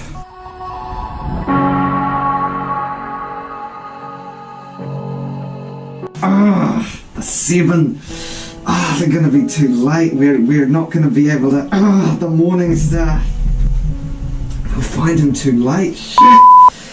Oh, pain. The endless cycles. Why am I seeing so many losses and wins? It doesn't make sense. I can't keep this up. We're all gonna be devastated meeting our idols. It's not gonna work out. Come on. Why doesn't it fit? I can't do this, but I know my hand now will be okay. I'm going second. Silent, you cannot win this. I've embraced the madness. The darkness has boiled up within me. Go on, play your cards. Forbidden Droplet is not going to save you in this duel, you know. And neither will Extravagance. Go on, banish your links and fusions. You're not going to need them.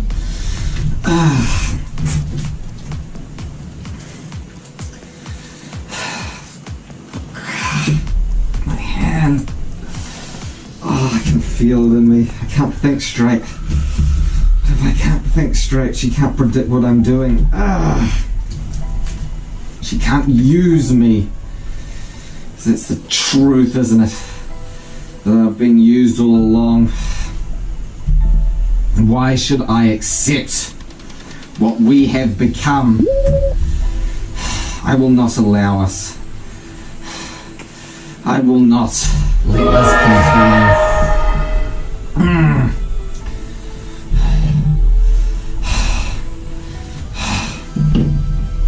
Okay, very well. I will draw for turn. Any response? I will set this card. I will set 2 more, and I will set a final monster. And that is the key to how this will end for you, Silent. You are mine this game. Mine now and forever. At the ends of the sands of time, I see you. Still there. Go on, draw your card.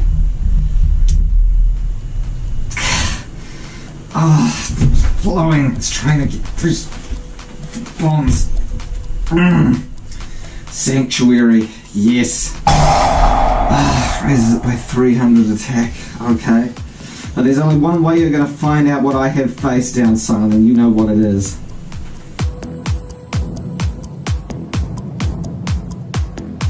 Are you afraid knowing that you can't predict me anymore? Just set it and get it going.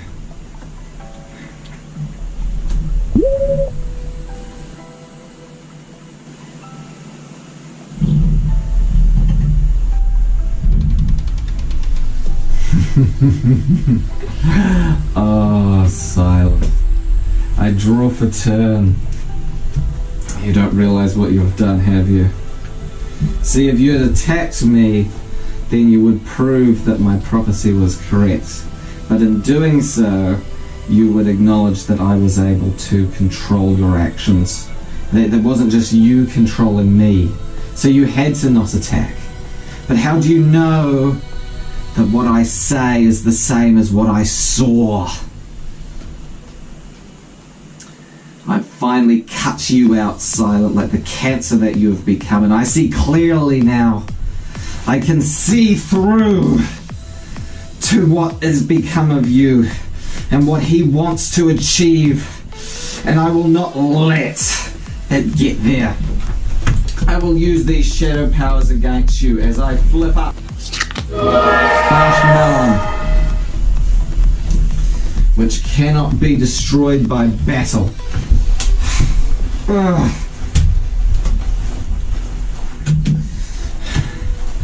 And I will activate Dark Snake Syndrome.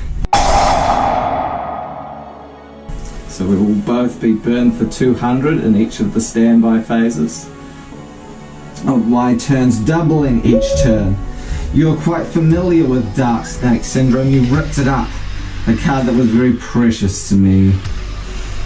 But now its time has come to truly embrace you, and there will be no escape. You know it's Marshmallow now. You know that with Forbidden Droplet you could negate its effects and crash right through. But aren't you aware, Silent, that could be all part of what I've seen? Go on, Silent. You're activating Counterplunge. Guardian Ray out now. Go on.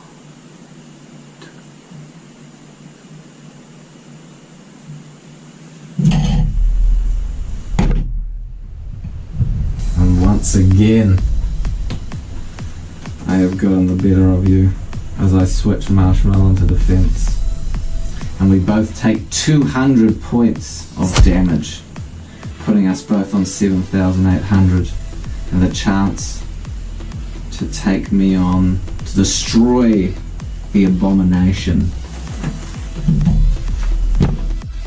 Go on, try me.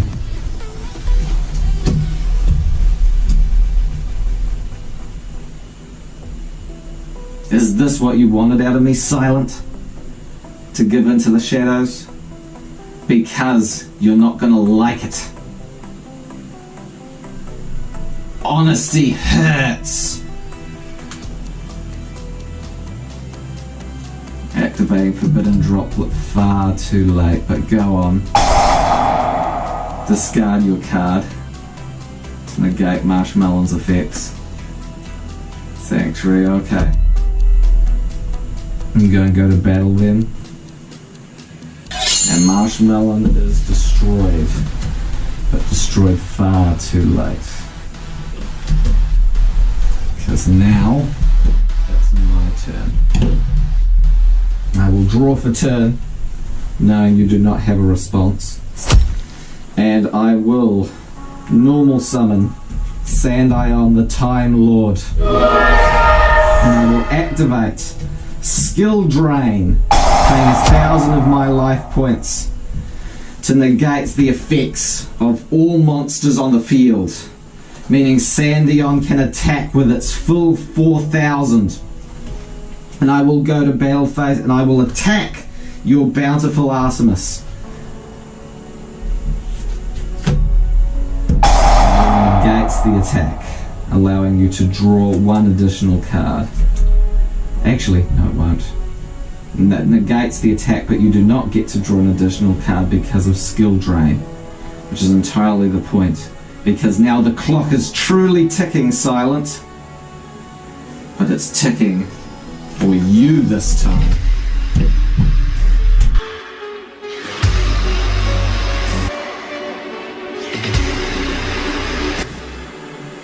Tried to keep it under control,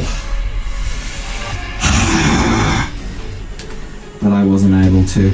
Card of Demise is allowing me to draw 3 cards.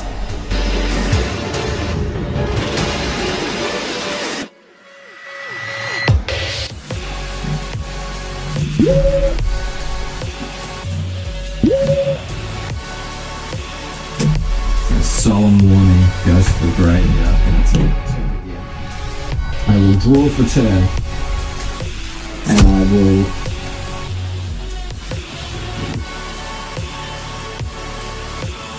I will go to battle phase and I will attack with Sandion to destroy your bountiful Artemis. Response.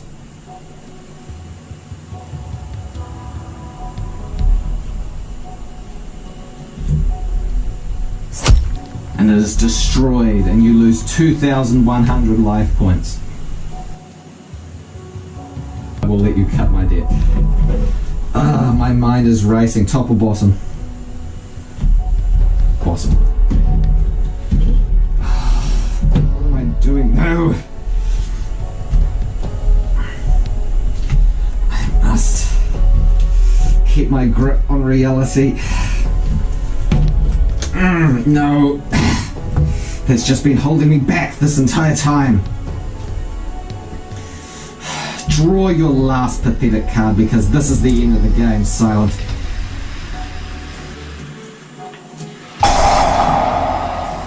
And truly, I don't need any of these cards. I don't need this either. So go on. Send my part of the Demise to the grave with your drastic drop-off. You're free to do so. Because ultimately, this is my game now, Silent. You wanted a gauntlet. You started this, not me. I would have taken us down a different path to a different time, but looked again and again and again. We're trapped here. But now, I will end this. We both lose 1,600 life points. And I will attack directly with Sandion the Time Lord for 4,000, ending your life points. The second round is at an end. This is the turning point, Silent.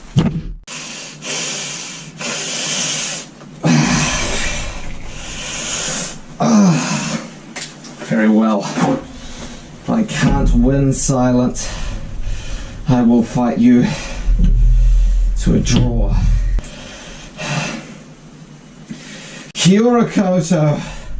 I am the Casual Kiwi, and this is round 3, the 5th match of the Gauntlet. At the end of this, one of our decks will be eliminated.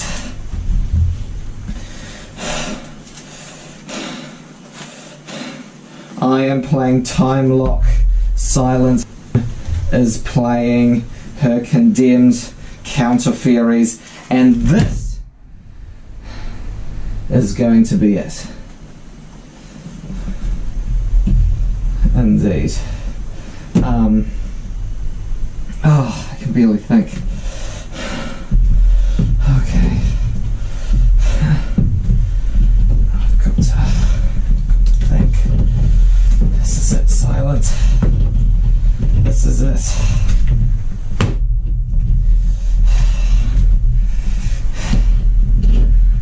never surrender. I will not lose this, even if I cannot win. I can do this. Well, we'll be silent first. Yes, first, very well. All right, I'm going second, and we'll draw our cards. Divisions.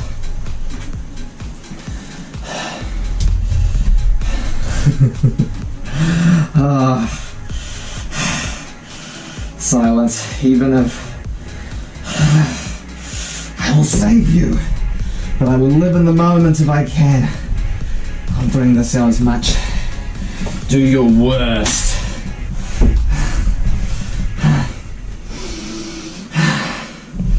Okay, setting one.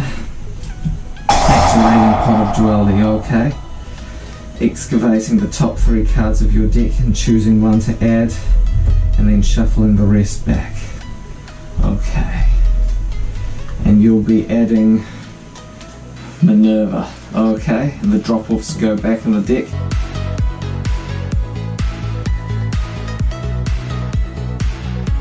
Okay, I will cut.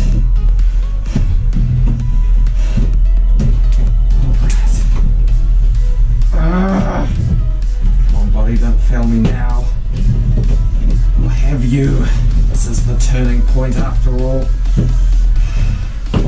Will be the end. Good counter fairies as you took that card from me.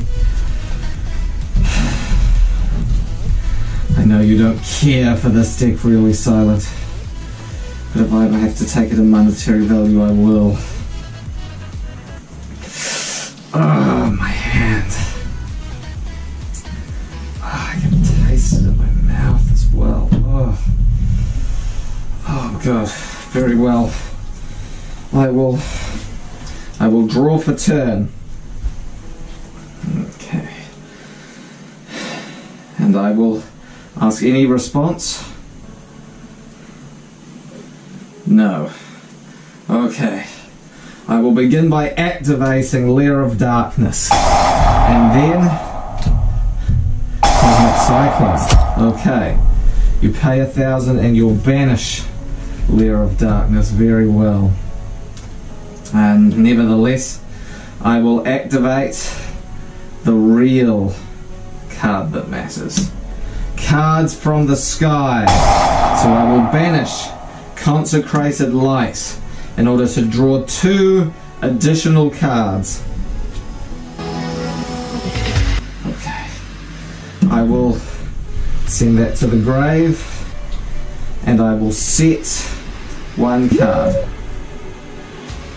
I will set, and I will set 1 monster face down, and I will activate Dark Snake Syndrome. So in each of my standby phases I will be burned for 200, and you will be burned for 200, and that damage increases with every passing standby phase, doubling. And you're down life points. But I already know that doesn't matter, so I will pass back to you, son. Show me what you have.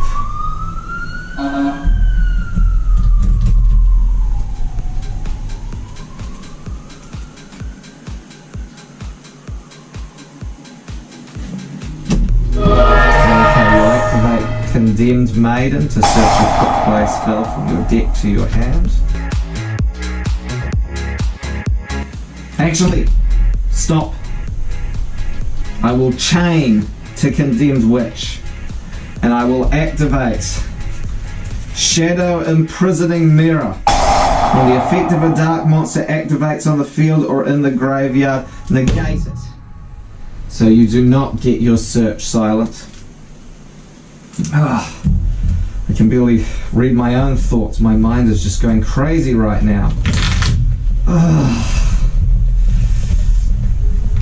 I've just got to follow through.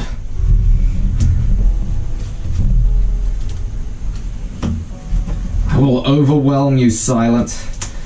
Even if you won't choose to accept that you are alive, I will force it upon you. And I will cut your deck right now.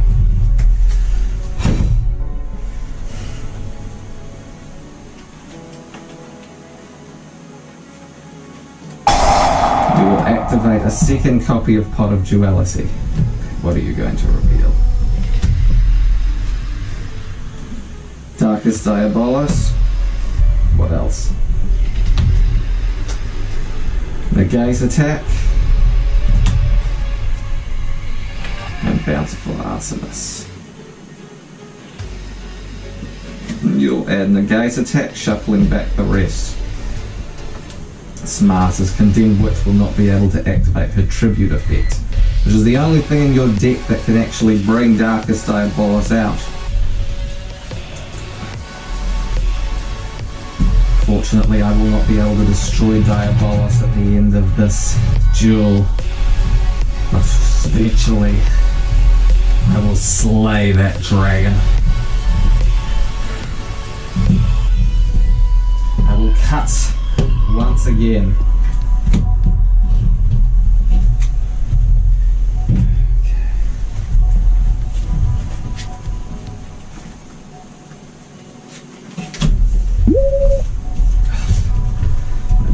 Blood is everywhere.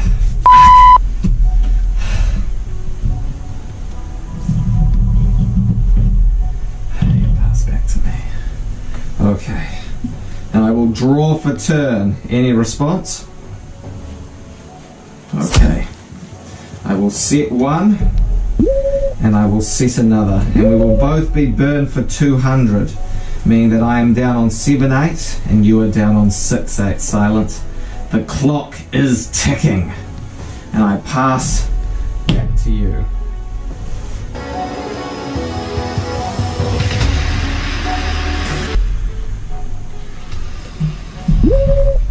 Okay, setting one.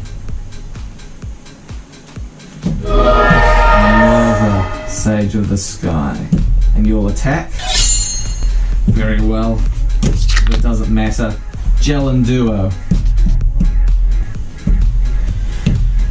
Yep. And it is not destroyed. But I see what you're trying to do. You know that if I take effect damage while Gel Duo is face up, then it will be destroyed. That's not going to work, Silent. Switching turn back to me. That's a good attempt. I will draw for turn, and Gel Duo will attempt to destroy itself when Dark Snake Syndrome activates, burning us for another 400. For 400. So I am down on 7-4, and you are down on 6-4. But I will activate Light Imprisoning Mirror, which will negate Gel Duo's effect to destroy itself, but will not negate its permanent effect of being unable to be destroyed by battle. I will then set 2 more cards, and I will pass turn back to you, Silent.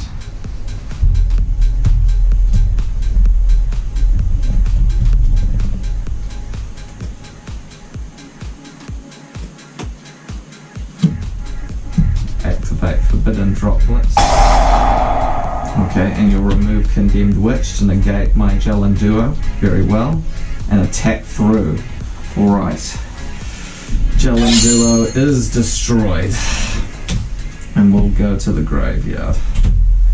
Oof. But wanting to protect that hand, that's valuable information. Oh, my thoughts are just racing. Okay, normal summon. You will attack, flipping up a second Gel Duo, which will also not be destroyed. You're not going to break through my defenses that easily, Silent. My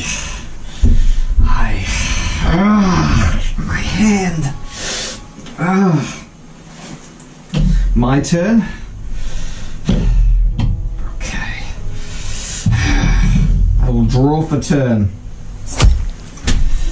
And I will set another card. And to avoid any further complications... No. Yes.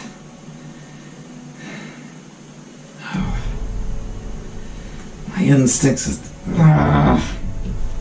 I'll leave it. It's your turn.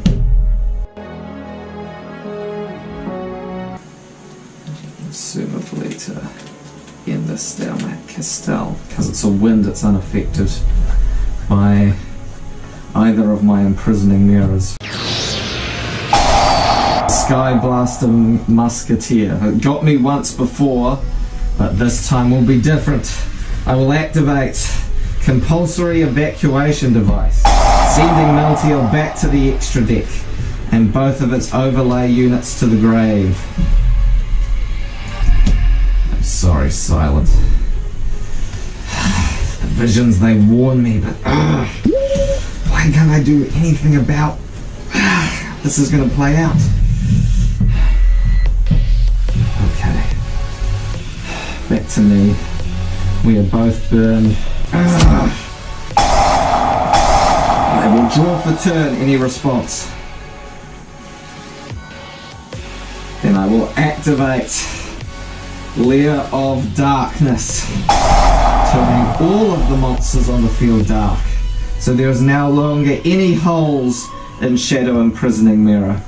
And therefore I can risk flipping out Jellin Duo and my Consecrated Light, because you cannot harm me. And I will flip my Jellin Duo to attack position. Response?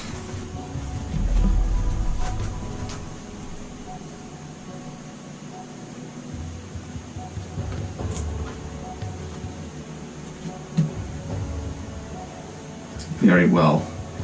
Okay. Yes, that's right. Yes. Okay. And with that, I will pass turn back to you, Silent.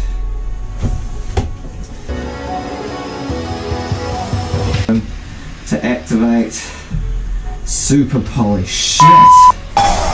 Oh god. What are you summoning? Oh, the Morning Star. The first Dark Lord. Oh god. Not even a draw. Oh, this can't be happening. This can't.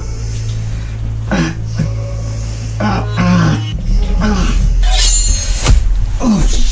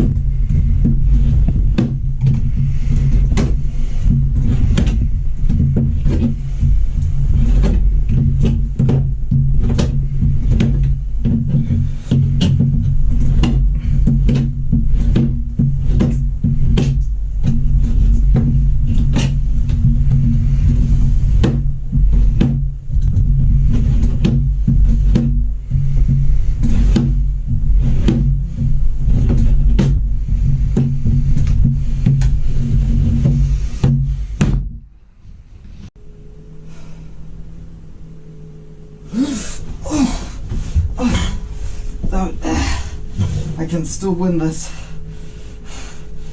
Come on. This isn't Oh.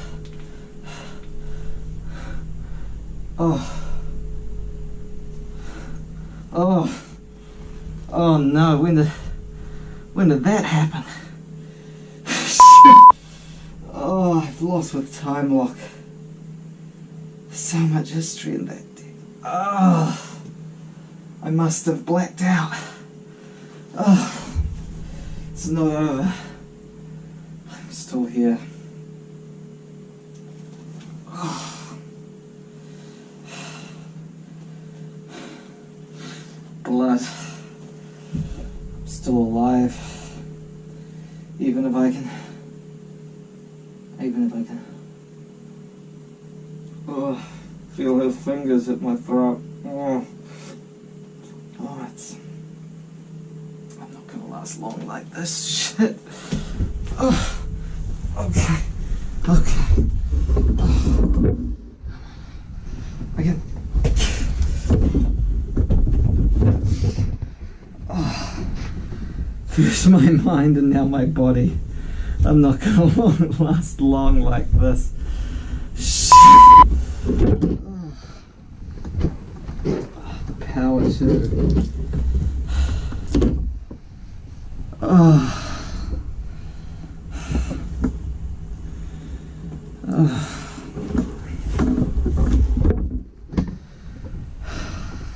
I don't know if there's a God, but I can't believe Silent and I are alone in this place.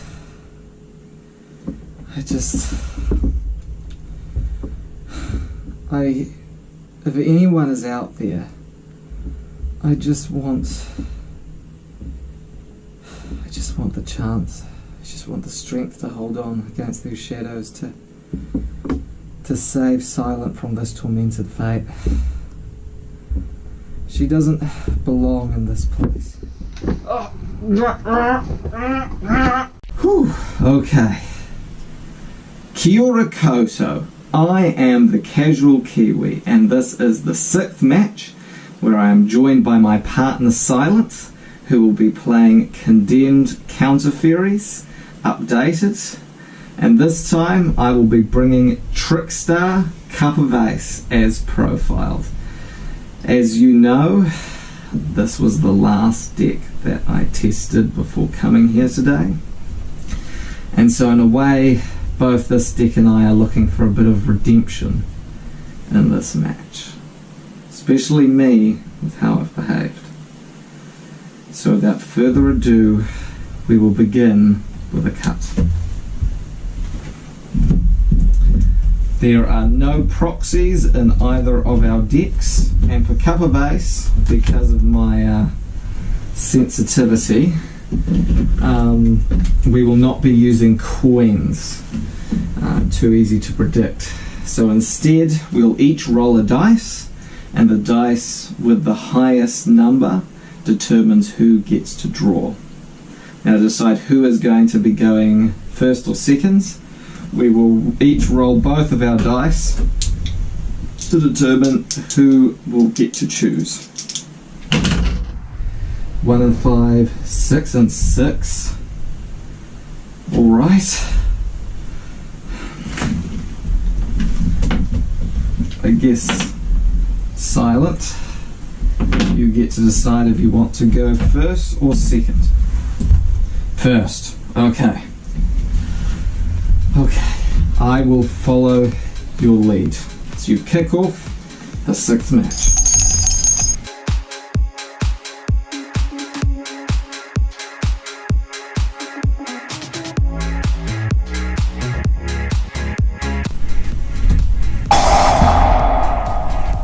Okay, the Sanctum of Parsheth. Won't be able to target your set spell and traps. Okay then. Setting 2, setting 3. This thing is very much a counter fairy first turn board. Alright.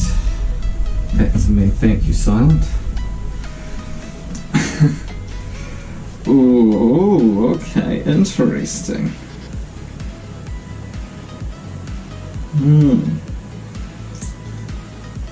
Okay, I will begin by special summoning Time Maiden.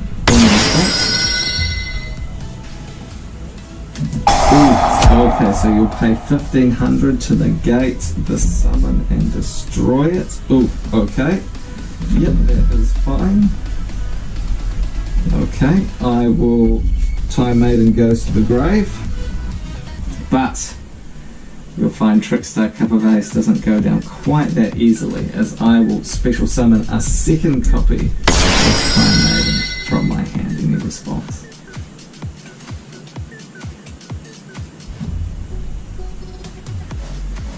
Okay, I will tribute Time Maiden to search a monster.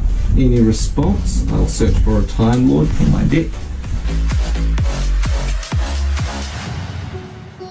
Lazion to my hand.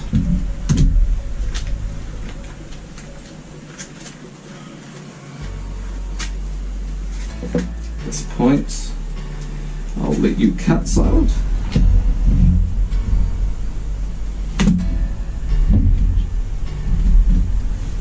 Thank you. Okay. Normal summon. Gabrion, the Time Lord. And I will go to battle phase and I'll attack. And at the end of the battle phase, I will shuffle away as many cards as you control as possible, and you can draw that many cards. So even with the Sanctum Parshax effect, it does not target. So all of your back row must go back to the deck.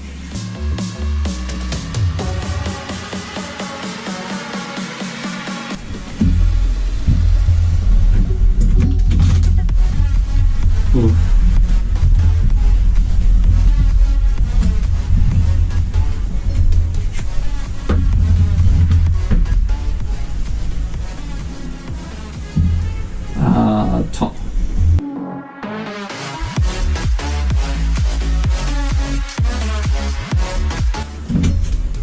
Okay, and I will go to main phase 2 now that the board is freed up, and I will activate Celestial Transformation. I will use it to special summon from my hand Lazion, the Time Lord.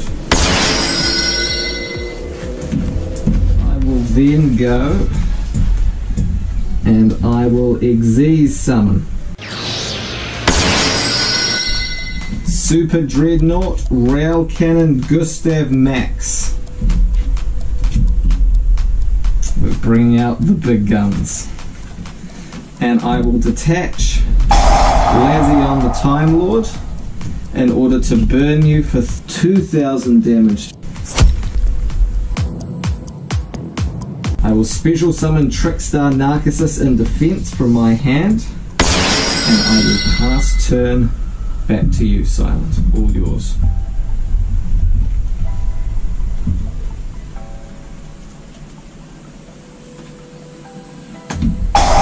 Sanctum once again.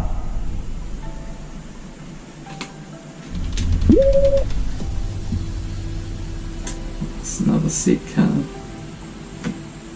And Bountiful Artemis, so you no longer have to pay for counter traps. Okay. Guiding Ariadne, sorry. And there is Bountiful Artemis. Very true, oh my god. Oh, it's been a long night. To think I actually got some sleep. Okay, I will draw for turn. Oh, this is beautiful. Okay. I will normal summon Time Maiden. And I will tribute it to search a Time Lord from my deck. Any response? Okay.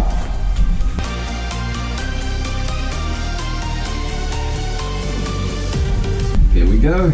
Lazion the Time Lord. I can hear the music. Here we go. I'll let you cut.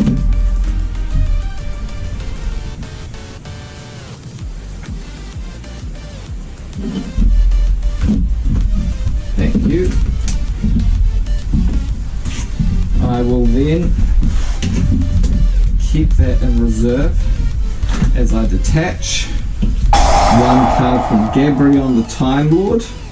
From Super Dreadnought Railcan Gustav Max to burn for a further 2,000 damage to your opponent. So actually you're on 4,500. So you are now down on 2,500.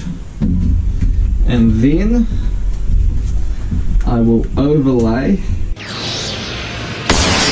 the Rail Cannon Juggernaut Lieb, which has 4,000 attack. And I will go to battle phase, full game, attacking Bountiful Artemis. And the base attack. Okay, so you get to draw one card, and you'll survive one more turn. And I will pass back to you, Silence.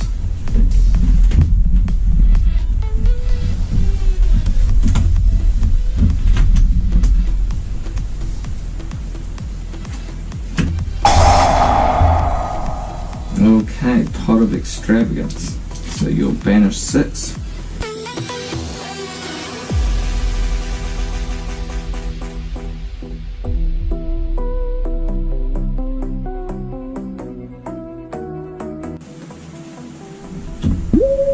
Ceasing 1.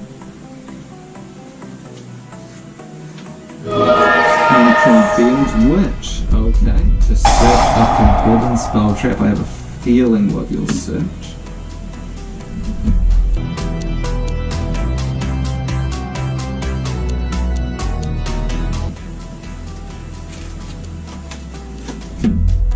Forbidden Droplet. Okay. Setting, we'll assume Forbidden Droplet. Back to me. Alright. Okay. This could be the moment here. Okay, I draw for turn. Any response? Okay. I will set 1. Any response? And you'll tribute Condemned Witch. Okay. I will chain Called by the Brave, so you do not get your search off of Condemned Witch. Oof, Darkest Diabolos. Alright, you do have it. Okay then. Cannot be targeted. That's alright. Oh, if only Narcissus had more attack power. I know you have droplets. Not the attack power. What if I do this first?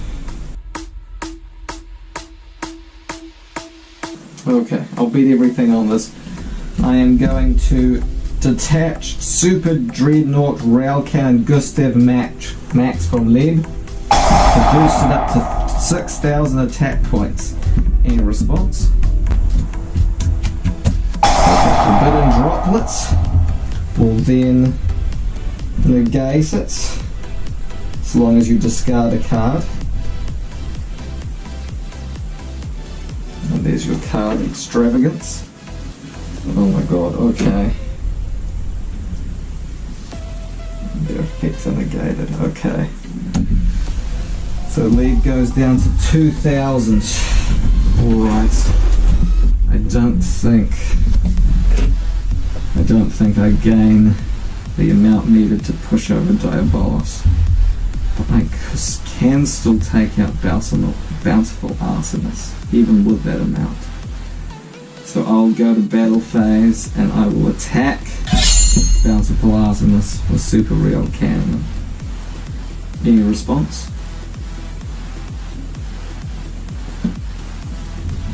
Okay, so Bountiful Artemis is destroyed and you will take 200 damage. Oof, points. And its effects are negated for how long?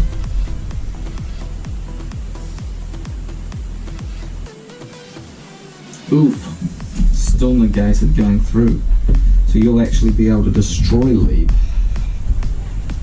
Unless, I'll go to main phase 2 and I will tribute Super Rail Cannon, and Trickstar Narcissus, in order to summon Lazion the Time Lord.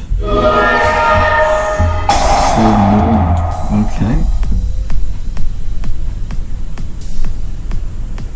Pay 2,000. Okay, that's summon on activation. Destroy. Oof. Okay. So we negate the summon.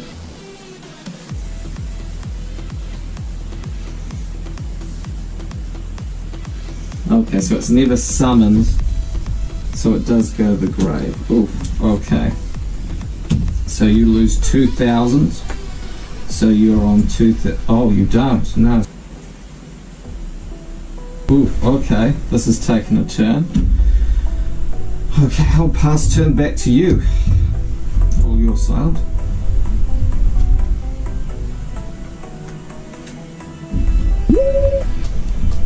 Oof. And Diabolos will attack for 3,000. So I'm on 5,000. Okay, I better draw something that can turn this around. Here we go. And what the perfect card for it too. I will activate Cup of Ace. So we will both roll one of our dice, and whoever has the highest die roll will get to draw the cards. I'll go 4, 3. Yes! And I will draw 2. Cup of Ace challenge. Here we go. Okay. I can feel the music. Yes. I will activate Terraforming for Search Trickstar Light Stage. Any response? No. Okay. I will activate Trickstar Light Stage to search a Trickstar. Any response? Okay. I am going to search out Trickstar Candina. I will use its effect to search out another Trickstar card in response. And I will add Trickstar Candina. No, not Trickstar Candina, sorry. I will add Trickstar Corabane to my hand. The honest of the Trickstars. And I shall let you cut.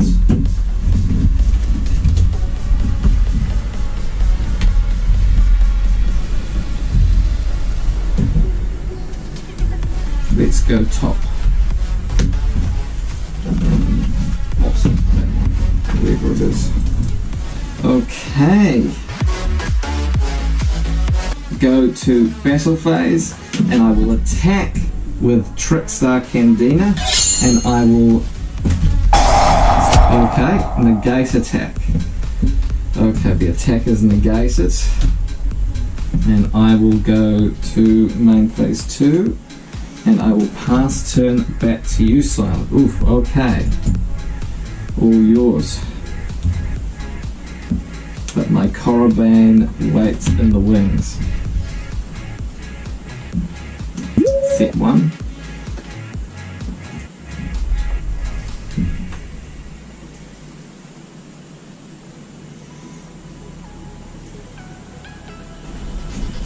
You attack. Okay.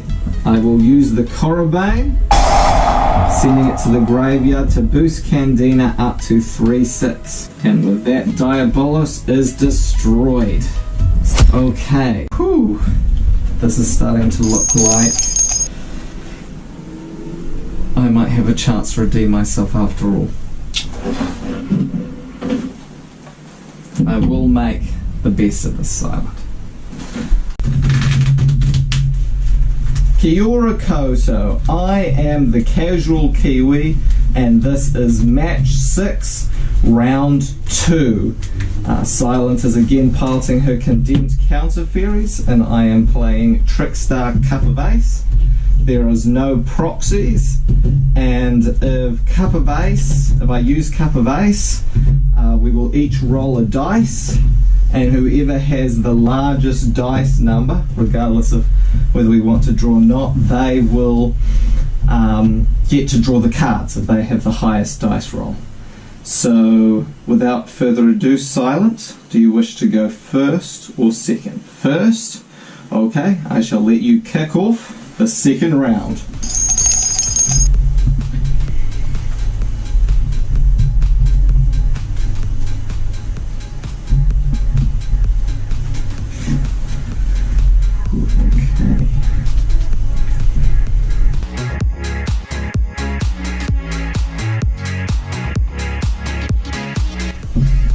Alright, setting one.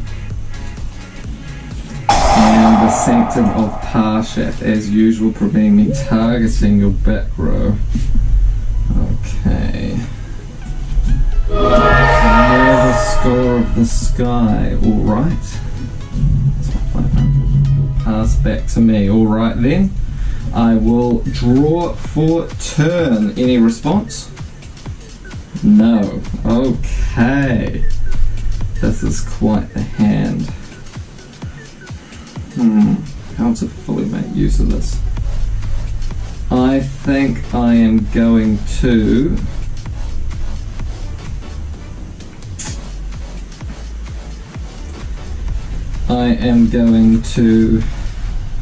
activate Twin Twisters, and I will discard my Called by the Grave in order to destroy the Sanctum of Parshath. Any response?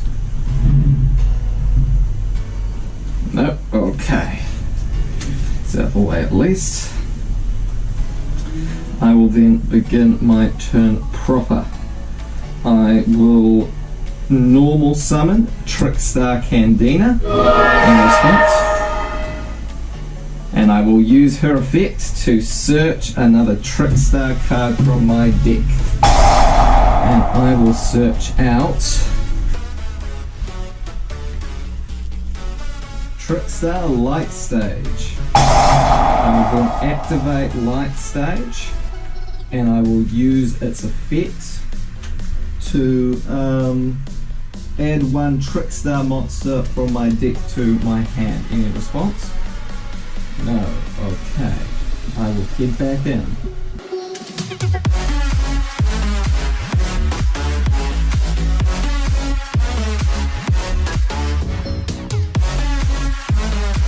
Trickstar Licorice from my deck to my hand.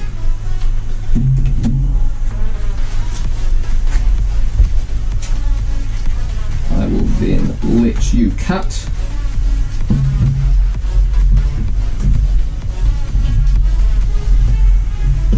Awesome, thank you, Silent. I will now activate Light Stage's second effect, targeting your middle set card. Now, you can either activate the card now to negate this, or you will have to activate it in the end phase. Otherwise, it gets sent to the graveyard. Any response?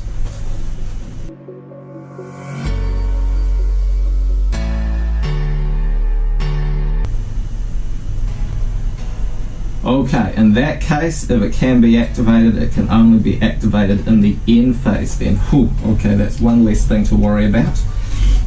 Good thing I got that Sanctum with the field.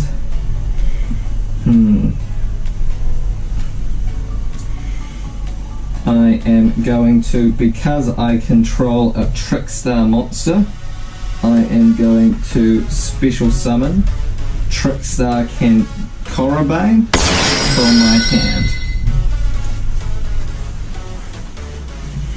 I will then go to battle phase, and I will attack your Minerva, Scholar of the Sky, air response. Okay, so Minerva gains an additional 500, so it's now on 2,200. Okay, but that's alright. I will go to main phase 2. I will set one card.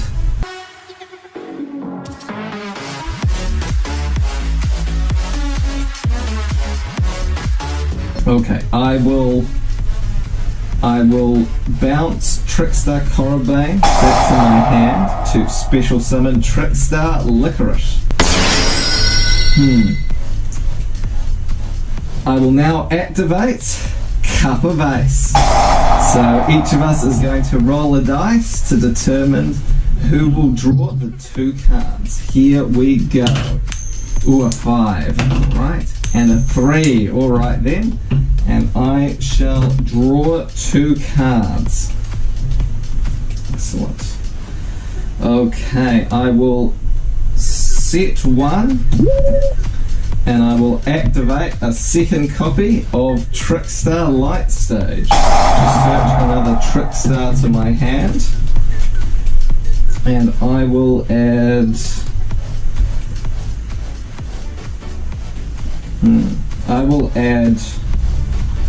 Trickstar Narcissus to my hand. And I shall let you cut silent.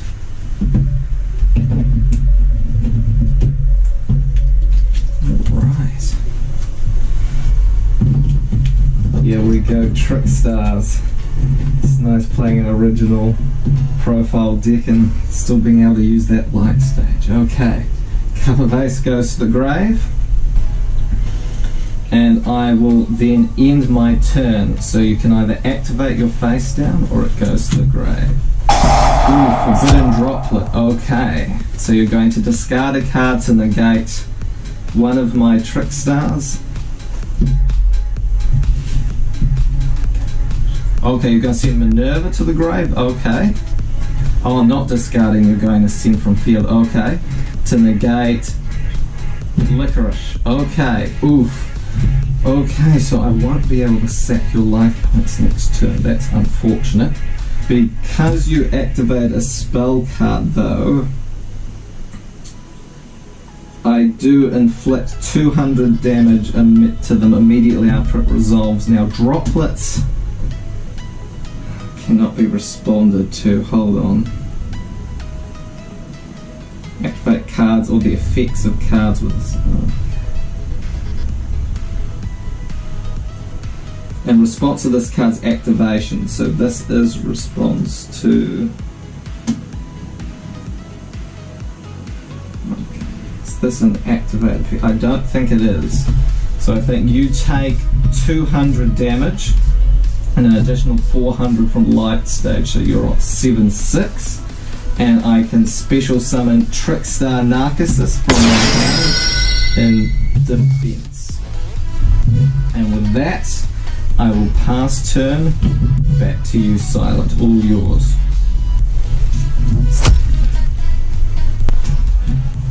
Okay, Pot of Extravagance. You banish 6 to draw 2.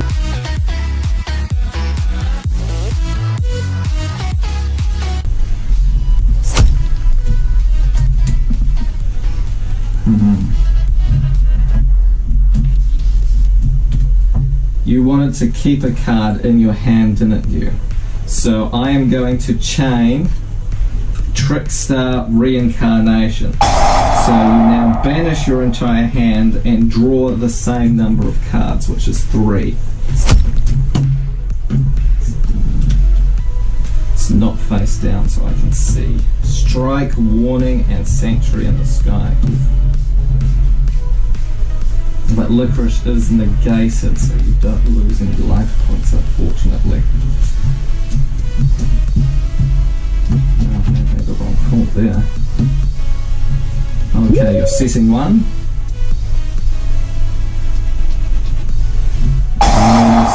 Scholar of the Sky once again. Okay. Okay, so you'll pass turn back to me. And I will draw for turn. Any response? Okay, I will discard Lazion the Time Lord, which I just picked up, and that puts Minerva on 2200 again. Okay, larger than any of my Trickstars. But that should be alright. Because fortunately, I still have my Trickstar Candina. So I will go to battle phase. Actually, I will switch Trickstar Narcissus into attack position. Okay, so you're on 7/6. Okay. Yes. Okay, I'll just check my extra deck quickly, one moment. Yeah, that's probably the right call. Okay, I'm going to special summon Trickstar Korribane, and I will overlay my Candina and Trickstar Narcissus. 39 Utopia, and this is just the beginning because I will overlay it again into number C39 Utopia Ray, and finally to number S39 Utopia the Lightning. And I will proceed to battle phase. And I will attack the nervous score of the sky with Utopia the Lightning, detaching Candina and Narcissus to boost it up to 5,000. So Minerva is destroyed, and because that was on 2-2 and I was on 5k, you therefore lose 2,800 life points. So that puts you from 7/6 on to 4,800 life points. I will now attack with Trickstar Korribane for a further 2,000. Whew, we got there. Alright. Back in action. Okay. Oh my god. That's alright. It's been a hard fought battle with Condemned Counter Fairies. This is going to be a hard deck for me to eliminate after all this. But GG, Silent. I know, I'm not quite there yet. But we will continue on with the Gauntlet. I am ready for what is to come.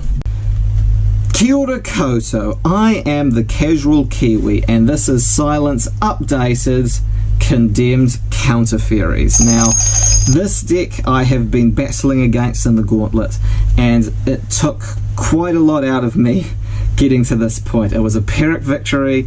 I lost 2 of my decks, totally Time Lords and Time Lock, to this strategy. So you might ask, Kiwi, why? Why is a deck like Counter Fairies giving you so much trouble? Well, part of the reason there, you'll see, is under the hood. This deck has a lot more going on than you might expect from your average Counter Fairy profile. So without further ado, let's jump into the profile.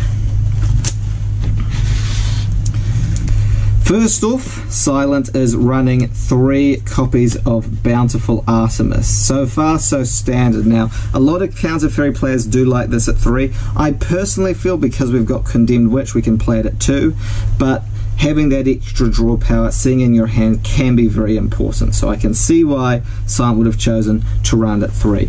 We're also running 3 copies of Minerva, Scholar of the Sky. Now this one can be a win condition. We're not running any of the Parsheths. Basically this gets bigger and bigger as you build up advantage, and you're able to recycle your counter traps if Sanctuary in the Sky is on the field. So you can set up some pretty nasty loops with negate attack and drastic drop off. We didn't see a lot of it in the Gauntlet, but every time this comes out I have to think, hold up, Silent could be in a position where she could really turn this around. So this was a card to look out for. We're then running, as we continue the monster lineup, 2 copies of Guiding Ariadne and 1 copy of Meltiel, Sage of the Sky. Basically, Guiding Artemis is mostly used for its pendulum effect, which allows you not to pay costs for counter traps. This came up a couple of times and very much helped Silent keep in a position where she could interact and counteract my plays, even when her life points were really low. And in terms of Meltiel, this can be a great comeback card as well, because every time a counter trap is activated you gain 1,000 life points, and if Sage in the Sky is on the Sanctuary in the Sky is on the field, then you are able to destroy 1 card your opponent controls. So being able to tutor this out with Condemned Witch can be very helpful. So this is the main line of your standard counter fairies. Now onto the supporting monsters. So we have 3 copies of Condemned Witch. Now this card is fantastic in the deck and very much made its presence felt throughout the Gauntlet. Basically, when you normal summon this card, you can search a forbidden quick play spell, which we'll talk about later, and you can also tribute this card off during your opponent's turn to summon a level 4 light fairy, which means that it has synergy with all your other counter fairies, basically acting as 3 additional copies of whatever counter fairy you need.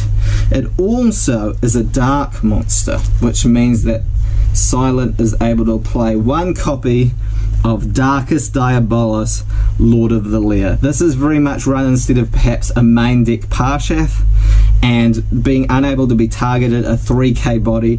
When you've got this plus a lineup of traps going on, it can be very deadly. And so it's definitely something to watch out, and we did see Silent bring this out during the Gauntlet. So that's it for the monsters. Now moving on to these spells. So first off, to go with our Condemned Witches, we run 1 copy of Forbidden Droplets. This is going to be a really hard card to destroy, and not very long to go now really. This is probably the most expensive card that Silent and I own. It's definitely up there. Actually, it is probably the most expensive card we own. It allows you to halve a monster's attack points and negate their effects. This card is potentially devastating against Time Lords. There's 2 real ways that you want to deal with Time Lords. One way is to stop them ever being summoned, for example, blocking up a monster zone, because we can't normal summon them if we've got something else on the field. The other way is to just straight up negate all of their effects. So this card turned the tide a lot of times and very much earned its keep in this deck. It is one hell of a formidable card to come up against, especially under such circumstances. We then run 3 copies of the Sanctum of Parshath. This prevents the targeting of Silent's back row of her counter traps. This is actually really useful in the Trickstar matchup. I really had to keep this in mind and deal with it before I could really look at targeting the back row. Just provides that extra bit of protection as well as a slight attack boost, which can be good with your relatively low attack counter fairies. We also run 1 copy of the Sanctuary in the Sky, the regular form, just as basically another name, another way to have Sanctuary in the Sky on the field. All 3 of these count as the Sanctuary in the Sky on the field.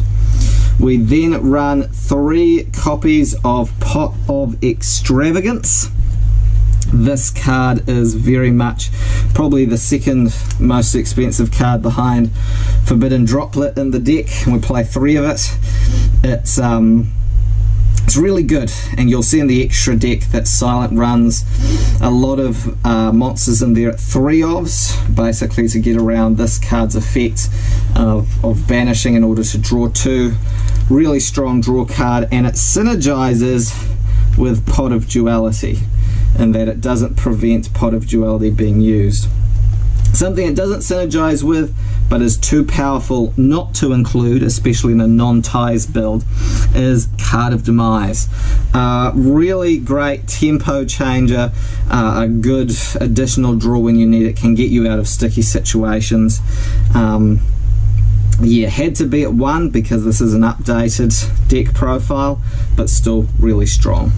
So that's it for the spells. On to the trap lineup. Gosh, it's hot in here. I wish that these shattered windows around the place would ventilate more. Surely they should. Jeepers.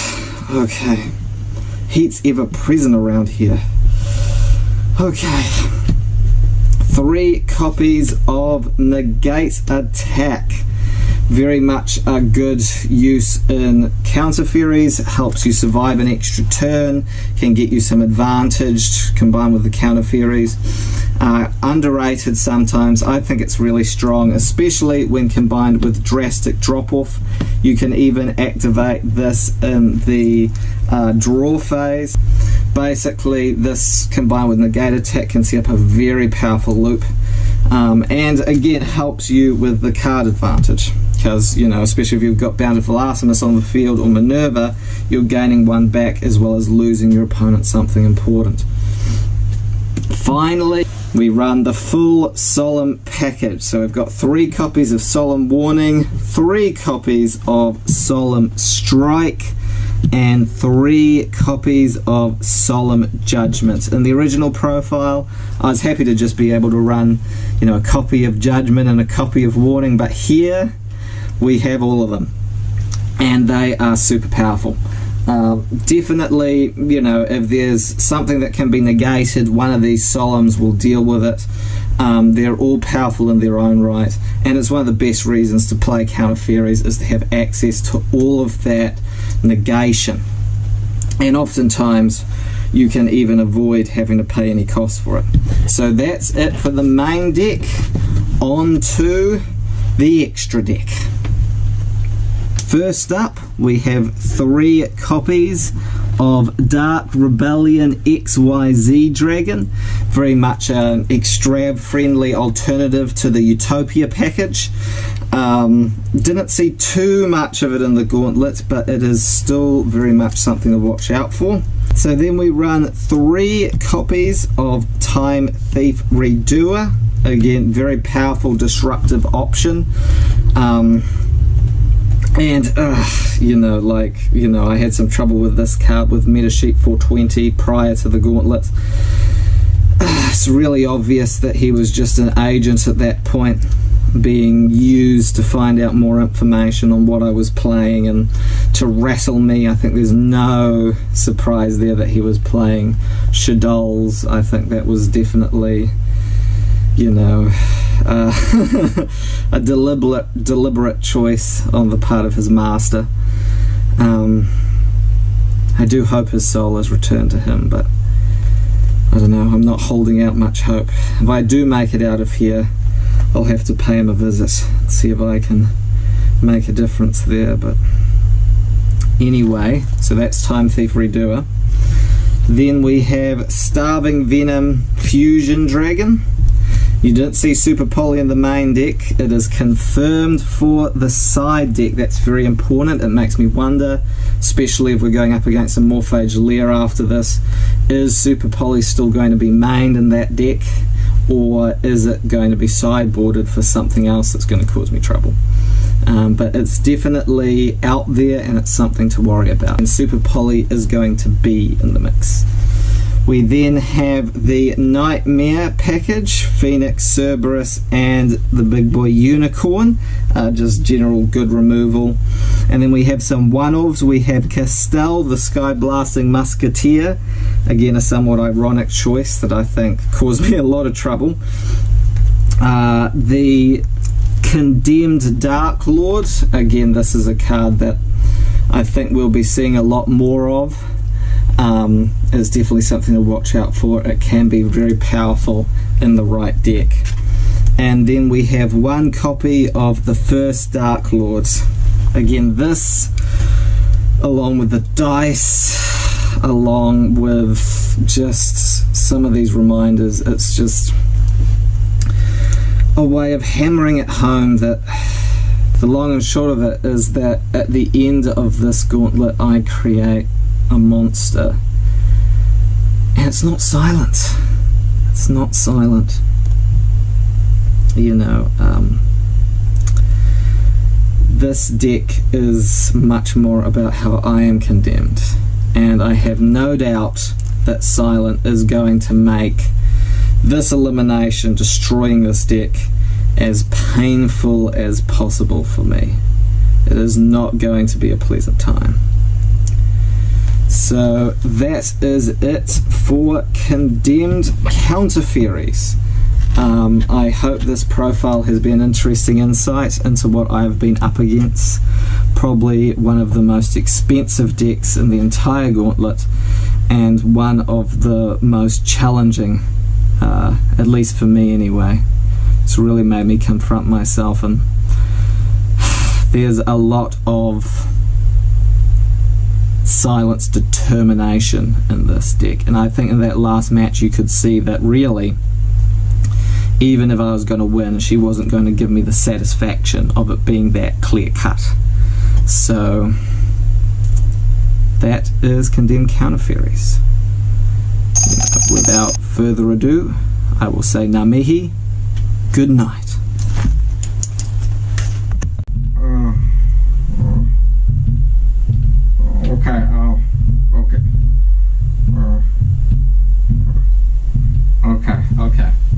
Okay, I'm ready.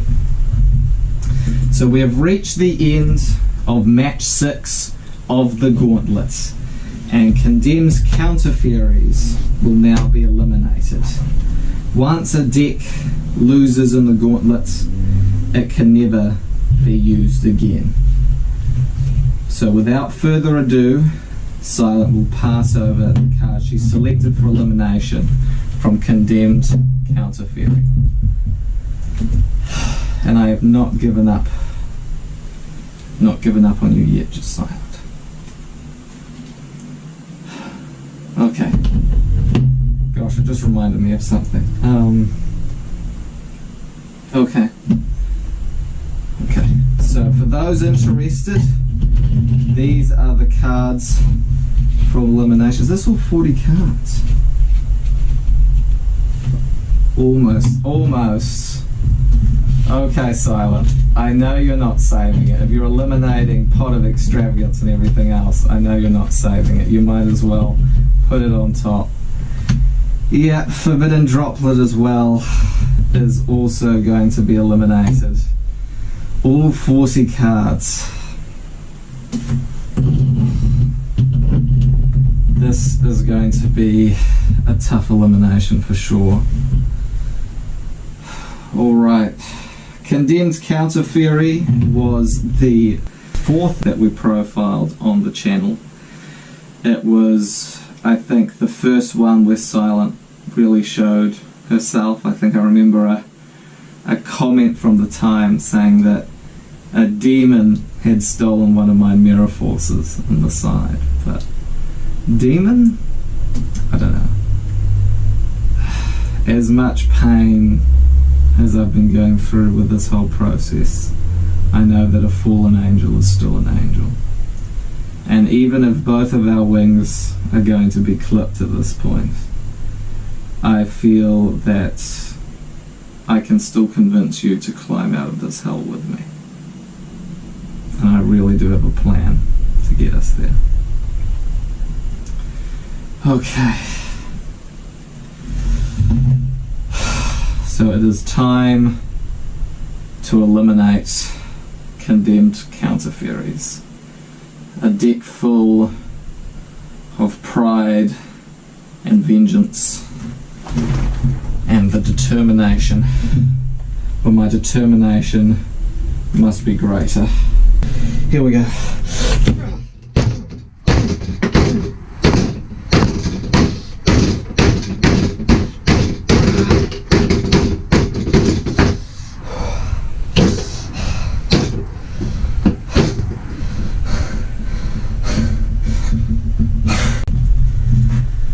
Kia ora koutou. I am the Casual Kiwi, and this is the 7th match of the Gauntlets.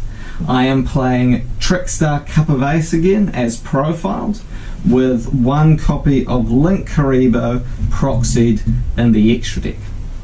My partner Silence this time is running an updated Amorphage Lair of Darkness deck. So without further ado, we will begin the match with a cut. I will be running COPPA Ace again, so in those situations we will be rolling the dice to determine who draws.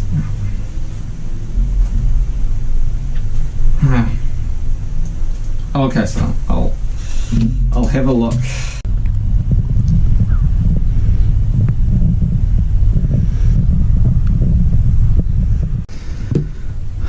Okay, so that's what's been going on in my mouth for the past few hours. Shoot. Oh, it's completely black on the top of the tooth. It's corruption's gone right the way through.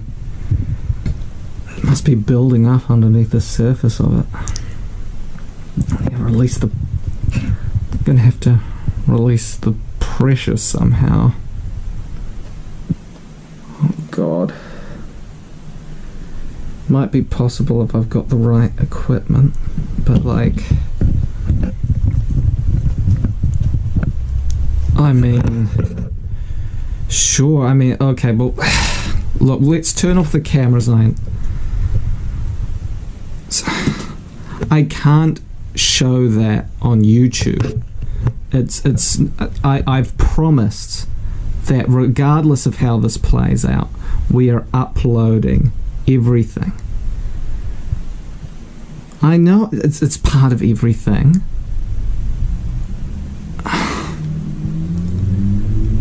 I know I'm going to have to do this. All right. I will film. Oh, this is going to be tough. This is going to be really tough. Okay, I've got the salt. I've got the knife. But I need something to stop the bleeding. Because he took my hair away. And can't use that.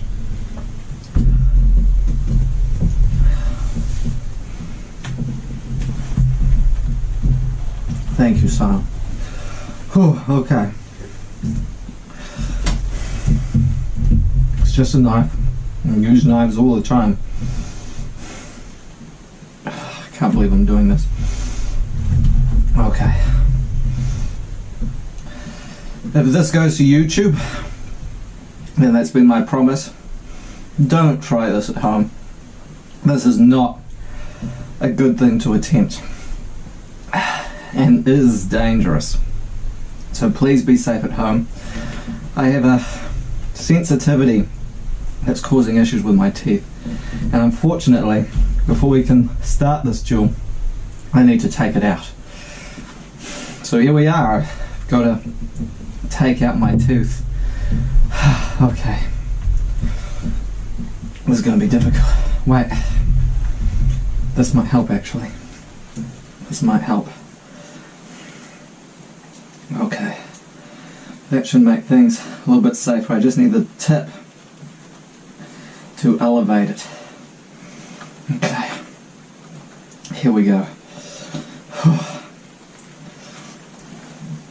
Here we go. I can do this. I can take out my tooth. Come on, Kiwi. Okay.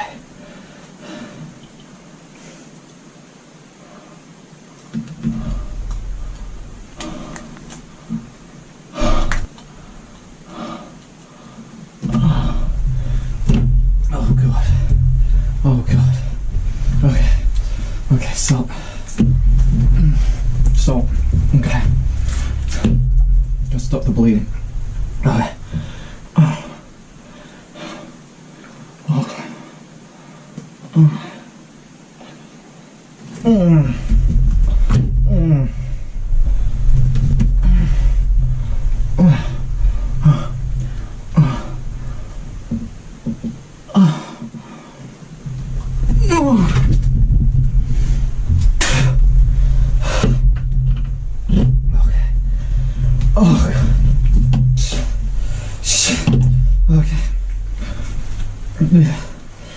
That'll have to do. This will need to be in for at least 30 minutes.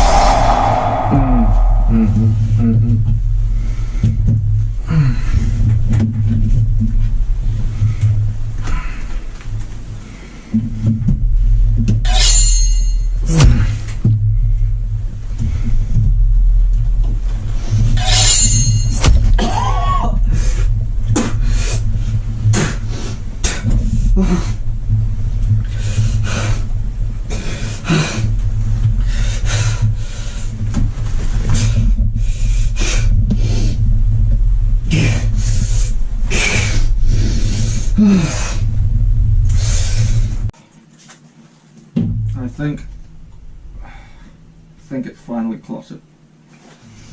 I should still keep this short, especially as we've busted out the last of the batteries. These are going to have to last until dawn. So the 7th match has come to an end, and with that a deck must be eliminated in order for the gauntlet to continue, and that deck may never be used again. The deck being eliminated this time is Trickster, COPPA Ace. Here are the cards being eliminated from the core of the deck this time, for those interested. This was the 7th deck that we profiled on the channel, and it was a deck which really got its encore in the Gauntlet, as I used it in the match against the puppeteered Metasheet 420 in the warm-up match prior to the Gauntlet. It's definitely one which has a lot of a focus on chance, especially second chances, because what is reincarnation if not a second chance? And so with that, the stage is finally set for my final deck as I pass over Trickster, COPPA Ace to Silence for elimination.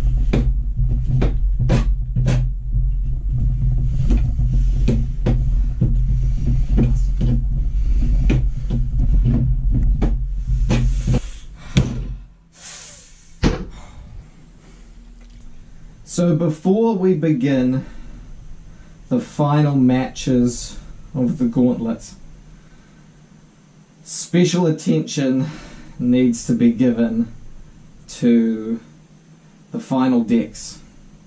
At this stage it's my final deck, as all 4 of the other decks I have used in the Gauntlet so far, Littlest 1000, Totally Time Lords, Time Lock, and Trickster, COPPA Ace, have all been eliminated, and eliminated in particular by the Gauntlet Knife.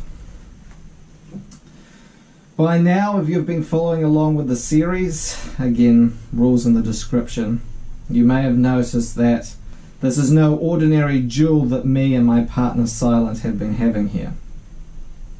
In fact, this has been a shadow game. Not just because of the literal shadows, but there is more to this process. This knife, think of it a bit like a Millennium item, works as an anchor both between ourselves and between the shadows that surround us in this duel. It has the ability to not only cut through cardboard or flesh, but to also cut the human soul, which sounds incredibly silly, but I guess I just have to hope you'll trust me on this. Because you see, the final decks that we have selected represent us in mind, body, and soul. And if that deck is at risk of elimination, then our bodies can be offered up in its place, and our soul itself can be killed or untethered from this reality. And the final deck that I am running in the Gauntlet is pure Time Lord. Now, I may be just a casual Kiwi, but even my soul has value. And in this moment, though I walk on the thread of fate, I still have a hand to either side, keeping me balanced. One on the side of life, and the other on the side of oblivion. And with those two hands, I shall reach in and I shall retrieve my final deck of the Gauntlet. This gold piece here will represent my soul, and that it is wagered.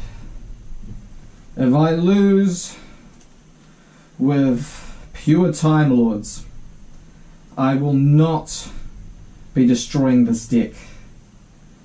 My fate will be in Silent's hands, and if she wishes to destroy my very soul, she will have that power. Kia ora koutou. I am the Casual Kiwi, and we have finally made it to match 8 of the Gauntlet. This time I will be running my final deck, which, as I talked about earlier, is pure Time Lord. And Silent will be once again playing her second to last deck, a Morphage Lair of Darkness. So without further ado, we will begin the match with a cut.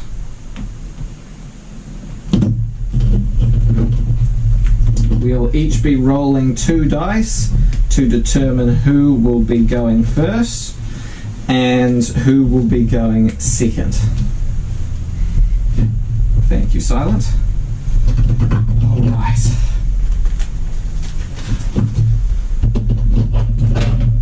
So, let's see. I have gone a 6 and a 1, and Silent has gone a 4 and a 1. So I will be deciding, and I will choose to go second. Okay. And so we will begin match 8. I will follow your lead, Silent. I hope you are ready.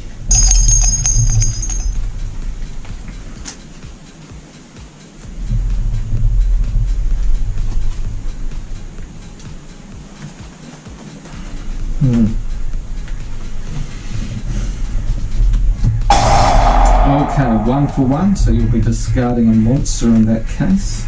Ooh, Darkest Diabolus, alright then. My God.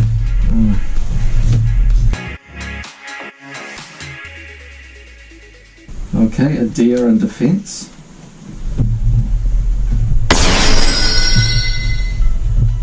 Okay, may I cut? Thank you.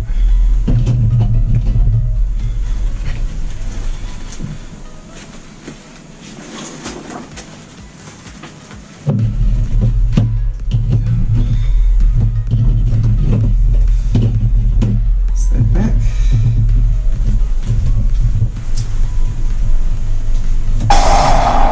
Lair of Darkness. All right.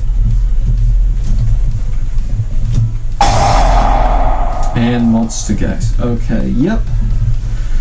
That is fine. So that's 1 monster tributed already.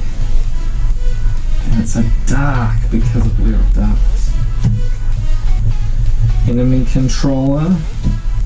And we've got Dragon Core Hexer. And this was always a favourite of yours, Silent. You know how much I've put you through. I've still got to fight my hardest.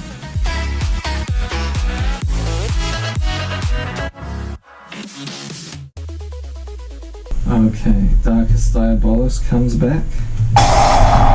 Alrighty then.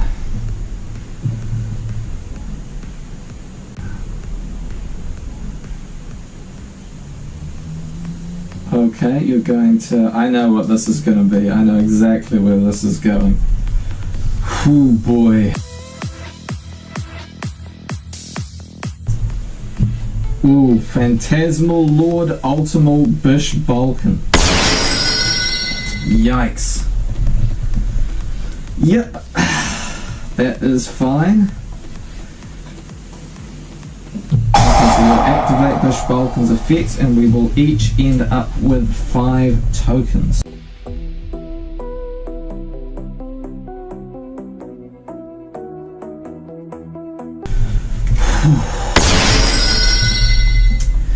Yep, that is fine. Okay.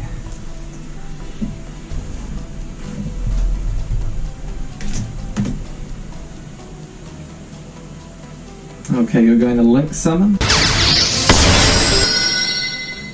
Alright, beat cop. One of your tokens linked away for Link Spider. To bring out Link Haribo. Oh, I don't like where this is going.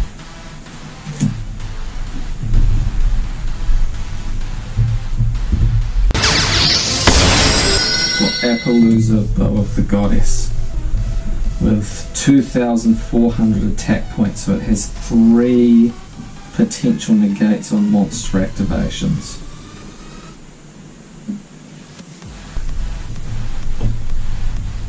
Okay.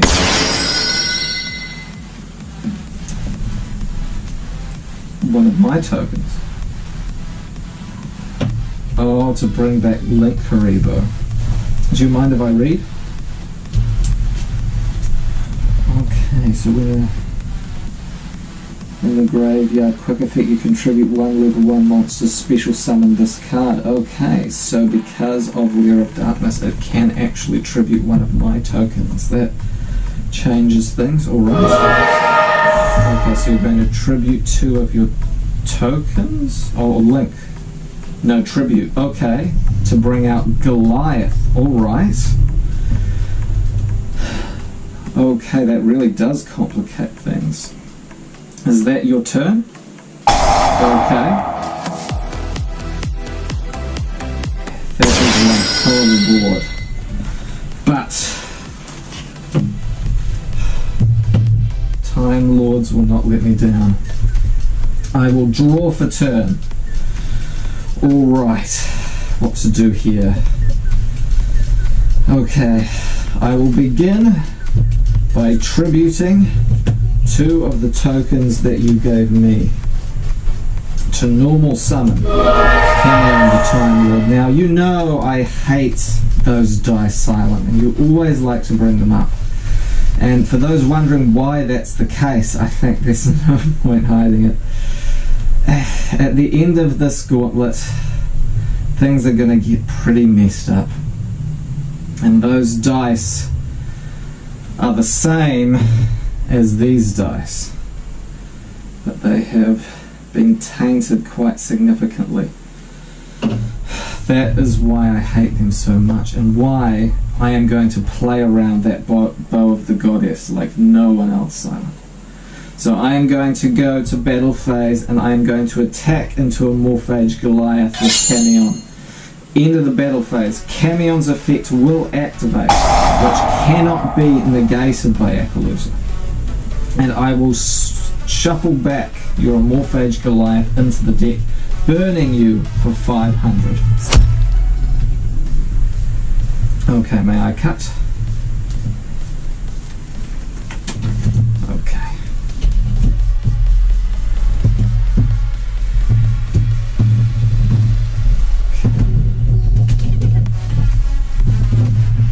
Go.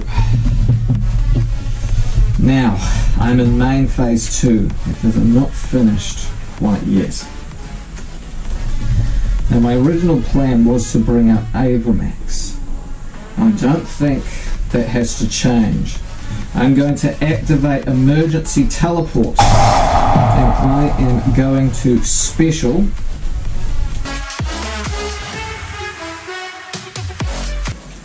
Psi Frame Gear Gamma.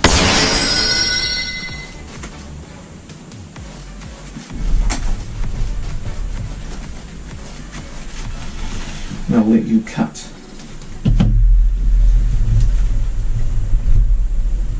Just a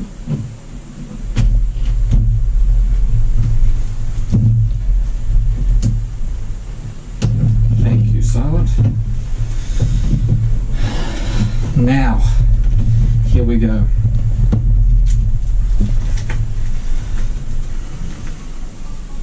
I am going to link away 2 of the tokens that you have given me, Silent.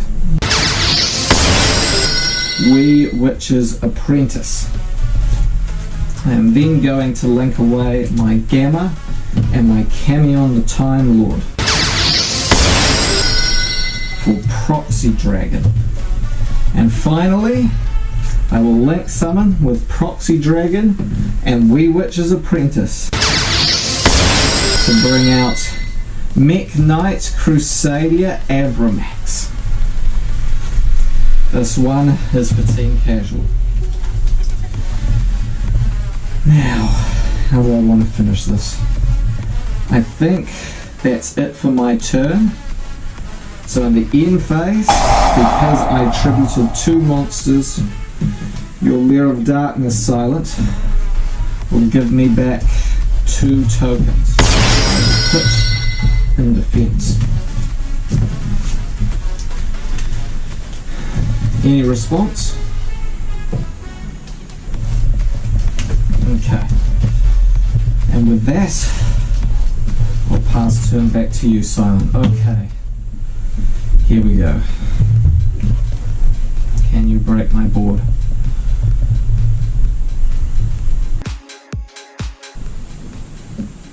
Okay, you're going to link or tribute something. Okay. Tribute?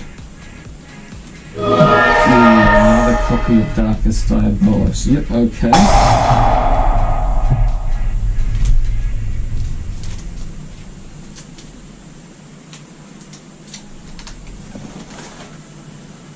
Special summoning a second copy of Diabolos.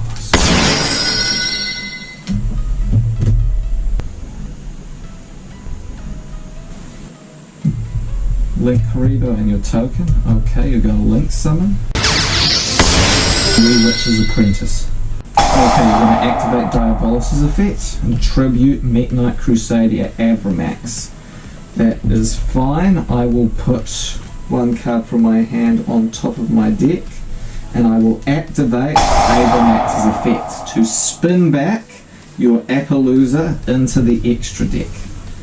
Yep, but you will chain to that to negate, as I had hoped. I will activate Ghost Ogre and Snow Rabbit to negate Appaloosa's effect on the field and destroy it. Whew.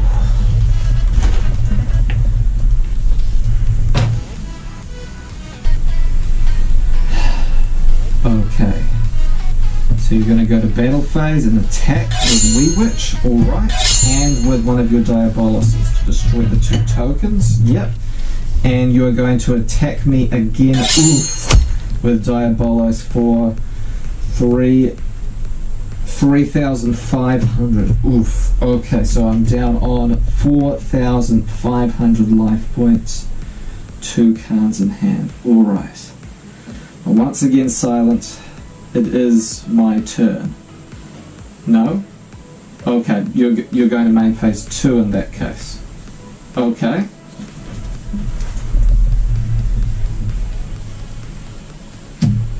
Okay, this is going to complicate things. You're overlaying. Oof. Okay, number 38, Hope Harbinger, Dragon Titanic Galaxy. I haven't seen this card in a while. Okay, so it is a quick effect that it can negate a spell card or effect that is activated. Okay.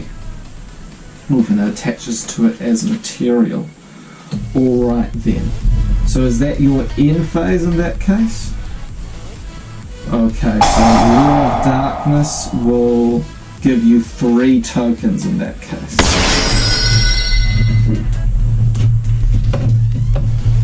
And I will have to think very carefully about how I go about outing this board.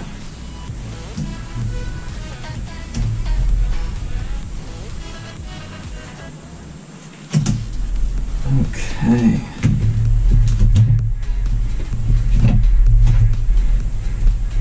Okay, I'll have to think very carefully.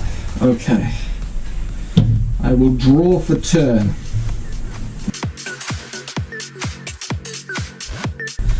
Okay, because my field is clear, I will normal summon Sandion the Time Lord. And I will go to battle phase.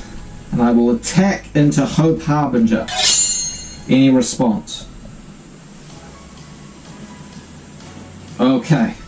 Titanic Galaxy is destroyed. Now, still in the battle phase, I am going to activate Celestial Transformation. And I will special summon from my hand Mission the Time Lord. And I will attack your Wee Witch's Apprentice. So now, at the end of the battle phase, Mission will halve your life points and Sandion will deliver another 2,000 damage. So when I now overlay Super Dreadnought Rail Cannon Gustav Max, I will be able to detach one of my Time Lords to burn you for 2,000 damage, ending the first round of match 8.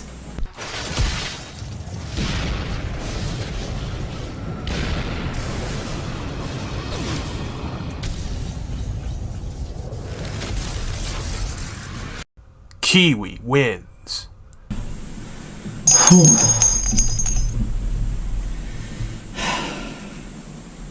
It feels good to be playing pure Time Lord.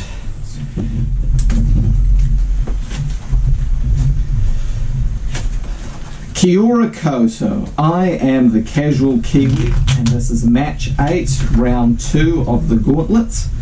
I'm once again up against my partner Silent, who is playing updated Morphage Lear, and I am playing updated Pure Time Lords as my final deck of the Gauntlet. There are no proxies in either deck, and Silent now gets to decide if she wants to go first or second. Second? Okay, in that case, I will kick off the second round of match 8.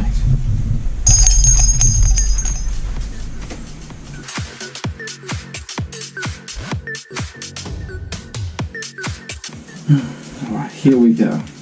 I'll begin by special summoning Time Maiden in defense. Any response?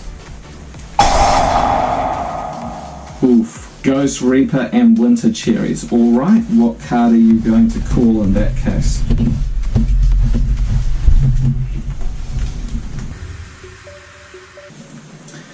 Super Dreadnought Rail Cannon Gustav Max, naturally. Okay, I will banish that from my extra deck. There will be no Gustav Max OTK this duel. Okay, where do I go from here? Alright,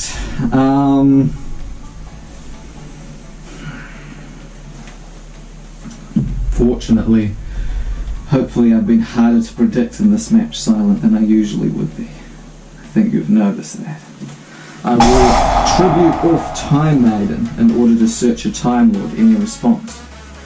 Ash Blossom? Okay, that might be a problem, but I've got Gamma. So I will special summon Cyframe Gear Gamma and then special summon a copy from the deck. Here we go, in attack position. And then I will search out Mission Time Lord. Its Ash Blossom is negated. Okay. I will let you cut, Silent.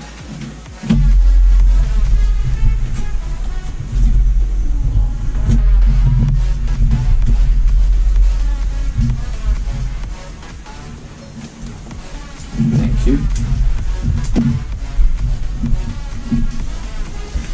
Now you might have summoned Bishbalkin earlier, but I think it's time for the first true synchro summon of the Gauntlet.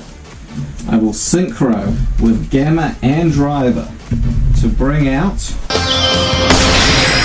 Psyframe Lord Omega. Now this card is very special, as it was actually the last of the blue sleeve cards was going to be in the deck profiles. I kept feeling a compulsion to include those cards in the original deck profiles for the Gauntlet, and it's like that urge just slipped away as soon as we got here. But I know it was for a reason. And Psyframe Lord being the final of the blue sleeve cards, in a way, is fitting, because now I think it's going to be crucial to this duel now. So with that, I am going to activate Psyframe Lord Omega's ability to banish itself and one card at random from your hand. Oh, I should choose first. So 1, 2, 3, 4, 5, 6. Let me roll. 3. So I will take the middle card. Lair of Darkness. Exactly the sort of snipe we want. Okay. And so Psyframe Lord Omega and Lair of Darkness will return to my hand during your next during my next turn. Alright. I don't think I want to bring that out quite yet.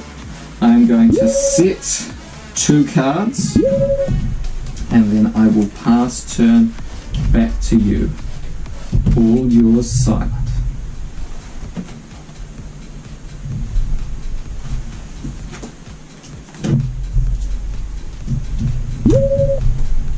Okay, setting 1. Activating Arena, alright, so you'll be able to search another copy of Lair of Darkness. Okay.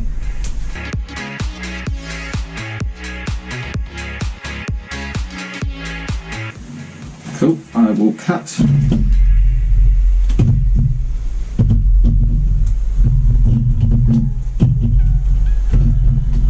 Go.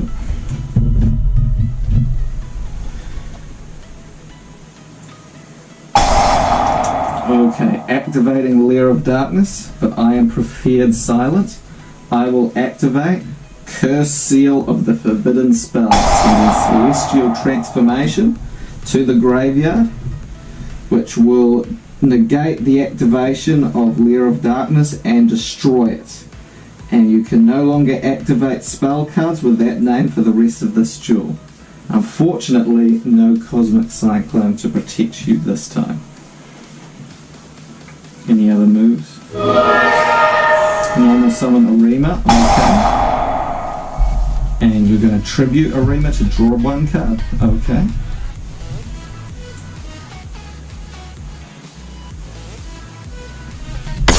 Darkest Diabolos. Alright then, yes, that is fine.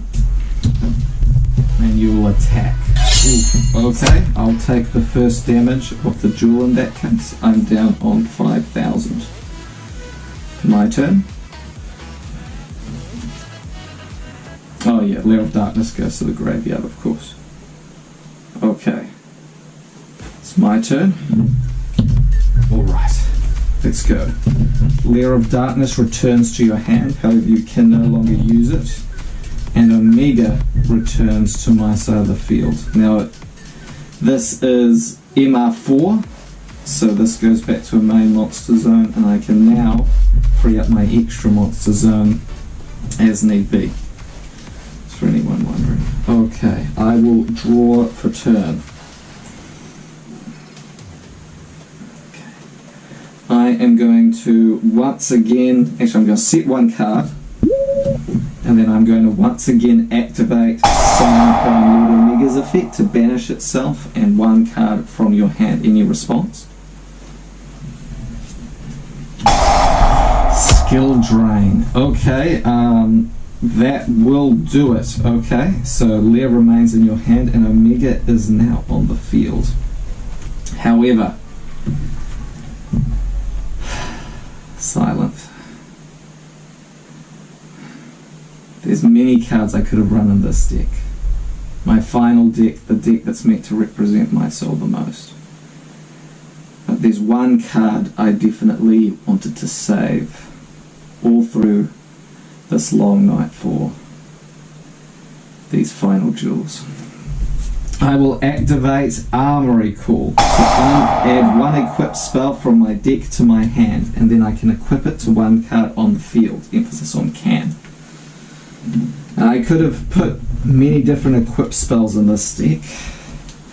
Imagine Moon Mirror Shield is the one that might have been expected, but there was one equipped spell that I just had to include. One that I was able to rescue before it was eliminated, because I don't always understand what my visions of the future mean, but I knew this card would be important. I add Psychic Blade to my hand, and I won't use Armory Call's effect to equip it to my monster just yet. I'll pass my deck over for you to cut.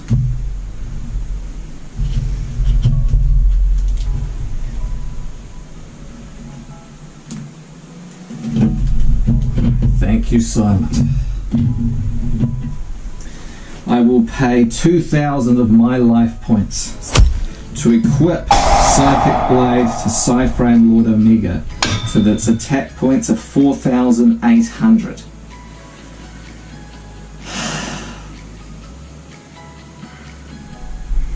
I don't always know what my visions mean, but I am telling the truth as best I know it. I will go to battle phase and I will attack Darkest Diabolus for 1,800 damage, destroying it. And I will pass turn back to you, Silent. All yours.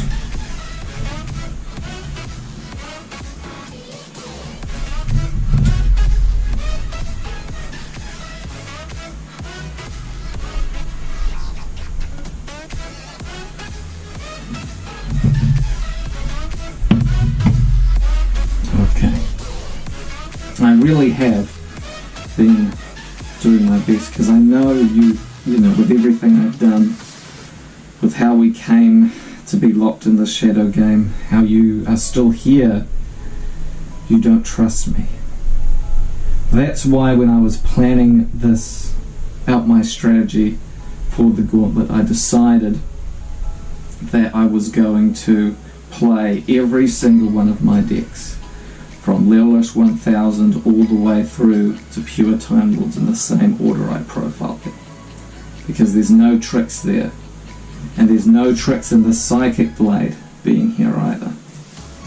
I will go to battle phase and I will attack for 4,800, which will bring you down to very low life points and put you on a 1 turn clock. So I pass back to you, Silent. All yours, and I'll remember to draw.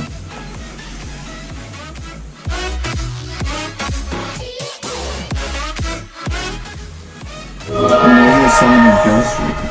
Okay. I'm activating Monster Gate. Oof. Okay, so that's tributed off, and Darkest Diabolus can now be special summoned back.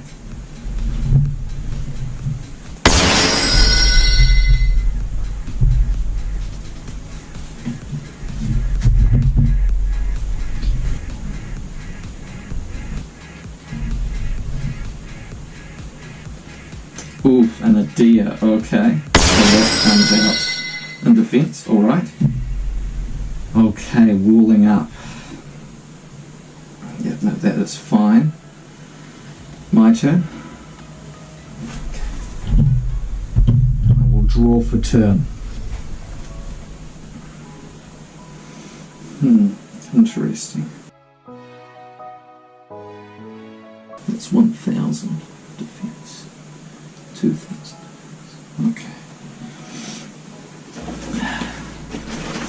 The thing is, Silent, I know there's that desire to wall up to not let me in, but no matter how I've gone about things, it has all been to give us a second chance, give us a chance to live and have a real opportunity at life. And Psychic Blade is meant to represent that it's not just a case of you being linked and bound here to this world by me, but that you are a part of me as well, Silent. I will keep you here and I have not let you go. Okay. I am going to normal summon Poppier Squadron. And I'm going to link summon with it to go into Solomon Great Almirage. This will then allow me to special summon from hand because I link summoned a monster. Parallel Exceed. And its a second effect does not activate because of skill drain.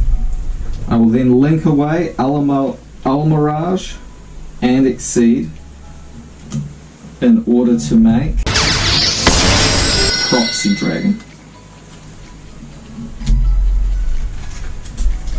I will then go to battle and I will attack over a deer with Proxy Dragon and attack over Diabolos with Psyframe Lord Omega. And I will pass it back to you one last time, Silent.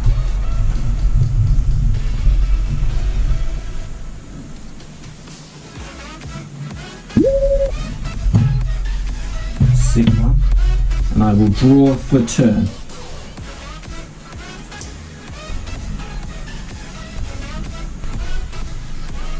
Okay.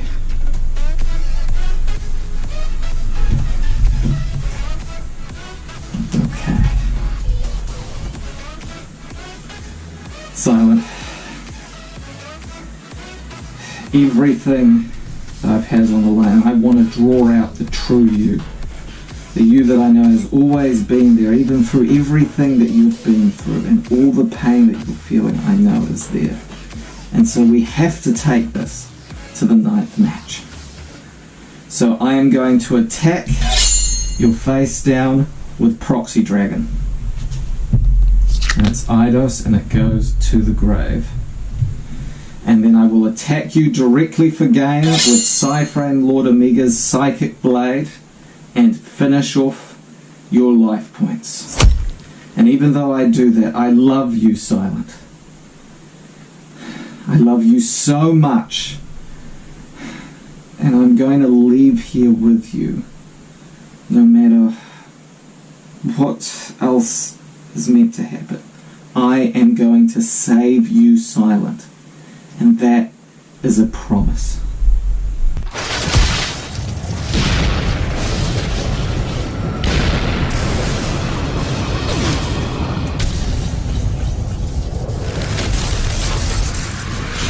Kiwi wins.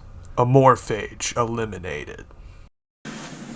So we're at the end of match 8, round 2 of the Gauntlet. And we'll get ready for the elimination. One last time.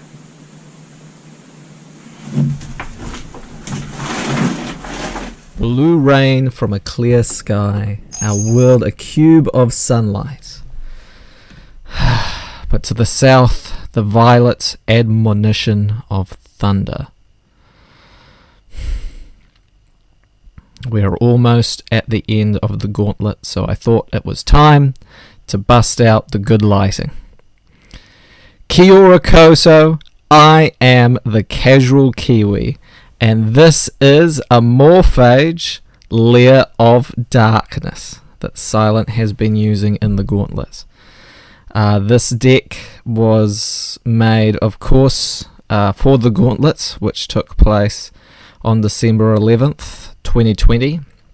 So I'm not sure exactly when this video will be finally going up. Hopefully it will have given the Discord a little bit of time to prepare for whatever happens in the wake of the final duel between Silent and I.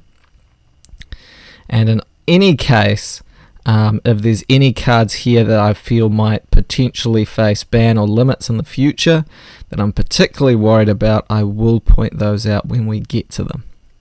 So without further ado, Welcome to the updated Amorphage Lair of Darkness profile. And we will start with the monsters. So first up, you're running 2 copies of Amorphage Goliath. This can be a brick, but is incredibly powerful if you are able to get out as the largest of the main deck Amorphages. It is a level 8, which means it pairs really well with your Diabolus plays, as well as being a dragon, of course, like all the Amorphages. The Amorphages being, in many ways, monsters that have been transformed from ordinary creatures into dragons by dark magic. All of the Amorphages have a pendulum effect, which becomes active when you have an Amorphage monster on the field, and they also have a monster effect, which usually prevents special summoning from the extra deck. The big Amorphages, the ones you have to tribute summon or special summon, are active however you get them onto the field. They prevent extra deck summoning. For the one low level Amorphage that Silent plays in this deck, that requires it to either be set first or to be pendulum summoned to get that monster effect. As for the pendulum effect for Amorphage Goliath, it means that any card sent to the graveyard is banished instead, unless it is an Amorphage card. So this can be a really powerful floodgate option if you need it. The second Amorphage is Amorphage Sloth. Again, 2 copies. This had to be proxied in the original deck profile. Sure, there'll be a link to that. This one was very difficult to get hands on at the time, as it was very popular in Endymion decks.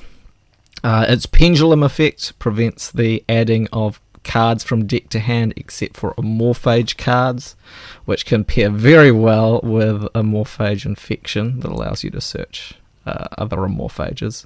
It's a level 5, which means it only needs 1 tribute to bring it out, whereas Goliath requires 2. And in general, it's a very good backup option, though bear in mind you cannot summon it off Return of the Dragon Lords. The final Amorphage monster we play is Amorphage Pride. Now, I believe this was a tech choice of Silence because a lot of my decks do rely on burn damage effects, and this one prevents effect damage when it's in the pendulum scale. And as stated before, if it is to use its monster extra deck locking out effect, it must be flip summoned or pendulum summoned. So that's it for the Amorphage monsters in the deck. Next up, we're running a Lair of Darkness package, hence the Lair in Amorphage Lair. 3 copies of Arima, and also 2 copies of Darkest Diabolos, Lord of the Lair. Now, a lot of people might say, well, Kiwi, Silent, what are you guys thinking? Why are you running Amorphages with Lair of Darkness? You should know that Amorphages, in order to remain in the pendulum zone, require a monster to be tributed each turn. But that is a cost that cannot be exploited by Lair of Darkness to allow you to tribute your opponent's monster for cost to keep the Amorphages on the field. The reason why Lair goes so well with Amorphages is that every time you have to tribute off a monster for an Amorphage in the Pendulum Zone's effect, Lair of Darkness will give you a token in the end phase, and then for future turns you can tribute the token instead of having to tribute an additional monster. Also, along with cards like the Searcher or Amorphage Infection, which we'll cover later, if you tribute off a dark monster by an Amorphage's effect, you might be able to special summon Darkest Diabolos, as well as get a search for an Amorphage monster. So you build up a lot of advantage very quickly by combining these 2 archetypes. You also have a lot of synergy, and the same sort of cards that can bring out and protect Goliath can also bring out and protect Darkest Diabolos, mostly Return of the Dragon Lords. And this provides an additional degree of synergy in that the two parts of the engine don't get in each other's way. So that's it for the Monster Lair of Darkness package that we are running in this deck. We are also running one copy of Dragon Core Hexer. Now this is a normal monster and a tuner, which happens to be a dragon and level 8. So where this is particularly useful is that this gives the deck access to Ultima Zolkin Bishbalkin, which is an incredibly powerful synchro monster, which you would have seen Silent use in the Gauntlet to establish some pretty crazy boards with. It summons tokens to both players' fields, and Dragon Core Hexer is the way we get there. The vanilla text for this card reads, "Many years of dragon slaying have bathed this huntress in countless amounts of blood. Each drop gave her more power, but at a terrible price, as her cursed body now spreads the dragon taints like an epidemic. No village will take her in, and she no longer even remembers what inspired her crusade in the first place." It's probably one of the most tragic monster texts in the entire game, and I can definitely see why Silent played this. We have finally, for the monsters, running an Squire package. So 3 copies of Adia, the Heavenly Squire, as well as 2 copies of Eidos, the Underworld Squire. So this does also lock you out of extra deck summoning, similar to the Amorphages, but the advantage with these is that it's very easy to get them out of the deck. We run a lot of options to get into them, and being able to get into easy tribute summons just allows us to get a lot more advantage on the board. Worst case scenario for this deck, you can just summon a lot of beat sticks like Goliath and Diabolus, and you don't need the extra deck to run an opponent over. So this is a very good package to use. So that's it for the monsters. We'll now move on to the spell and trap lineup. So first off, as I guess I've been foreshadowing, Return of the Dragon Lords is a 3-of that we play that allows you to special summon a level 7 or 8 dragon from your graveyard. It also comes with protection from destruction for your dragon type monsters. You can banish this from the graveyard instead of having a dragon type monster on your field destroyed by battle or card effects. Can be very handy in the pinch. We didn't see much of it in the Gauntlet, but it is still nevertheless a good inclusion in a deck like this. They also run 3 copies of Enemy Controller. Now, Enemy Controller is a card that personally I think Silent has this in as a placeholder. This is probably where Super Poly would be in this deck if it was not in the side. But Enemy Controller works very well with Lair of Darkness because you can tribute an opponent's monster and then take control of another one of their monsters. It also has an effect that allows for the switching to defense position, which does not involve a tribute. But where this is surprisingly helpful is potentially against things like My Time Lords, where managing to battle is quite critical to the strategy. So Enemy Controller is a really interesting pick in this deck. Again, shame we didn't get to see more of it, but it is definitely a cool choice when you have access to the Lair of Darkness in the deck. Now we also run 3 copies of Monster Gate, as well as 1 copy of Reasoning. Now, depending on the meta, the numbers of these cards are always fluctuating. One doesn't have to be psychic or have access to the Shadow Realm to know that these cards are never a guarantee. It's possible that, you could have all sorts of things happen in the future, just as a crazy example, Reasoning could go back to 3, in which case you'd play far more copies of Reasoning, It's probably a much more powerful option than Monster Gate, as nothing has to be tributed, and you don't have to rely on Lair of Darkness to get full advantage out of this card.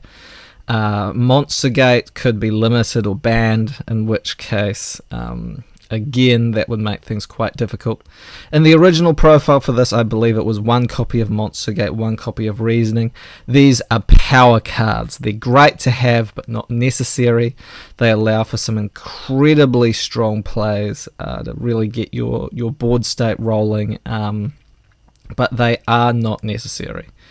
Reasoning is a particularly finicky one because the Amorphages are all different levels, which means that calling one particular number is not a guarantee you'll actually hit it.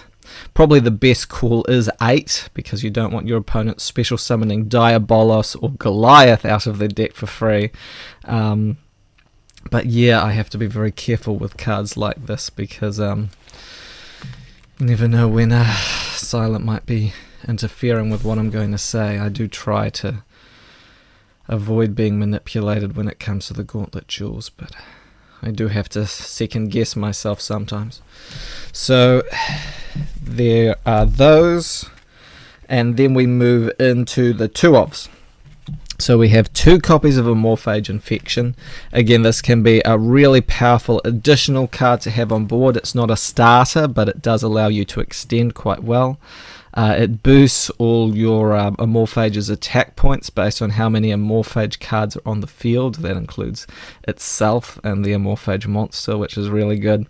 And if any of your monsters are tributed or destroyed, you get to search an Amorphage monster. Now, this is once per turn, but it's very easy to trigger this off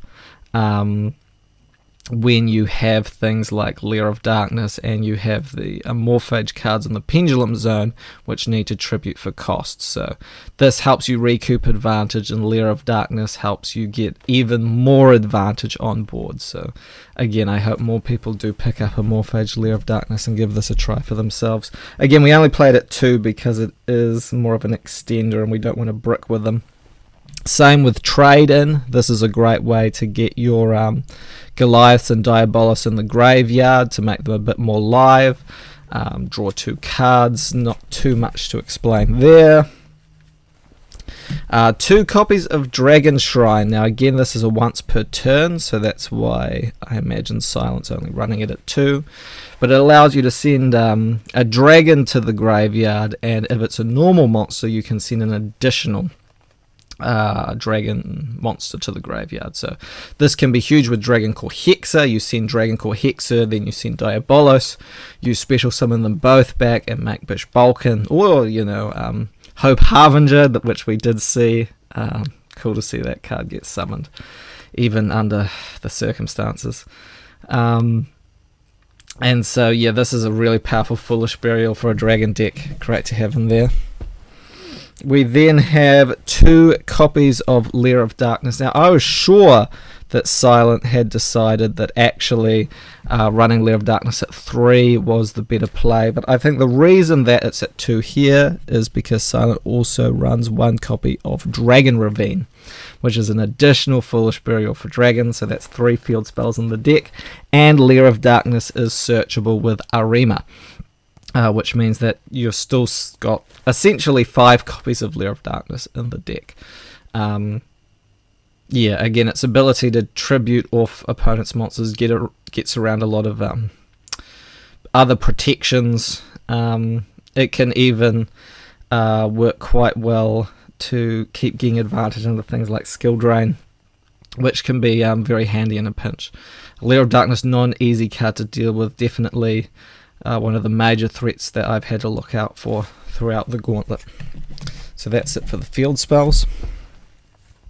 Then 1 copy of Foolish Burial, 1 copy of Monster Reborn, 1 copy of Reinforcement of the Army, and 1 copy of 1/1.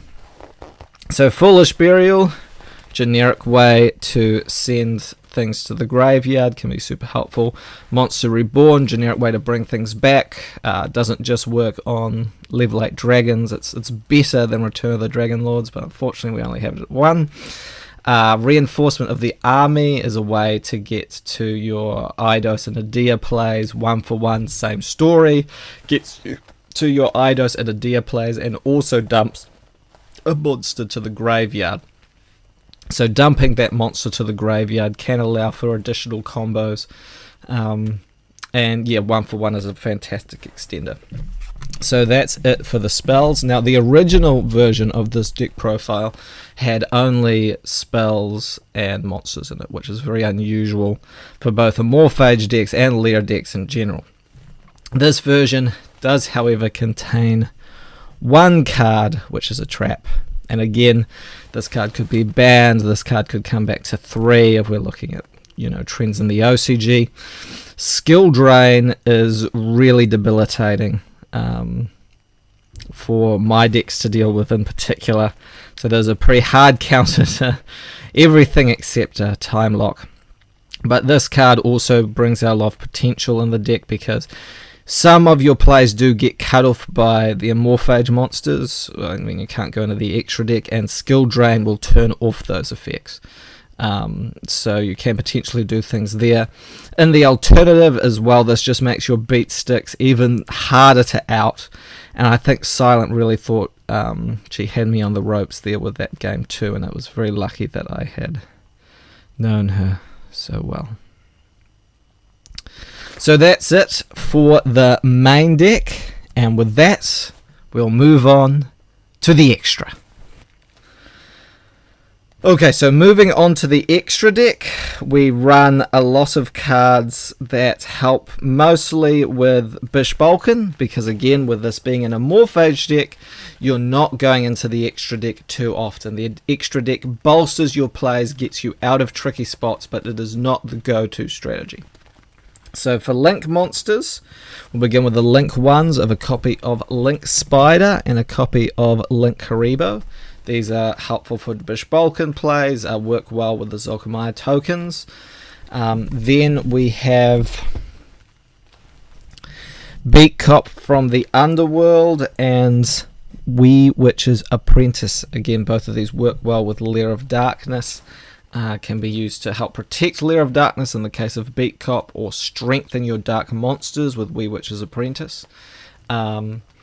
Interesting way potentially Wee Witch could be used is if you can get that out in the field and then summon a Goliath with your infections up.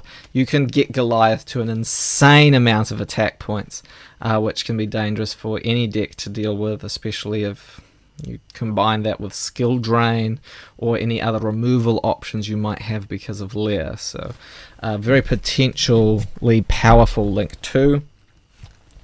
We then have Proxy Dragon, again for more Bishbalkan plays. A Nightmare package of Nightmare Phoenix, Nightmare Cerberus, and Nightmare Unicorn. Silent plays this in a lot of her decks, and we're yet to see it get utilized. But there is always the potential that these could be quite devastating, especially with Silent's final deck. So we'll have to see if these do end up getting some action in the Gauntlet after all. Finally, for the Link boss monsters, we have Borolo Dragon and Appaloosa Bow of the Goddess. I think both of these are again meant to target my weak points. Stopping negating effects is pretty powerful in general, but Borolo Dragon is a very proven out to Time Lords. Taking control of a Time Lord and then removing it before it can return to my side of the field can be very devastating. I'm glad I haven't had to face down Borolo Dragon yet, but it's good to know it's in the mix. Again, very dangerous card to deal with, and Appaloosa as well. So these boss monsters are nothing to scoff at, and you get these out plus Goliath. That becomes a very crazy board, and I'm very lucky I did not lose that game when Silent got out that card. So that's it for the Link monsters. We then have number 38, Hope Harbinger, Dragon Titanic Galaxy, and Phantasmal Lord Ultimal Bush Balkan. So the Synchro and the XC in the deck. You'll notice there is no Super Dreadnought Rail Cannon Gustav Max in here. I think that confirms that the final cards in Silent side deck must be 2 copies of Ash Blossom and a copy of Super Dreadnought Rail Cannon Gustav Max, which means whenever I break out, pure Time Lords with that Gustav Max OTK, Silent always has access to a Rail Cannon Ghost Reaper target, which I think is a very clever move, considering how dangerous that combo can be for OTKing. Hope Harbinger is just a generically good rank 8, and I imagine a good alternative if the Bish Balkan play doesn't make sense. Again, incredibly powerful card, and do some crazy things with Bish Balkan, and I'm very lucky to have survived an encounter with it. Again, it could have all ended last match for the Gauntlet. It could have been the end of the road, so that's it for the Synchros and the XZs. All that is left is the fusions. So we have Starving Venom Fusion Dragon. We have Phantasm Emperor Trilojig. And of course we have the first Dark Lord. I don't know if anyone has heard the myth of the Morningstar duelist, but no, it's not it's not relevant right now. I'm sure of it. Again, he couldn't have known about that unless he's surely not. Anyway, Starving Venom Fusion Dragon is a very common super poly target, just needs 2 dark, so great for when Lair of Darkness on the field.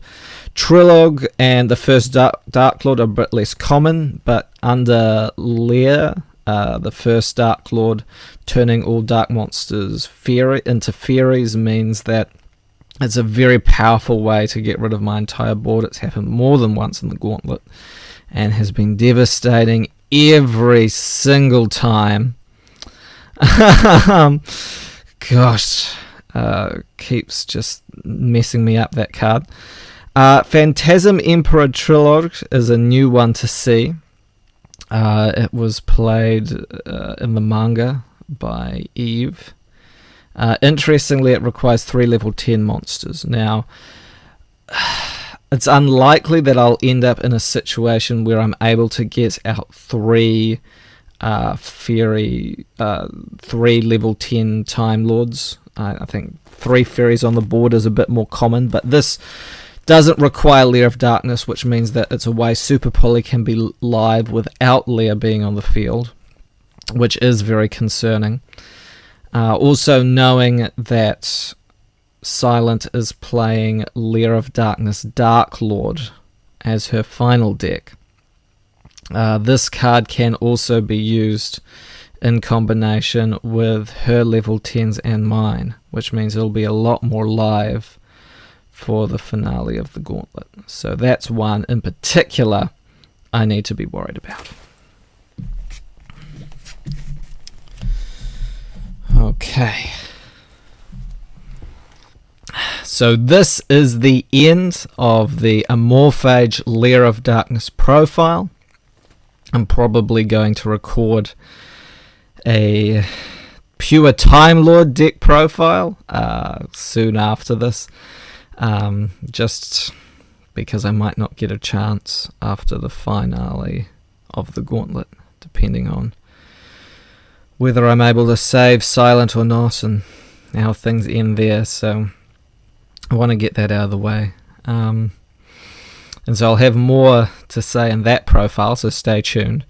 But yeah, Amorphage Lair of Darkness. Very curious. Yeah, very curious what people thought of how the deck performed. I hope it's shown that Amorphages and Lair of Darkness can have a lot of synergy. It's definitely a deck that a lot of people sleep on. and I would love to see Morphages really break back into the competitive scene with some sort of crazy Lair of Darkness combination.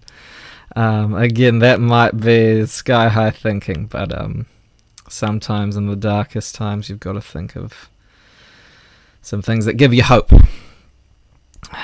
So yeah, before we go to the elimination of this deck, I'm glad to share it with you guys one final time.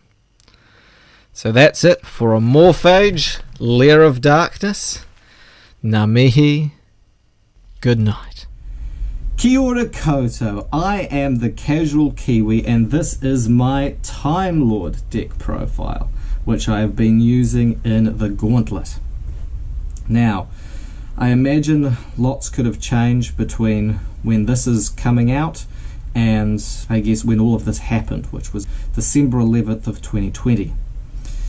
But I firmly believe in Time Lords, and this was my final deck for many reasons. Chief among it, I feel there is a lot of misconceptions around Time Lords as a deck.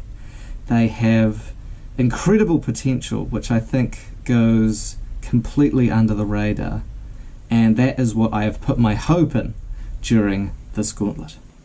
Now, when you hear Time Lords discussed online on YouTube for the most part, you'll hear people talk about it as a slow control-based deck, gradually normal summoning out Time Lords to burn your opponent's life points, probably aiming to go first and set a lot of traps to interrupt your opponents. That is not how I recommend you, however, play Time Lords, because in my personal experience, this misconception has really held pure Time Lords back.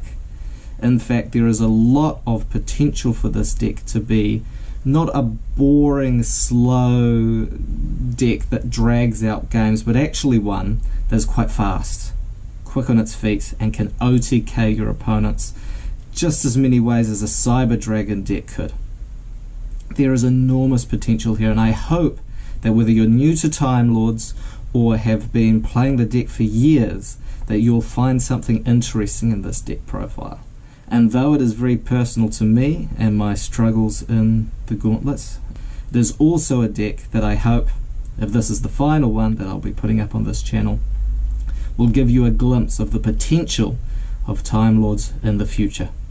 So without further ado, let's get into the deck profile. So before we begin talking about the Time Lords themselves, we need to touch on the most important bit of support, which is Time Maiden, which we play at 3 copies. This will be the case for almost every Time Lord deck you see, except for ones that rely mostly on Sandaeon. The reason for this is that this is your main searcher of the deck. You can special summon it from hand if you control no other monsters, and you can tribute it in order to add a Time Lord from your deck to your hand.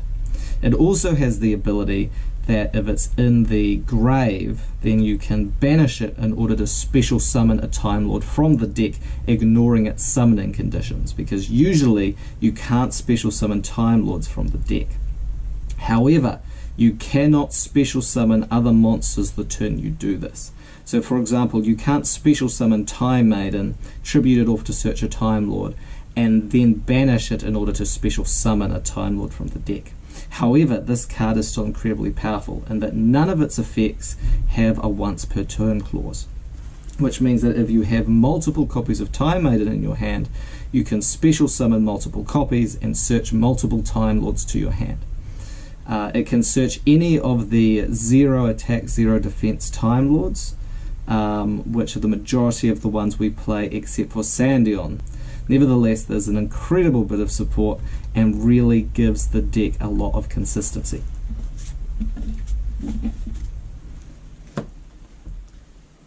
So now we can move on to the main deck Time Lords, and we are running 3 copies of Mission the Time Lord. Now, for a brief overview for people who don't know anything about Time Lords, the majority of them are level 10 effect monsters with 0 attack and 0 defense. that you can normal summon without tributing if you control no other monsters. They also cannot be destroyed by battle or card effects, and during the standby phase of your following turn, they shuffle themselves into the deck. In addition to this, they all have a unique effect, usually triggered by doing battle, and then at the end of the battle phase, the effect will activate. In Mission's case, it will halve your opponent's life points. Now, an important thing with Mission is that that is not actually effect damage. It simply halves your opponent's life points. As a consequence, this can get around a lot of cards that might prevent burn damage generally. However, Mission on itself cannot close out games because it only halves your opponent's life points, never reduces them down to 0. That's where the other Time Lords we run come into play. So we have 3 copies of Raffion, the Time Lord. Now this Time Lord has a unique effect where after it's battled at the end of the battle phase, it is able to deal damage to your opponent's life points based on the attack of one monster that it battled that turn. Raffion is a fascinating card, a card that I think will only get more powerful as time goes on. This card, I think, in future versions of the deck will be able to end games on its own because it doesn't specify original attack, which means that cards such as Psychic Blade, which we run in this deck, we can equip to our opponent's monsters to make them incredibly large, to do a lot of burn damage. Now combined with Mission, if you get both it and Raffion on the field, you're able to halve your opponent's life points, and if you're able to do more than 2,000 points of damage with Raffion, you can then go into Gustav Max in your extra deck and burn for a further 2,000 OTK. That is some powerful stuff. In addition, you might say, well, Raffion might allow you to OTK, but only if your opponent has a monster with more than 2,000 attack. What if they don't? Well, that's where Sandayon, the Time Lord, comes into play. Now, Sandayon is quite unique among the Time Lords. It has 4,000 attack and 4,000 defense and cannot be special summoned off of Time Maiden or search by Time Maiden. However, it's the one Time Lord that can naturally beat over opponents' monsters, making it an important source of removal.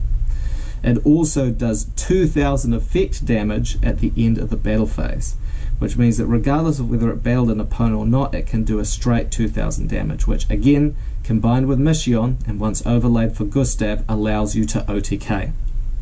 So that's now 2 different ways, or 2 different combinations of Time Lords, which allow you to end the duel in 1 turn.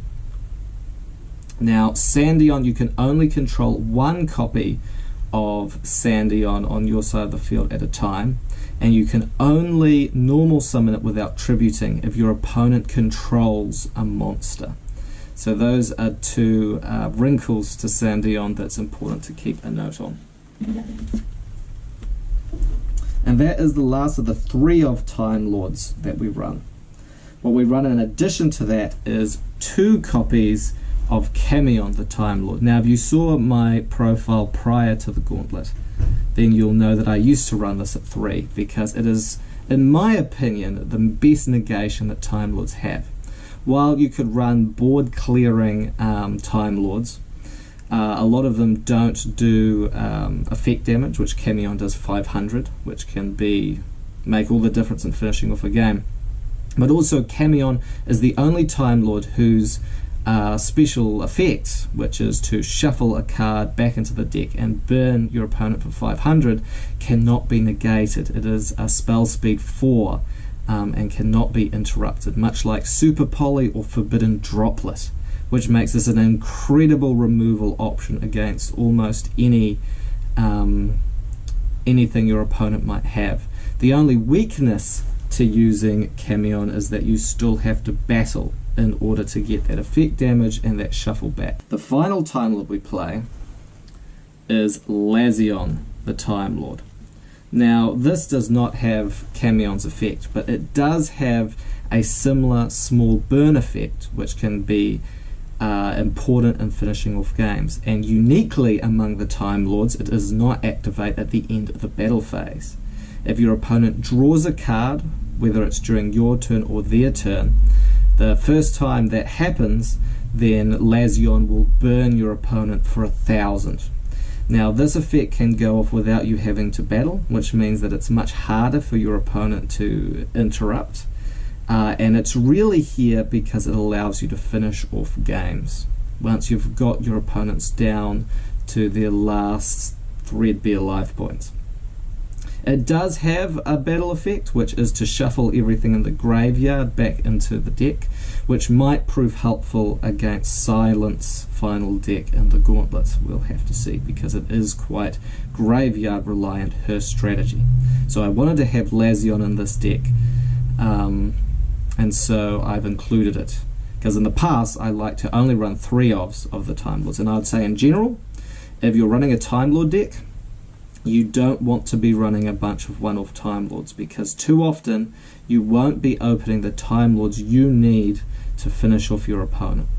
And that's what you have here. You have either Time Lords that allow you to OTK, or ones that will allow you to get rid of that slight remaining life points that might be around after you've attempted an OTK. So that's it for the Time Lord package. So now we will be moving on to additional monsters I run in this deck. So in addition to the Time Lords, other monsters you might want to consider playing are things like 3 copies of Parallel Exceed. You could even theoretically run this at 2 copies, but it is a card that I really want to see because it opens up yet another OTK option. Parallel Exceed, if you link summon, allows you to special summon it from your hand and another copy of itself, except reducing the 2 Parallel Exceeds levels to 4.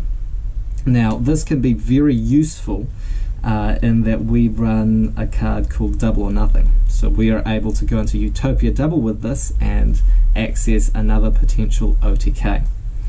And part of the reason it's so easy to use Parallel Exceed in Time Lords is that you just need to link summon in order to trigger Parallel Exceed. And there's a card called Solomon Great Almirage, which you can link summon if you have a normal summon monster with less than 1,000 attack. So if you open with a Time Lord and you open with Parallel Exceed, then assuming it's a 0 attack, 0 defense Time Lord, you can go into one of your OTK options. Additionally, if you were running cards such as Access Code Talker, you could go into a different OTK entirely that doesn't even involve Double or Nothing. So that would be one less garnet that you have to run. So there's a lot of potential plays here that will take opponents by surprise. People comboing in Time Lords? What is this? No, Time Lords can 100% be a combo deck. And here is another example of that, as we have 3 copies of Hop Ear Squadron. Time Lords are far from a passive, boring strategy, and Hop Ear really helps with this. When during your opponent's turn, if you have Hop Ear in hand, then you can special summon it and automatically synchro summon with one of the monsters you control. Now this doesn't help you OTK, but it can help you get around difficult situations you might run into with Time Lords. For example, yes, Time Lords are immune to destruction by battle and by card effects, but that leaves them open to a lot of other things. However, with Hop Ear, if you find that you're about to have your board banished, or you're about to have a Time Lords targeted for mind control or something like that, it's about to switch control, you can activate Hop Ear Squadron and make Geomathmic Final Sigma. Also, I've been aware since the beginning of the Gauntlet that in my case I would be coming up against Lair of Darkness Dark Lords at some point. And with that being the case, I would have to face a deck that can special summon monsters to my side of the field to lock me out of Time Lord plays. So I play a number of synchros in the extra deck to deal with those situations. Another cool thing you can do with Hoppier Squadron is how it interacts with hand traps, specifically with the frames that we play, but we'll get to that in a second. First off, we are running 3 copies of Ghost Ogre and Snow Rabbit. Now this is a hand trap that I really want to make advantage of because I also play a frame gamma package. And Ogre is, and I run emergency teleport. So in addition, this can be an extra special summon if I require it. It's also a tuner. But also it can deal with monster effects on the field, well, by destroying the monsters if they use their effects. It doesn't actually negate. It's slightly different from, say, a hand trap like Ash Blossom, for example. But I still think it being a psychic level 3 makes it very advantageous in the cards that we're using. And I'm glad to have it as a part of this deck. Shout outs to Spanko YGO for suggesting that prior to the Gauntlet. The other and the final cards that we play for the monster lineup is, as I have stated, Frame Gear Gamma and 1 copy of Frame Driver. Now this can be really cool with Hoppier because what you can theoretically do is if you activate Gamma on the first turn when you're going second and summon a copy of Frame Driver, you can theoretically, if you have Hoppier in hand, then special summon the Hoppier and make Omega on your opponent's turn 1, which can really cause issues. And Omega doesn't really clash with the Time Lords. There are some older Time Lord decks which actually built around being half Time Lords, half Frames. Just gives you a bit more protection, and when a deck like Time Lords, you've got room to be able to have these hand traps and things. Another reason it is a very modern deck and can be really adjusted depending on what meta you are combating at the time.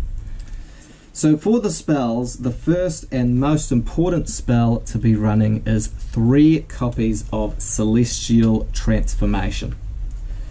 This allows for you to OTK if you have a Mission, as well as either a Raffion, a Sandion, or another Mission in hand. You can normal summon a Time Lord, activate Celestial Transformation, special summon a second Time Lord, because there is nothing to prevent them from being special summoned from hand, and go into the OTK that I described earlier with Super Dreadnought, Rail Cannon, Gustav Max. And interestingly enough, because the Time Lords cannot be destroyed, Celestial Transformation's effect to blow up a monster at the end of specifically destroying the monster it summoned during the end phase does not go through. So the Time Lord will stick around if for whatever reason you can't OTK. Celestial Transformation is really the bread and butter of the OTK strategy. And I think for a long time people saw this card as the only way to OTK in Time Lords. Because, for example, if you use Time Maiden to get 2 Time Lords on board, you won't be able to special summon, or alternatively, if you wanted to use the Time Lord traps, which I don't run, you need to go through quite a convoluted series of steps in order to get out a large number of Time Lords to OTK. So Celestial Transformation has been the way to go. But what I've realized is that Celestial Transformation isn't the be-all and end-all of the OTK strategy. Using cards like Parallel Exceed, we have more options now to OTK than ever before. And with the potential of Raffion being combined with different equip spells to be able to do incredible amounts of damage, I think Time Lords, you could run an OTK version of Time Lords without Celestial Transformation, but we're getting to a stage where that could be possible. There is a lot of tempo in this deck, and please, please, please do try running the deck this way, because you'll find it a lot of fun if you like these sort of fast-paced decks the way I do. Now, what other spells do we run? We also run 3 copies of Magical Mallet. Now, this is a card that I've taken some flack for in the past, because it is fundamentally a neg 1. You choose a number of cards in your hand to shuffle back into the deck and then draw the same number of cards. Now, there's a couple of reasons I play this. First off, it's a card that allows us to put garnets back in the deck. We really want our double or nothing in the deck, not in our hand. And we also want our side-frame driver in the deck and not in our hand. So mallet deals with both of those. It also allows us to dig for specific cards. For example, if we opened with Celestial Transformation and Mission the Time Lord, we've got 90% of our OTK together. We only really need one more card to be able to finish the job. And so Magical Mallet allows us to dig for that final card that will get the job done.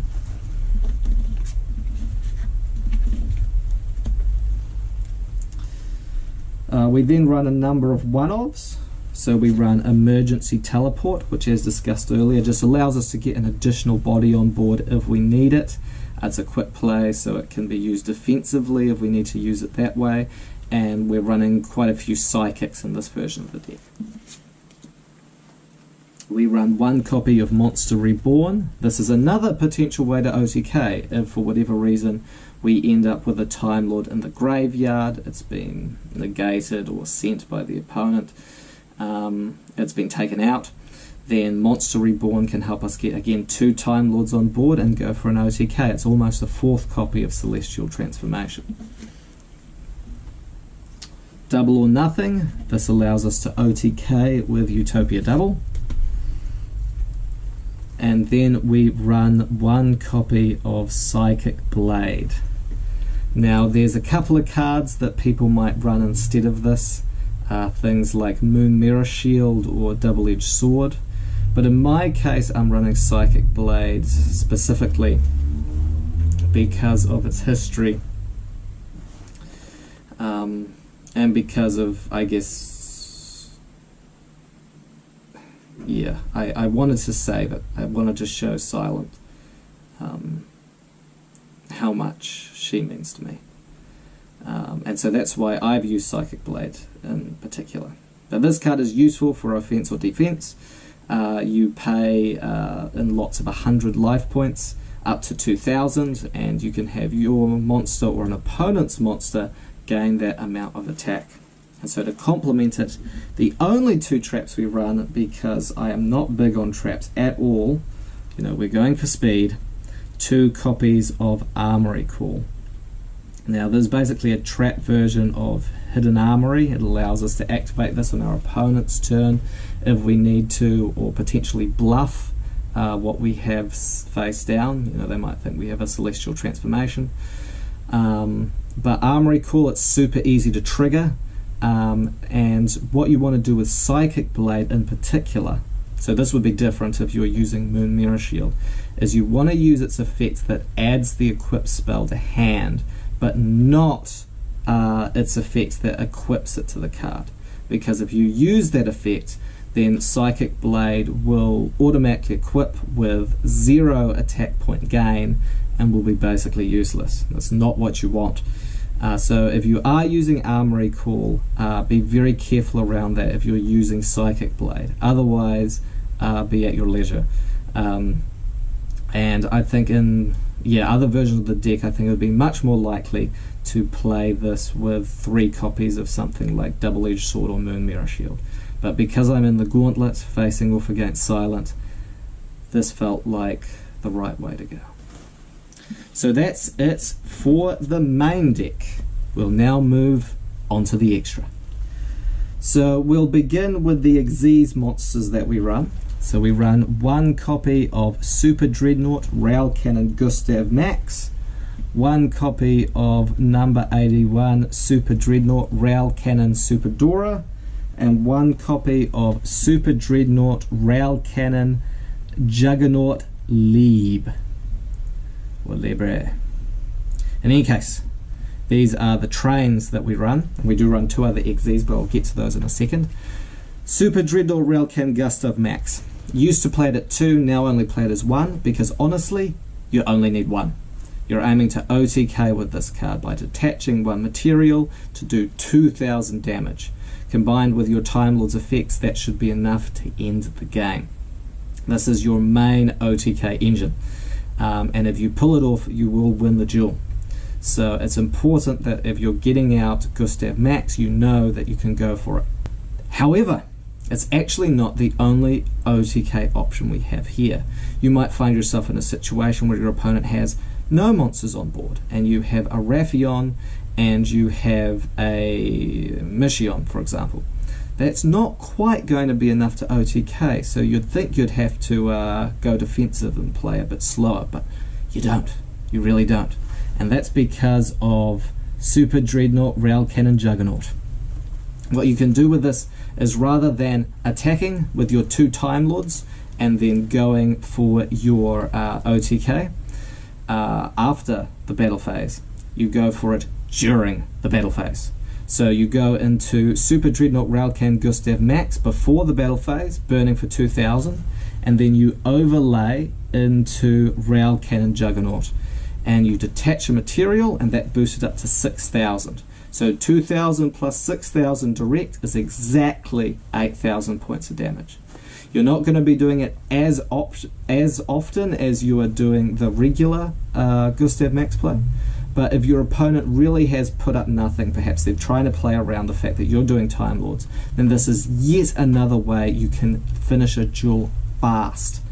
This is a deck that can OTK like 5 different ways. I think I've explained at this point. It is not a slow deck. It is not a boring deck. I promise you, you can have a lot of fun with how you finish games in this deck.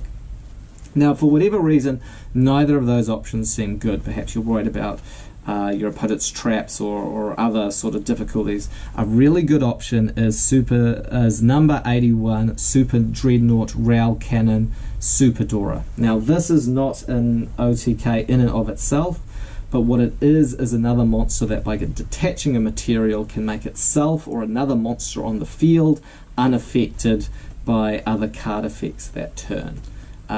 Which can be super handy for really protecting your board, and with 4,000 defense, it can be a really hard thing to knock over. So if you do need a fallback on a defensive strategy, you're not out of options. The opportunity is there. You're not locked into OTKing or being wiped out. There are other plays. This can be a good one if you're forced to go first. I always think of it kind of like if you're a Cyber Dragon player and you're forced to go first and you make Infinity and pass. This is your Infinity and pass. So that's it for the trains that we run. In addition, we run number 39 Utopia and number 39 Utopia Double. Now this is an OTK option again. You make number 39 Utopia. I prefer to make it in defense if you want to be cautious. Use its effect in order to add Utopia Double to hand and overlay into number 39. Then you go to battle with a monster, and you use Utopia's effect to negate its own attack and activate Utopia Double, which puts it up to 10,000 attack. So as long as your opponent doesn't have anything larger than 2,000, then you can OTK this way. This is a great example of, so okay, you've got options here. You might be in a situation where, again, you've got Raffion in hand, you've got Mission, you've got Celestial Transformation, whatever, and you've got Parallel Exceed. And that sort of opening hand, if your opponent summons a monster that has more than 2,000 attack, then you go for Gustav Max for game. But if your opponent has a monster on board that's less than 2,000 attack, Utopia Double for game. So you've got options. You know, this is something in the past that I think people weren't aware of. They thought if you go OTK, you've only really got one option and you need to play a bit more conservatively. That is no longer true. Please play Time Lords aggressively. So that's it for the XYZs. Now moving on the Synchro package. Now my Synchro package is slightly larger than probably what you'd play, purely because I know what I'm going up against soon, against with Silent M.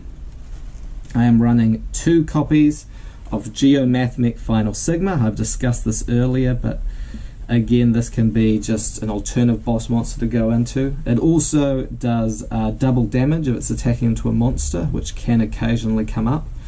protect the board sort of option to go into that throws a real curveball at your opponents. We then run one copy of Frame Omega, which we use to deal with any additional this is basically just additional interruption. Because Omega puts itself off the board, that frees up our monster zones to be able to special summon Time Lords, normal summon Time Lords, sorry, and it can be really handy. Black Rose Dragon is specifically if we get in a situation where we can make a level 7 synchro, and Queen of Thorns is if we have to make a level 6 synchro. So Black Rose Dragon will blow up everything on the field. I believe it's all cards on the field including itself, which means that following doing this you have a clear field to normal summon your Time Lords. In the case of Queen of Thrones, this is not Game of Thrones, Queen of Thorns, this is more, like best of a bad bunch. What sort of level 6 synchro could we put in? We only do 1 or 2 special summons usually, unless we're going for a parallel exceed play, which means that getting out Queen of Thorns, which forces people to pay 1,000 life points for any normal or special summon, damages our opponent much more than it damages us. It makes comboing off, puts them in risky territory for us to potentially kill them next turn with our Time Lord burn. That's why we've got Queen of Thorns. Solomon Great Almirage, the card that makes the parallel exceed play works with almost all of your Time Lords, super handy, great to have in the deck. Proxy Dragon, just an easy link 2 to make. Because Silent runs a lot of Darks and Lair of Darkness, we are running Wee Witch's Apprentice just as a potential link 2 option to make. Splash Mage allows us to turn basically any parallel exceed play into an Avramax play, which can be a super great defensive or offensive card. And again, if you have access to access code, it's another way to OTK in this deck. Time Lords are not slow. Please stop saying this in commentaries on Time Lords. You can play them slow, but you can play them very fast. And I know I'm saying that a lot, but every time I've looked at Time Lord profiles or I've looked at larger Yugi tubers commenting on Time Lords, they make that mistake of seeing it as a slow, boring deck. And Time Lord players, we're better than that. Okay, we can be high rollers, we can play fast, and we can summon Mech Knight Crusadia Avramax. Okay, this is, again, if it's sent from the field, it can shuffle something away. It prevents itself being targeted with card effects, and it forces attacks onto it, at which point, if it's facing a special summon monster, it can gain that monster's attack points, which can make it, and that's both when it attacks and when it's being attacked. So Avramax can be incredibly powerful as an option, and so that rounds out our deck profile.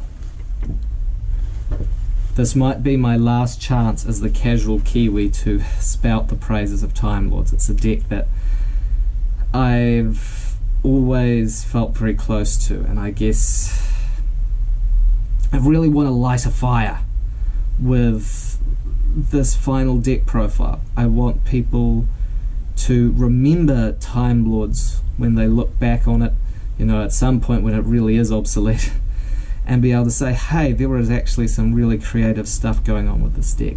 Maybe, there is more potential in the future too. I want to keep that fire alive.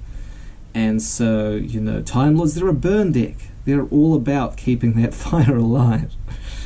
And so I hope you will, have enjoyed this profile, and that it might have given you some ideas. I know that this version of the deck is very personal to me, but there are a bunch of different ways that you could vary it up to be just as good for you. Perhaps better, honestly. Again, I am just a Casual Kiwi.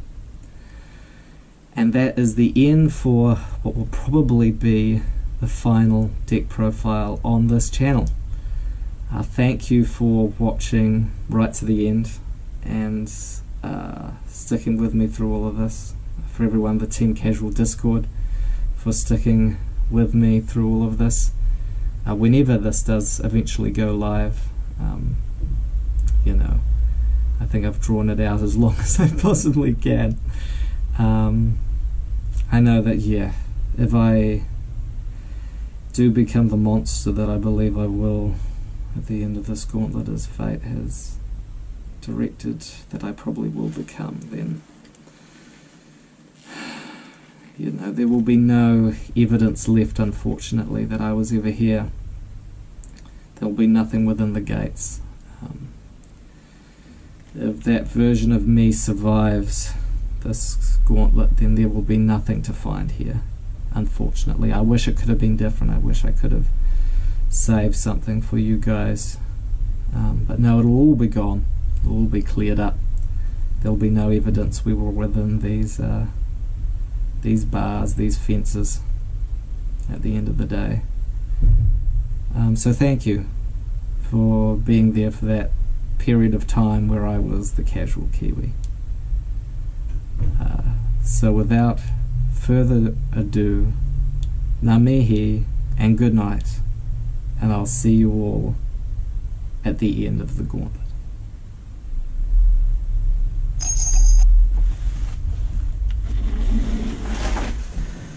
So we have reached the end of match 8 of the gauntlet, and for us to proceed to the final match, where we ourselves will be at stake, one final deck must be eliminated, and that deck can never be used again.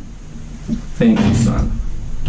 The deck being eliminated is a Morphage Lair of Darkness, which was the 6th deck that we profiled on the channel. It was a very unique deck, a combination that a lot of people might not be familiar with, but that nevertheless could be incredibly dangerous once it got going. This is the core of the deck. They'll be eliminated today for those interested. Now, when filming this, Silent, I remember that at the end of it you wanted to remind me of something, of the horrors that really lie in the darkness beyond what we can see, the things that we'd rather not speak about or hear about, those pale things that writhe in the darkness.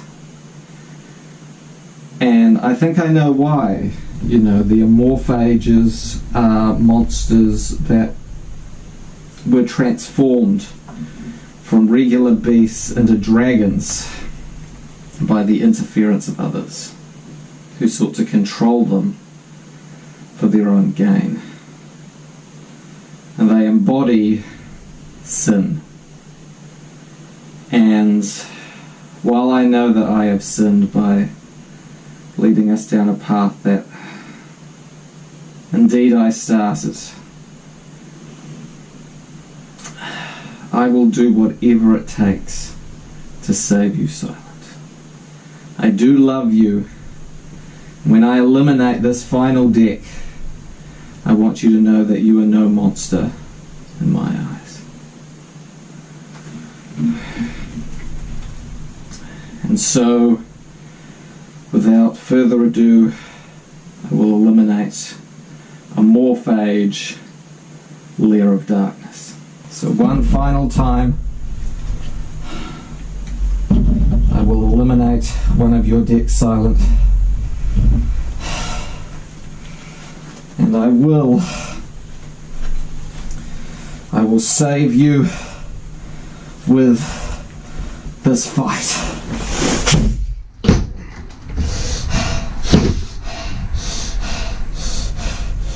Whatever happens, Silent, I will save you. I promise.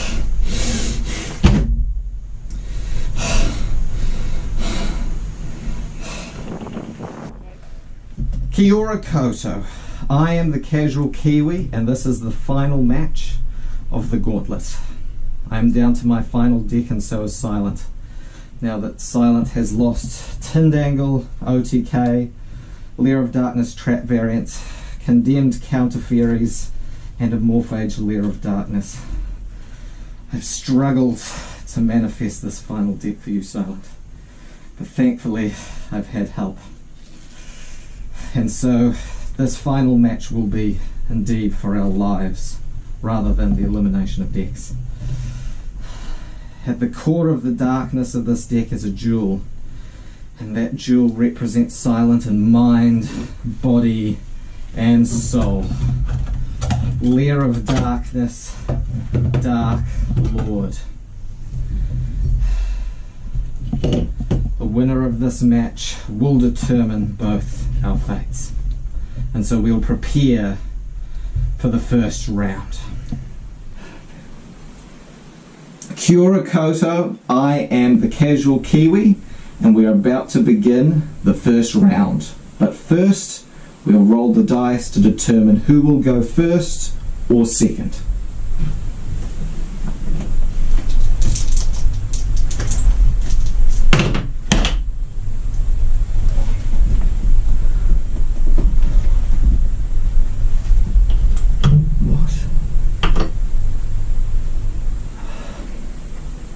Happening.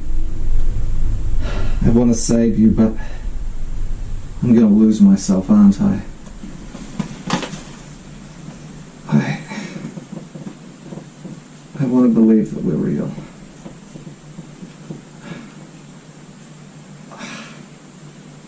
I'm going to try, Silent. I'm going to try and see. At the very least, let's try to have fun with this before whatever's meant to happen happens. Okay. I got a 4 and a 6, and you got a 5 and a 4. So I get to decide. I will choose to go second. We'll draw, and I'll let you kick things off. Let's move the dice the other way.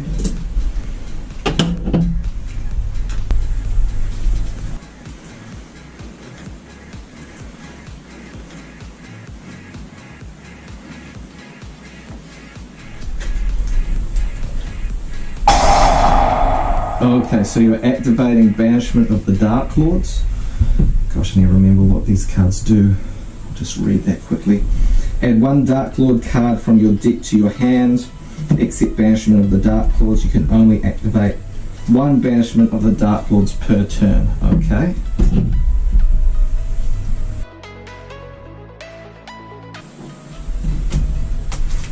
Okay, so you're adding Dark Lord contact. Okay. May I cut?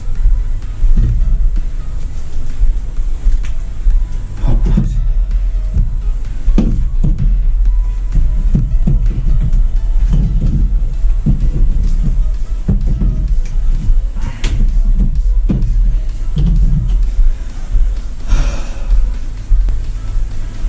Okay, Dark Lord Ixchel, which you can discard along with another Dark Lord to draw 2 cards.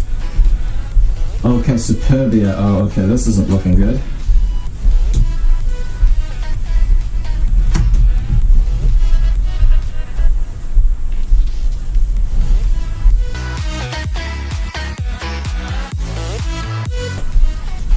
Okay, and there comes the Dark Lord contact.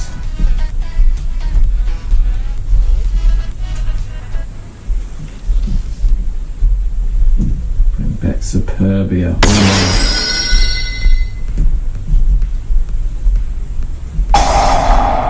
Yeah, when Superbia's effect activates, bring back its shell. Okay.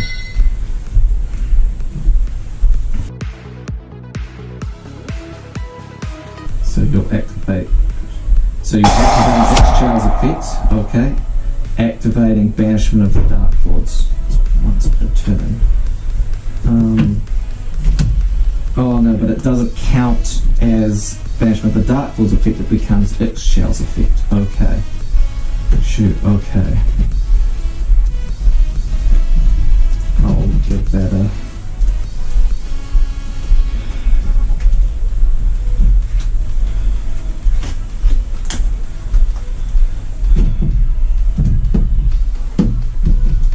Just keep thinking about how your car fell into the waterfront.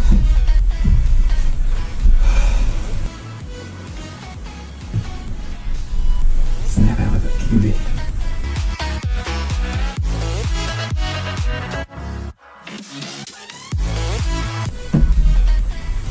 Yet another Dark Lord contact. Once per turn.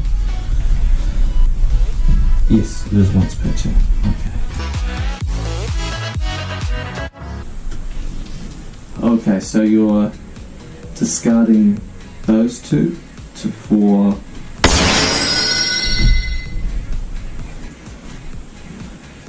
Nasta. Okay. Okay, so that's 3 Dark Lords on the field now. Okay. Okay, so let's pay Nasta's effect to pay another 1,000. Dark Lord contact in the graveyard. Okay, shuffling that back into the deck.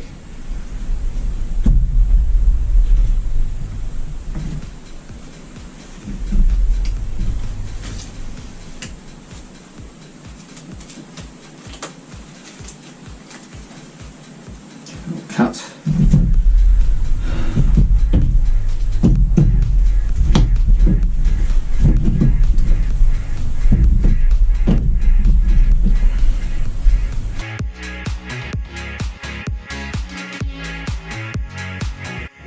So Nastin effect activates and you're bringing back Indulged Dark Lord. Okay.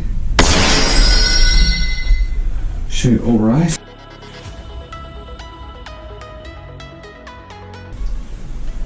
Okay, so activating Indulged Dark Lord. God, I've got to remind myself what this one does as well. Oh, this deck.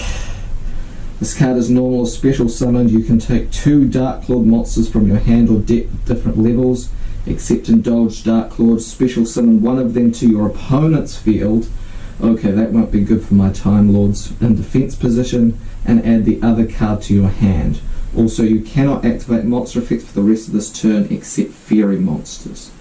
Okay, you can only use this effect of Indulged Dark Lord once per turn. Shoot, okay.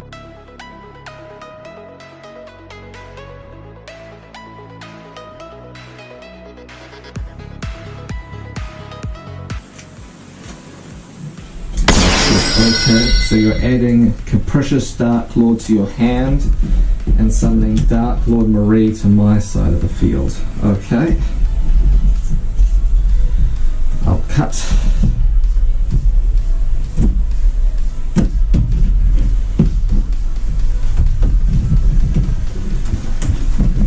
This is just getting worse and worse.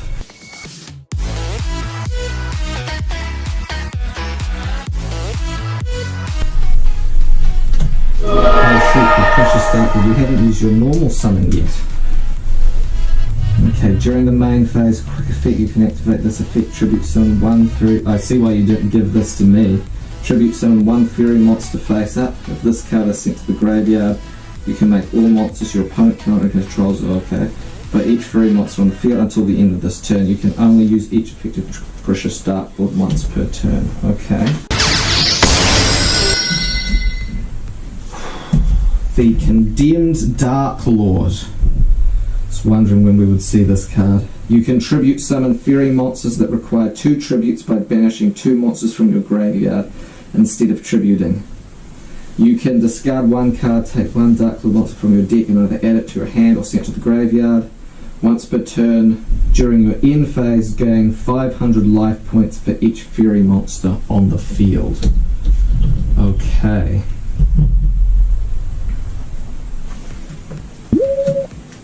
Okay, so you're setting 1 card.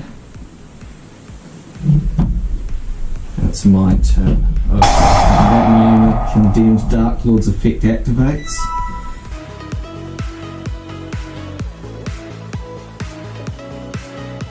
I'll draw for turn.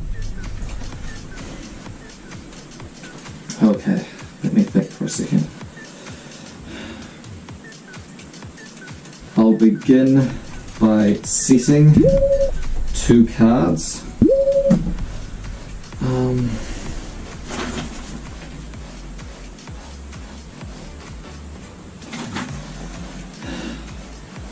Dark Lord Marie's on the field, so I can't stop that. Okay, with that in mind, yeah, I'm going to risk it. All yours, Silent. I pass back to you.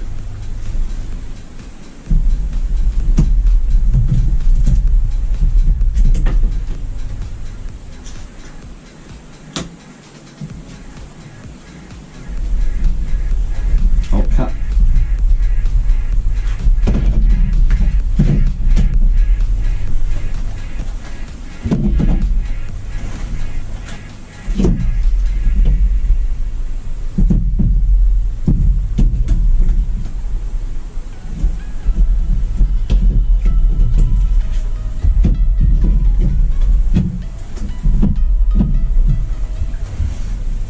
Okay.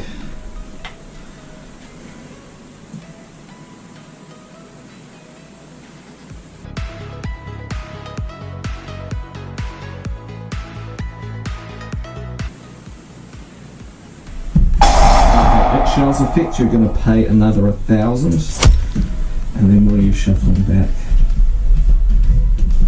So a copy of Dark Lord Contact. Okay, yeah, that makes sense.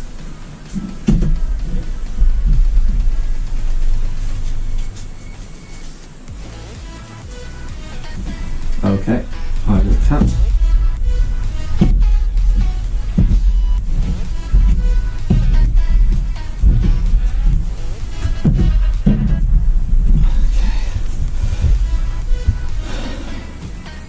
And you will special summon back Superbia. Okay.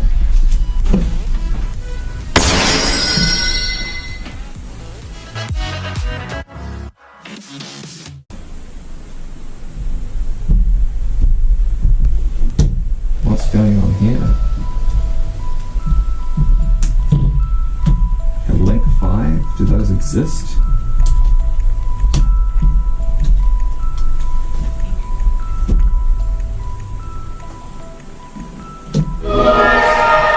Exodia, the legendary defender,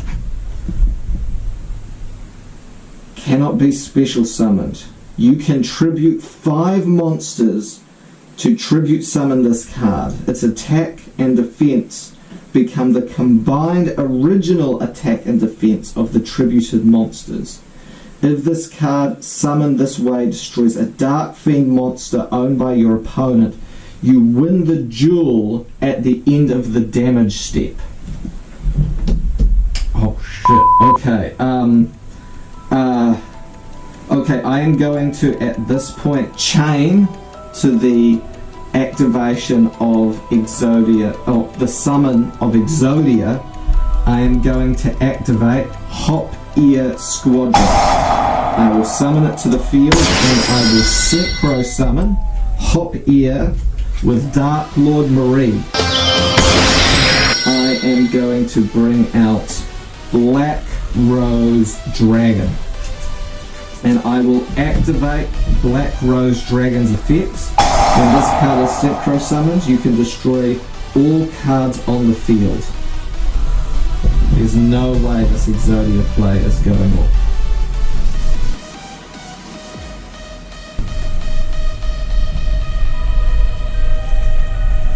You're going to chain Mystic Walk. Okay.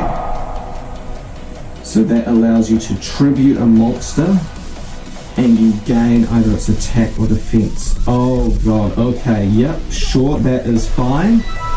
I will chain onto your Mystic Walk Celestial Transformation to special summon onto my field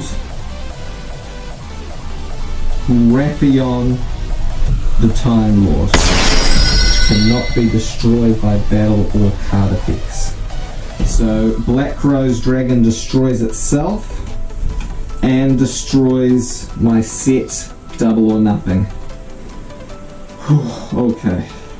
But my Raffion holds down the field. Yeah, this is fine. Okay, okay, I can't do that, shoot, okay.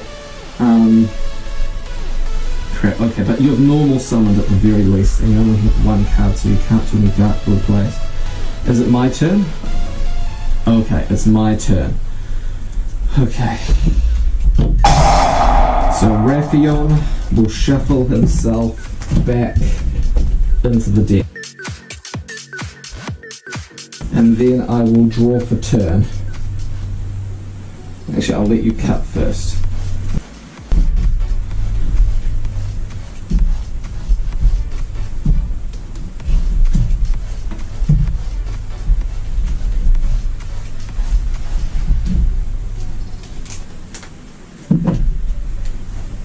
Okay, thank you.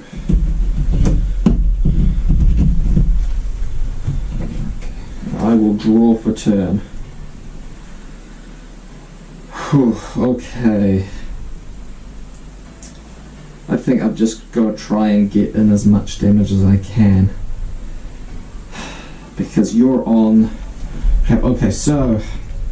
Quick maths time. So Exodia the Legendary Defender was summoned using Nastin, X-Chell, Indulged, Condemned, and Superbia. Okay, give me a minute.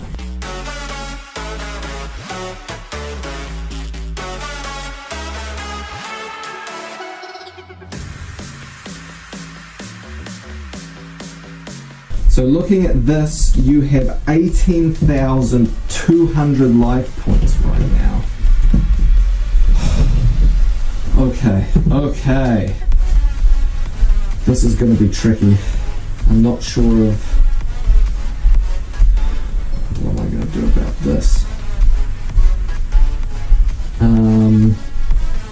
Okay, I am going to normal summon Sandalwood the Time Lord, and I will go to battle phase, and I will attack you directly for no damage until we go to the main phase 2, and we activate Sandion's effect, which will burn you for 2,000 damage. I am going to pass turn back to you, Silence. All yours.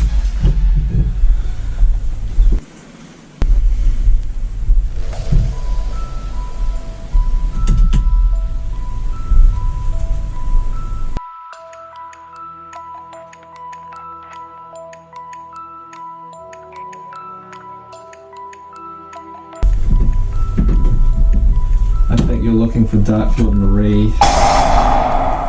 You gain 200 life points. This card is in your graveyard to activate and resolve.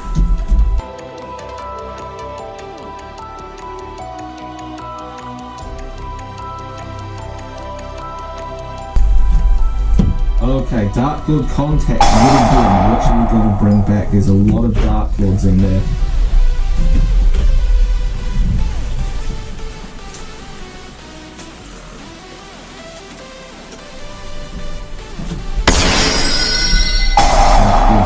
Which then activates.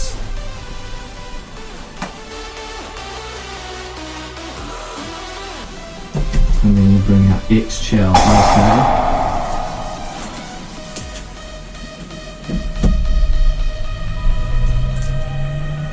Oh shoot, going back on the extra deck, okay. Condemned Dark Lord. Oof. Okay. An unusual play. Not sure quite where you go from here. At least that last card is a Dark Lord. Cyberstorm. Okay. Okay, I see where this is going. I'm not going to risk it. You've got some sort of plan in mind to get rid of Sandion. So I am going to activate, at this moment, Hop Ear Squadron. I will summon Hop Ear to my side of the field, and I will Synchro Summon Geomathmech Final Sigma, which while it is in the extra monster zone is unaffected by other cards' effects and has 3,000 attack points. Okay, you're activating Cyberstein. Okay.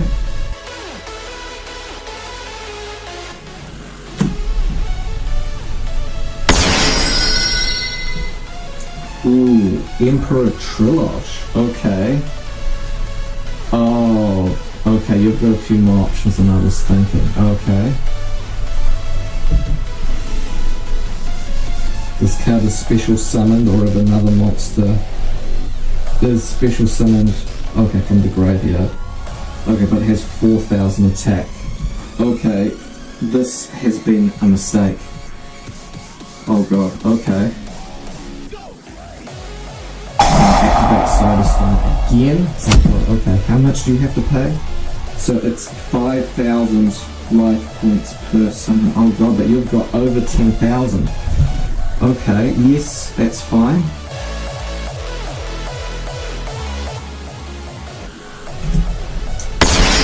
The Morning Star. How that card taunts me. That he gave me the ability to bring you back after you had drowned, after your accident. And then... But why? If you knew how this was going to play out, why did you do that? Why wouldn't you change things? Why not give me the ability here to change things? It's all just lies?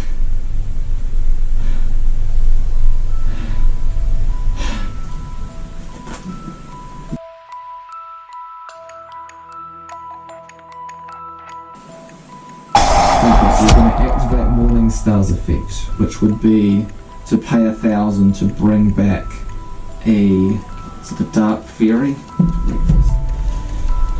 So used to it, just ploughing over my cards.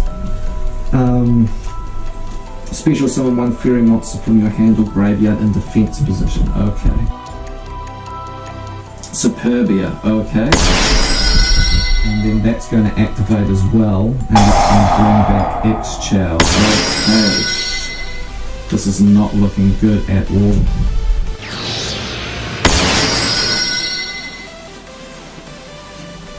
Shoot, number XX, Utopic Dark Infinity.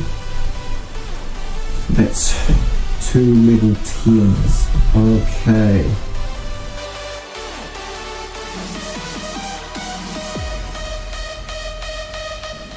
Okay, so we're going to activate.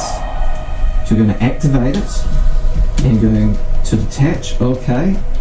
And then one monster that was special summoned, you're going to gain that many life points. Okay.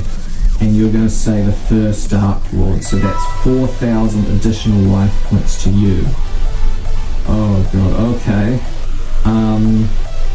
Yeah, that's... I can't stop any of this. Borrello Dragon, and you're going to attack, and that's going to crash. Okay, so Borrello and Geomet are both destroyed.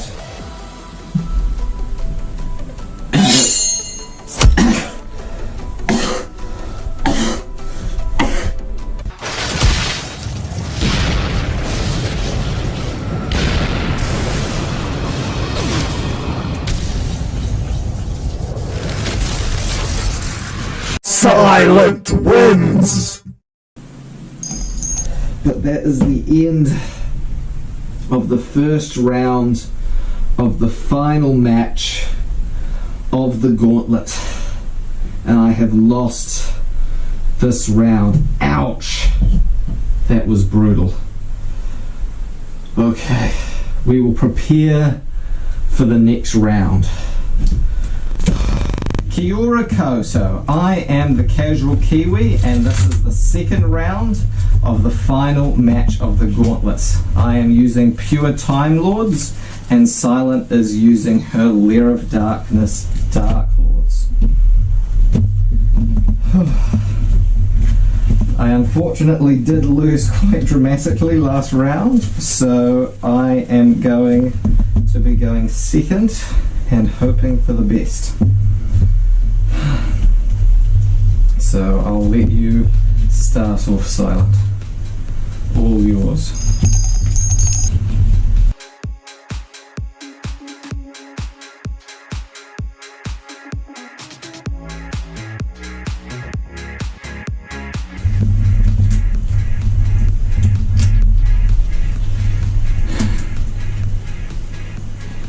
You know, I'm really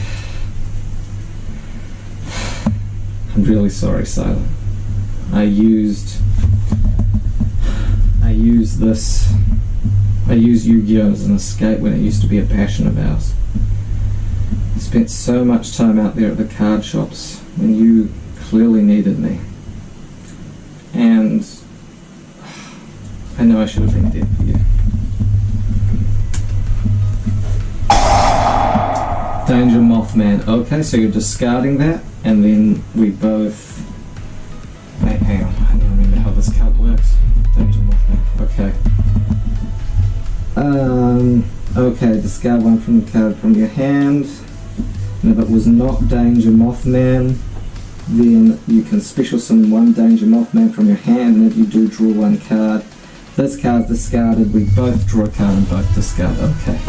So you'll shuffle those up and I will choose a card.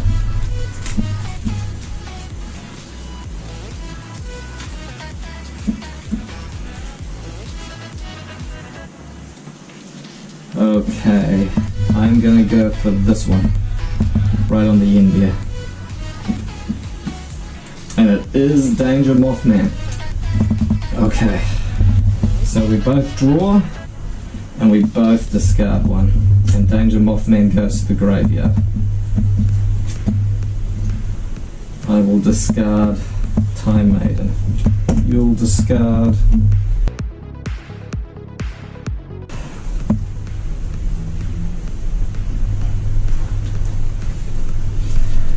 a second copy of Mothman. Okay, just clearing your hand all right then. All good with me.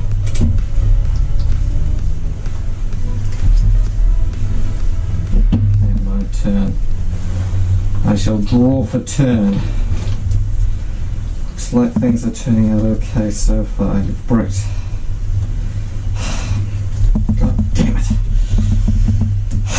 You were everything to me, and I just let you go. This was our passion.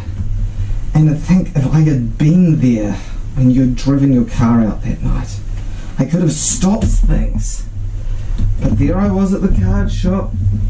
I love you. Why couldn't I have been there for you when it mattered? There were all the signs. Okay, I will normal summon Mission, the Time Lord.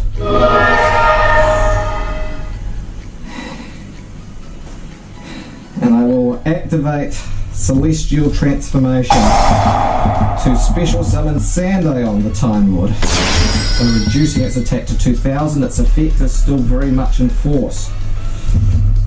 I'll go to battle phase and I'll attack with Mission, and I'll attack with Sandion. At the end of the battle phase, Mission will halve your life points, and then Sandion will make you lose an additional 2,000, putting you down on 2,000 life points. New Zealand, when something's ruled as when a death, I admit it, when a death is ruled, well, when it's a deliberate, I don't report on it. You had no family but me. What was I to do? I had to bring you back, Silent. You deserved more in life than what you had, and I could do better by you. I just want us to see another day. I will overlay Mission and Sandion, the Time Lord,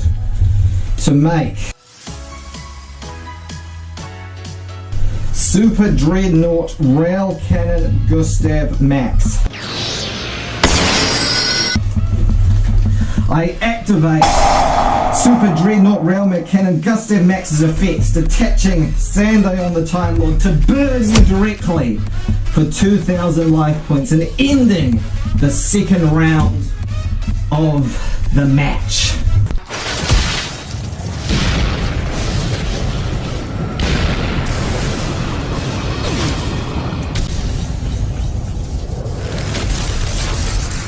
Kiwi wins!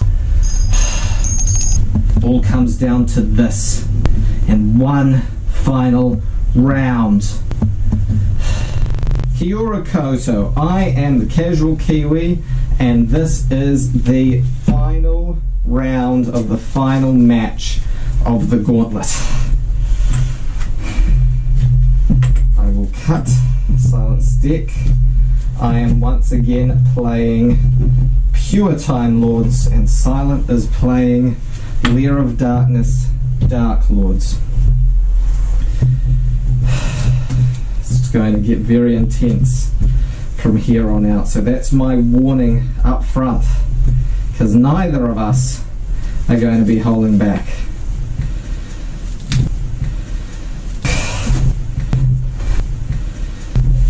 Do you wish to go first or second? First? Very well. I will let you kick things off.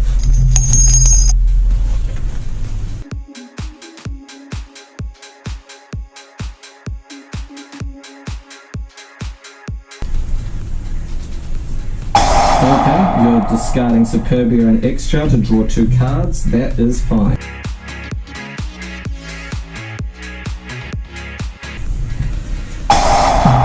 Contact, okay. So you're going to bring back, I'd imagine, Superbia in defense. Okay.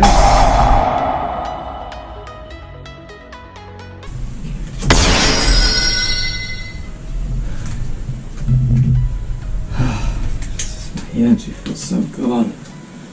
Activating Lair of Darkness.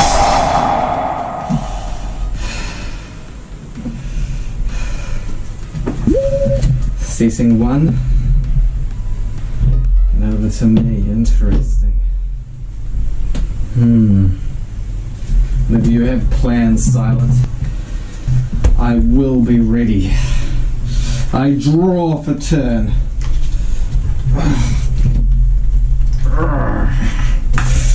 Okay, and I will set 1 card.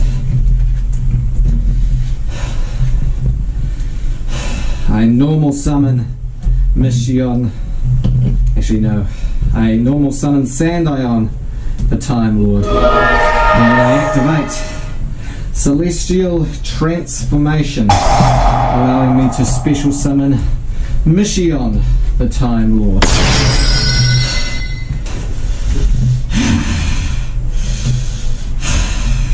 This feels right. Yes. Sandion, attack! Attack Dark Lord Exchal, destroying her. And then Mission, attack Superbia. And in the main phase, Mission's effect activates, halving your life points. And Sandion's effect activates, burning you for an additional 2,000. I overlay Mission and Sandion to bring out Super Dreadnought Rail Cannon Gustav Max. Any response? Yes. Oof, super polymerization. Starving Venom Fusion Dragon. Ugh. Discarding Dark Lord Contact. Okay.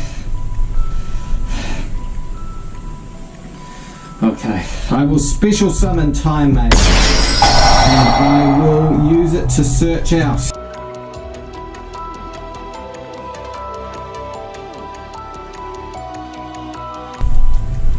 Raphion, the Time Lord. And I will let you cut.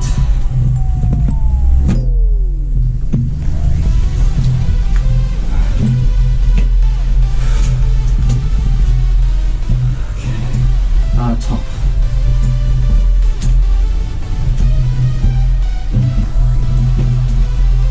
And I will pass back to you, Silent, all yours. All yours. Kiwi.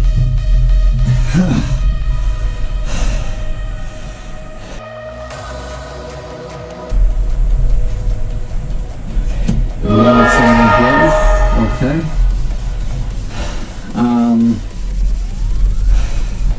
No response. You'll go to battle phase and you'll attack with Starving Venom for 28 and Herald for another 300. You're going to synchro? Oh shit, okay. I think I know where this is going. Time Lord Progenitor Warpgate. The Synchro Time Lord. Try to run this in my own deck. Cannot be destroyed by battle or card effects. You take no battle damage from attacks involving this card at the end of the damage step, which means that this card activates before any Time Lord can. Any other Time Lord can. If this card that was special summoned from the extra deck battled, you can activate this effect, banish all monsters your opponent controls. Also for the rest of this term, halve the battle damage your opponent takes. Once per turn during the end phase, if this effect was activated this turn, special summon as many monsters as possible that you banished with this card effects to your opponent's field. Shoot, that's going to be really hard to deal with, because you can prevent any of my Time Lords activating their effects as long as Warpgate is on the field. Shoot. My turn.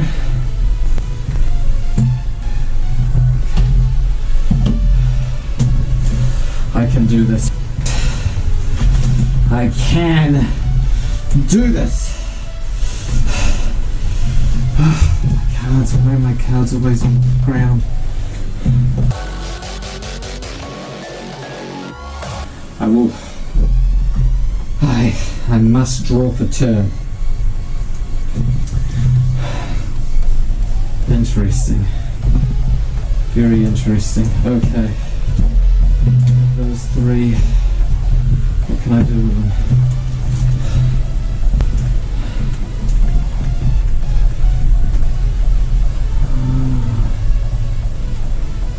Nothing that could prevent losing everything. Darn it. Even if I was to use Time Maiden's effect to summon out additional Time Lords, that will get banished anyway. I have no choice but to pass turn. Back to you, Silent.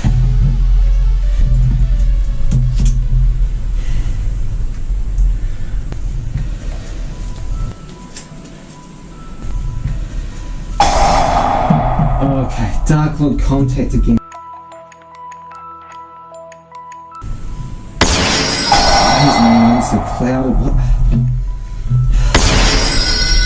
Why aren't you helping me? Isn't this meant to be my fate?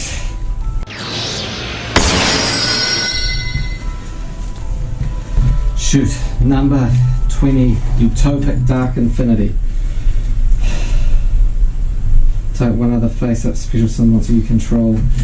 Gain life points equal to its original attack. You can only use each effect of number XX Utopic Dark Infinity once per turn.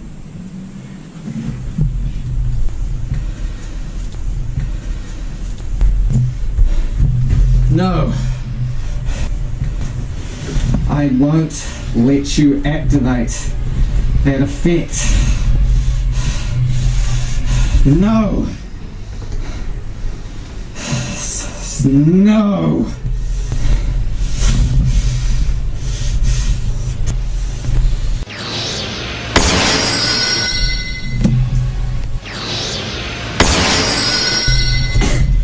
Fuck. Ugh. No. No.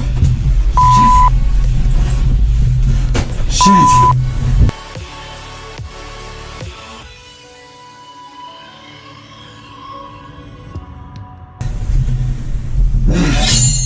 You attack the 7 sins.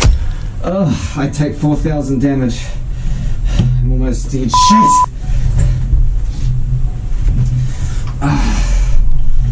No, this is not over. My turn.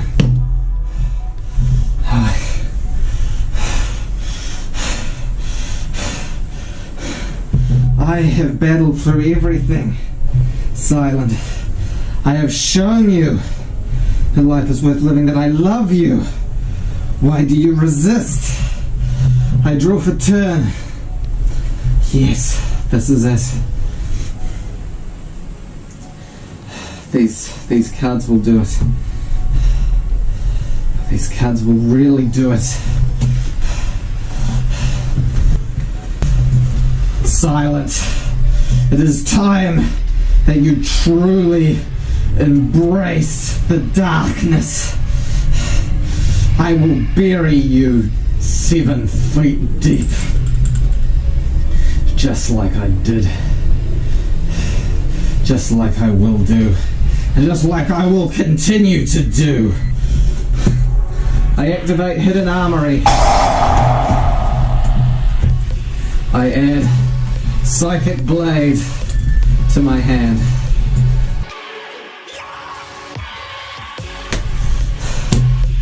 I let you cut. I read sins. You can XYZ this card using a rank 10 or 11 Dark XYZ monster you control as the XE material. If summoned this way, following effect cannot be activated on its turn. Once per turn, you can attach 2 XYZ materials from this card, banish as many special summon monsters your opponent controls as possible. Then attach one of those banishments to this card as XYZ material. If this face-up card in the field will be destroyed by battle card effects, you can attach one from this card instead. I will not let you win this. I will obliterate you, Silent. I will send you to oblivion. From my hand, I activate Psychic Blade, using another 2,000 of my life points. Wait, no, I can't do that. I use all but 100 of my life points.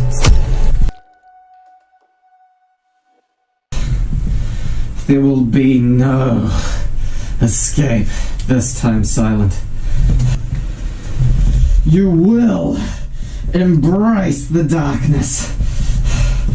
I will give you a legacy that will be remembered.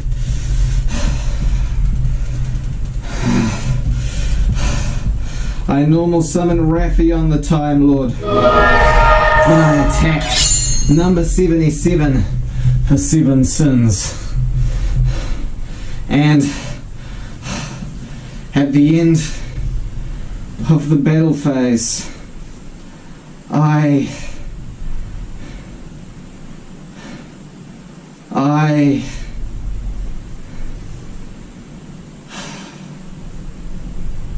can't do it. I can't do it. I can't. I won't become that. I won't become that monster. I won't. Silent, I know you still want to kill me. I know that.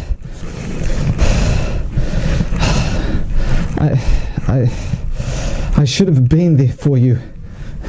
I should have been there for you when you were alive. I should have. My time was always up. I should have realized that. I can't become what you think I am. I won't become what you are. I reject you.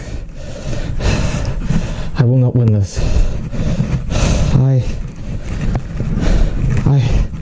surrender.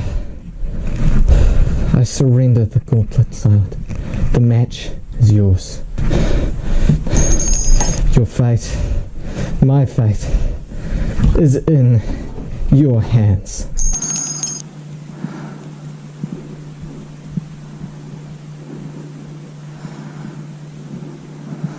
And I'll have to surrender my very soul.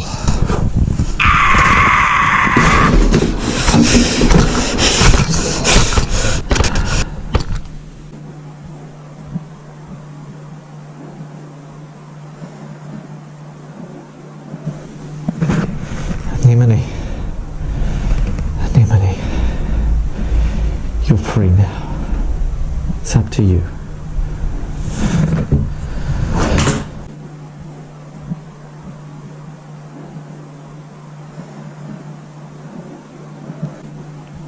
M wins and Kiwi is eliminated. This shadow game is at an end. Another gauntlet completed. Then Casual shall reign, buried by silence. Yet you seem peaceful, perhaps because, unlike in my timeline, you were able to finally let go. Until we meet again, Nami, good night.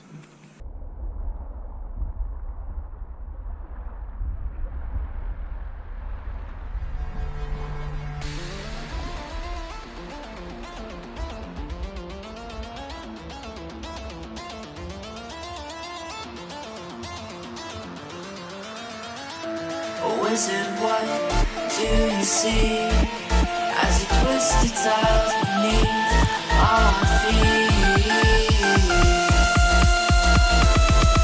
What do you see?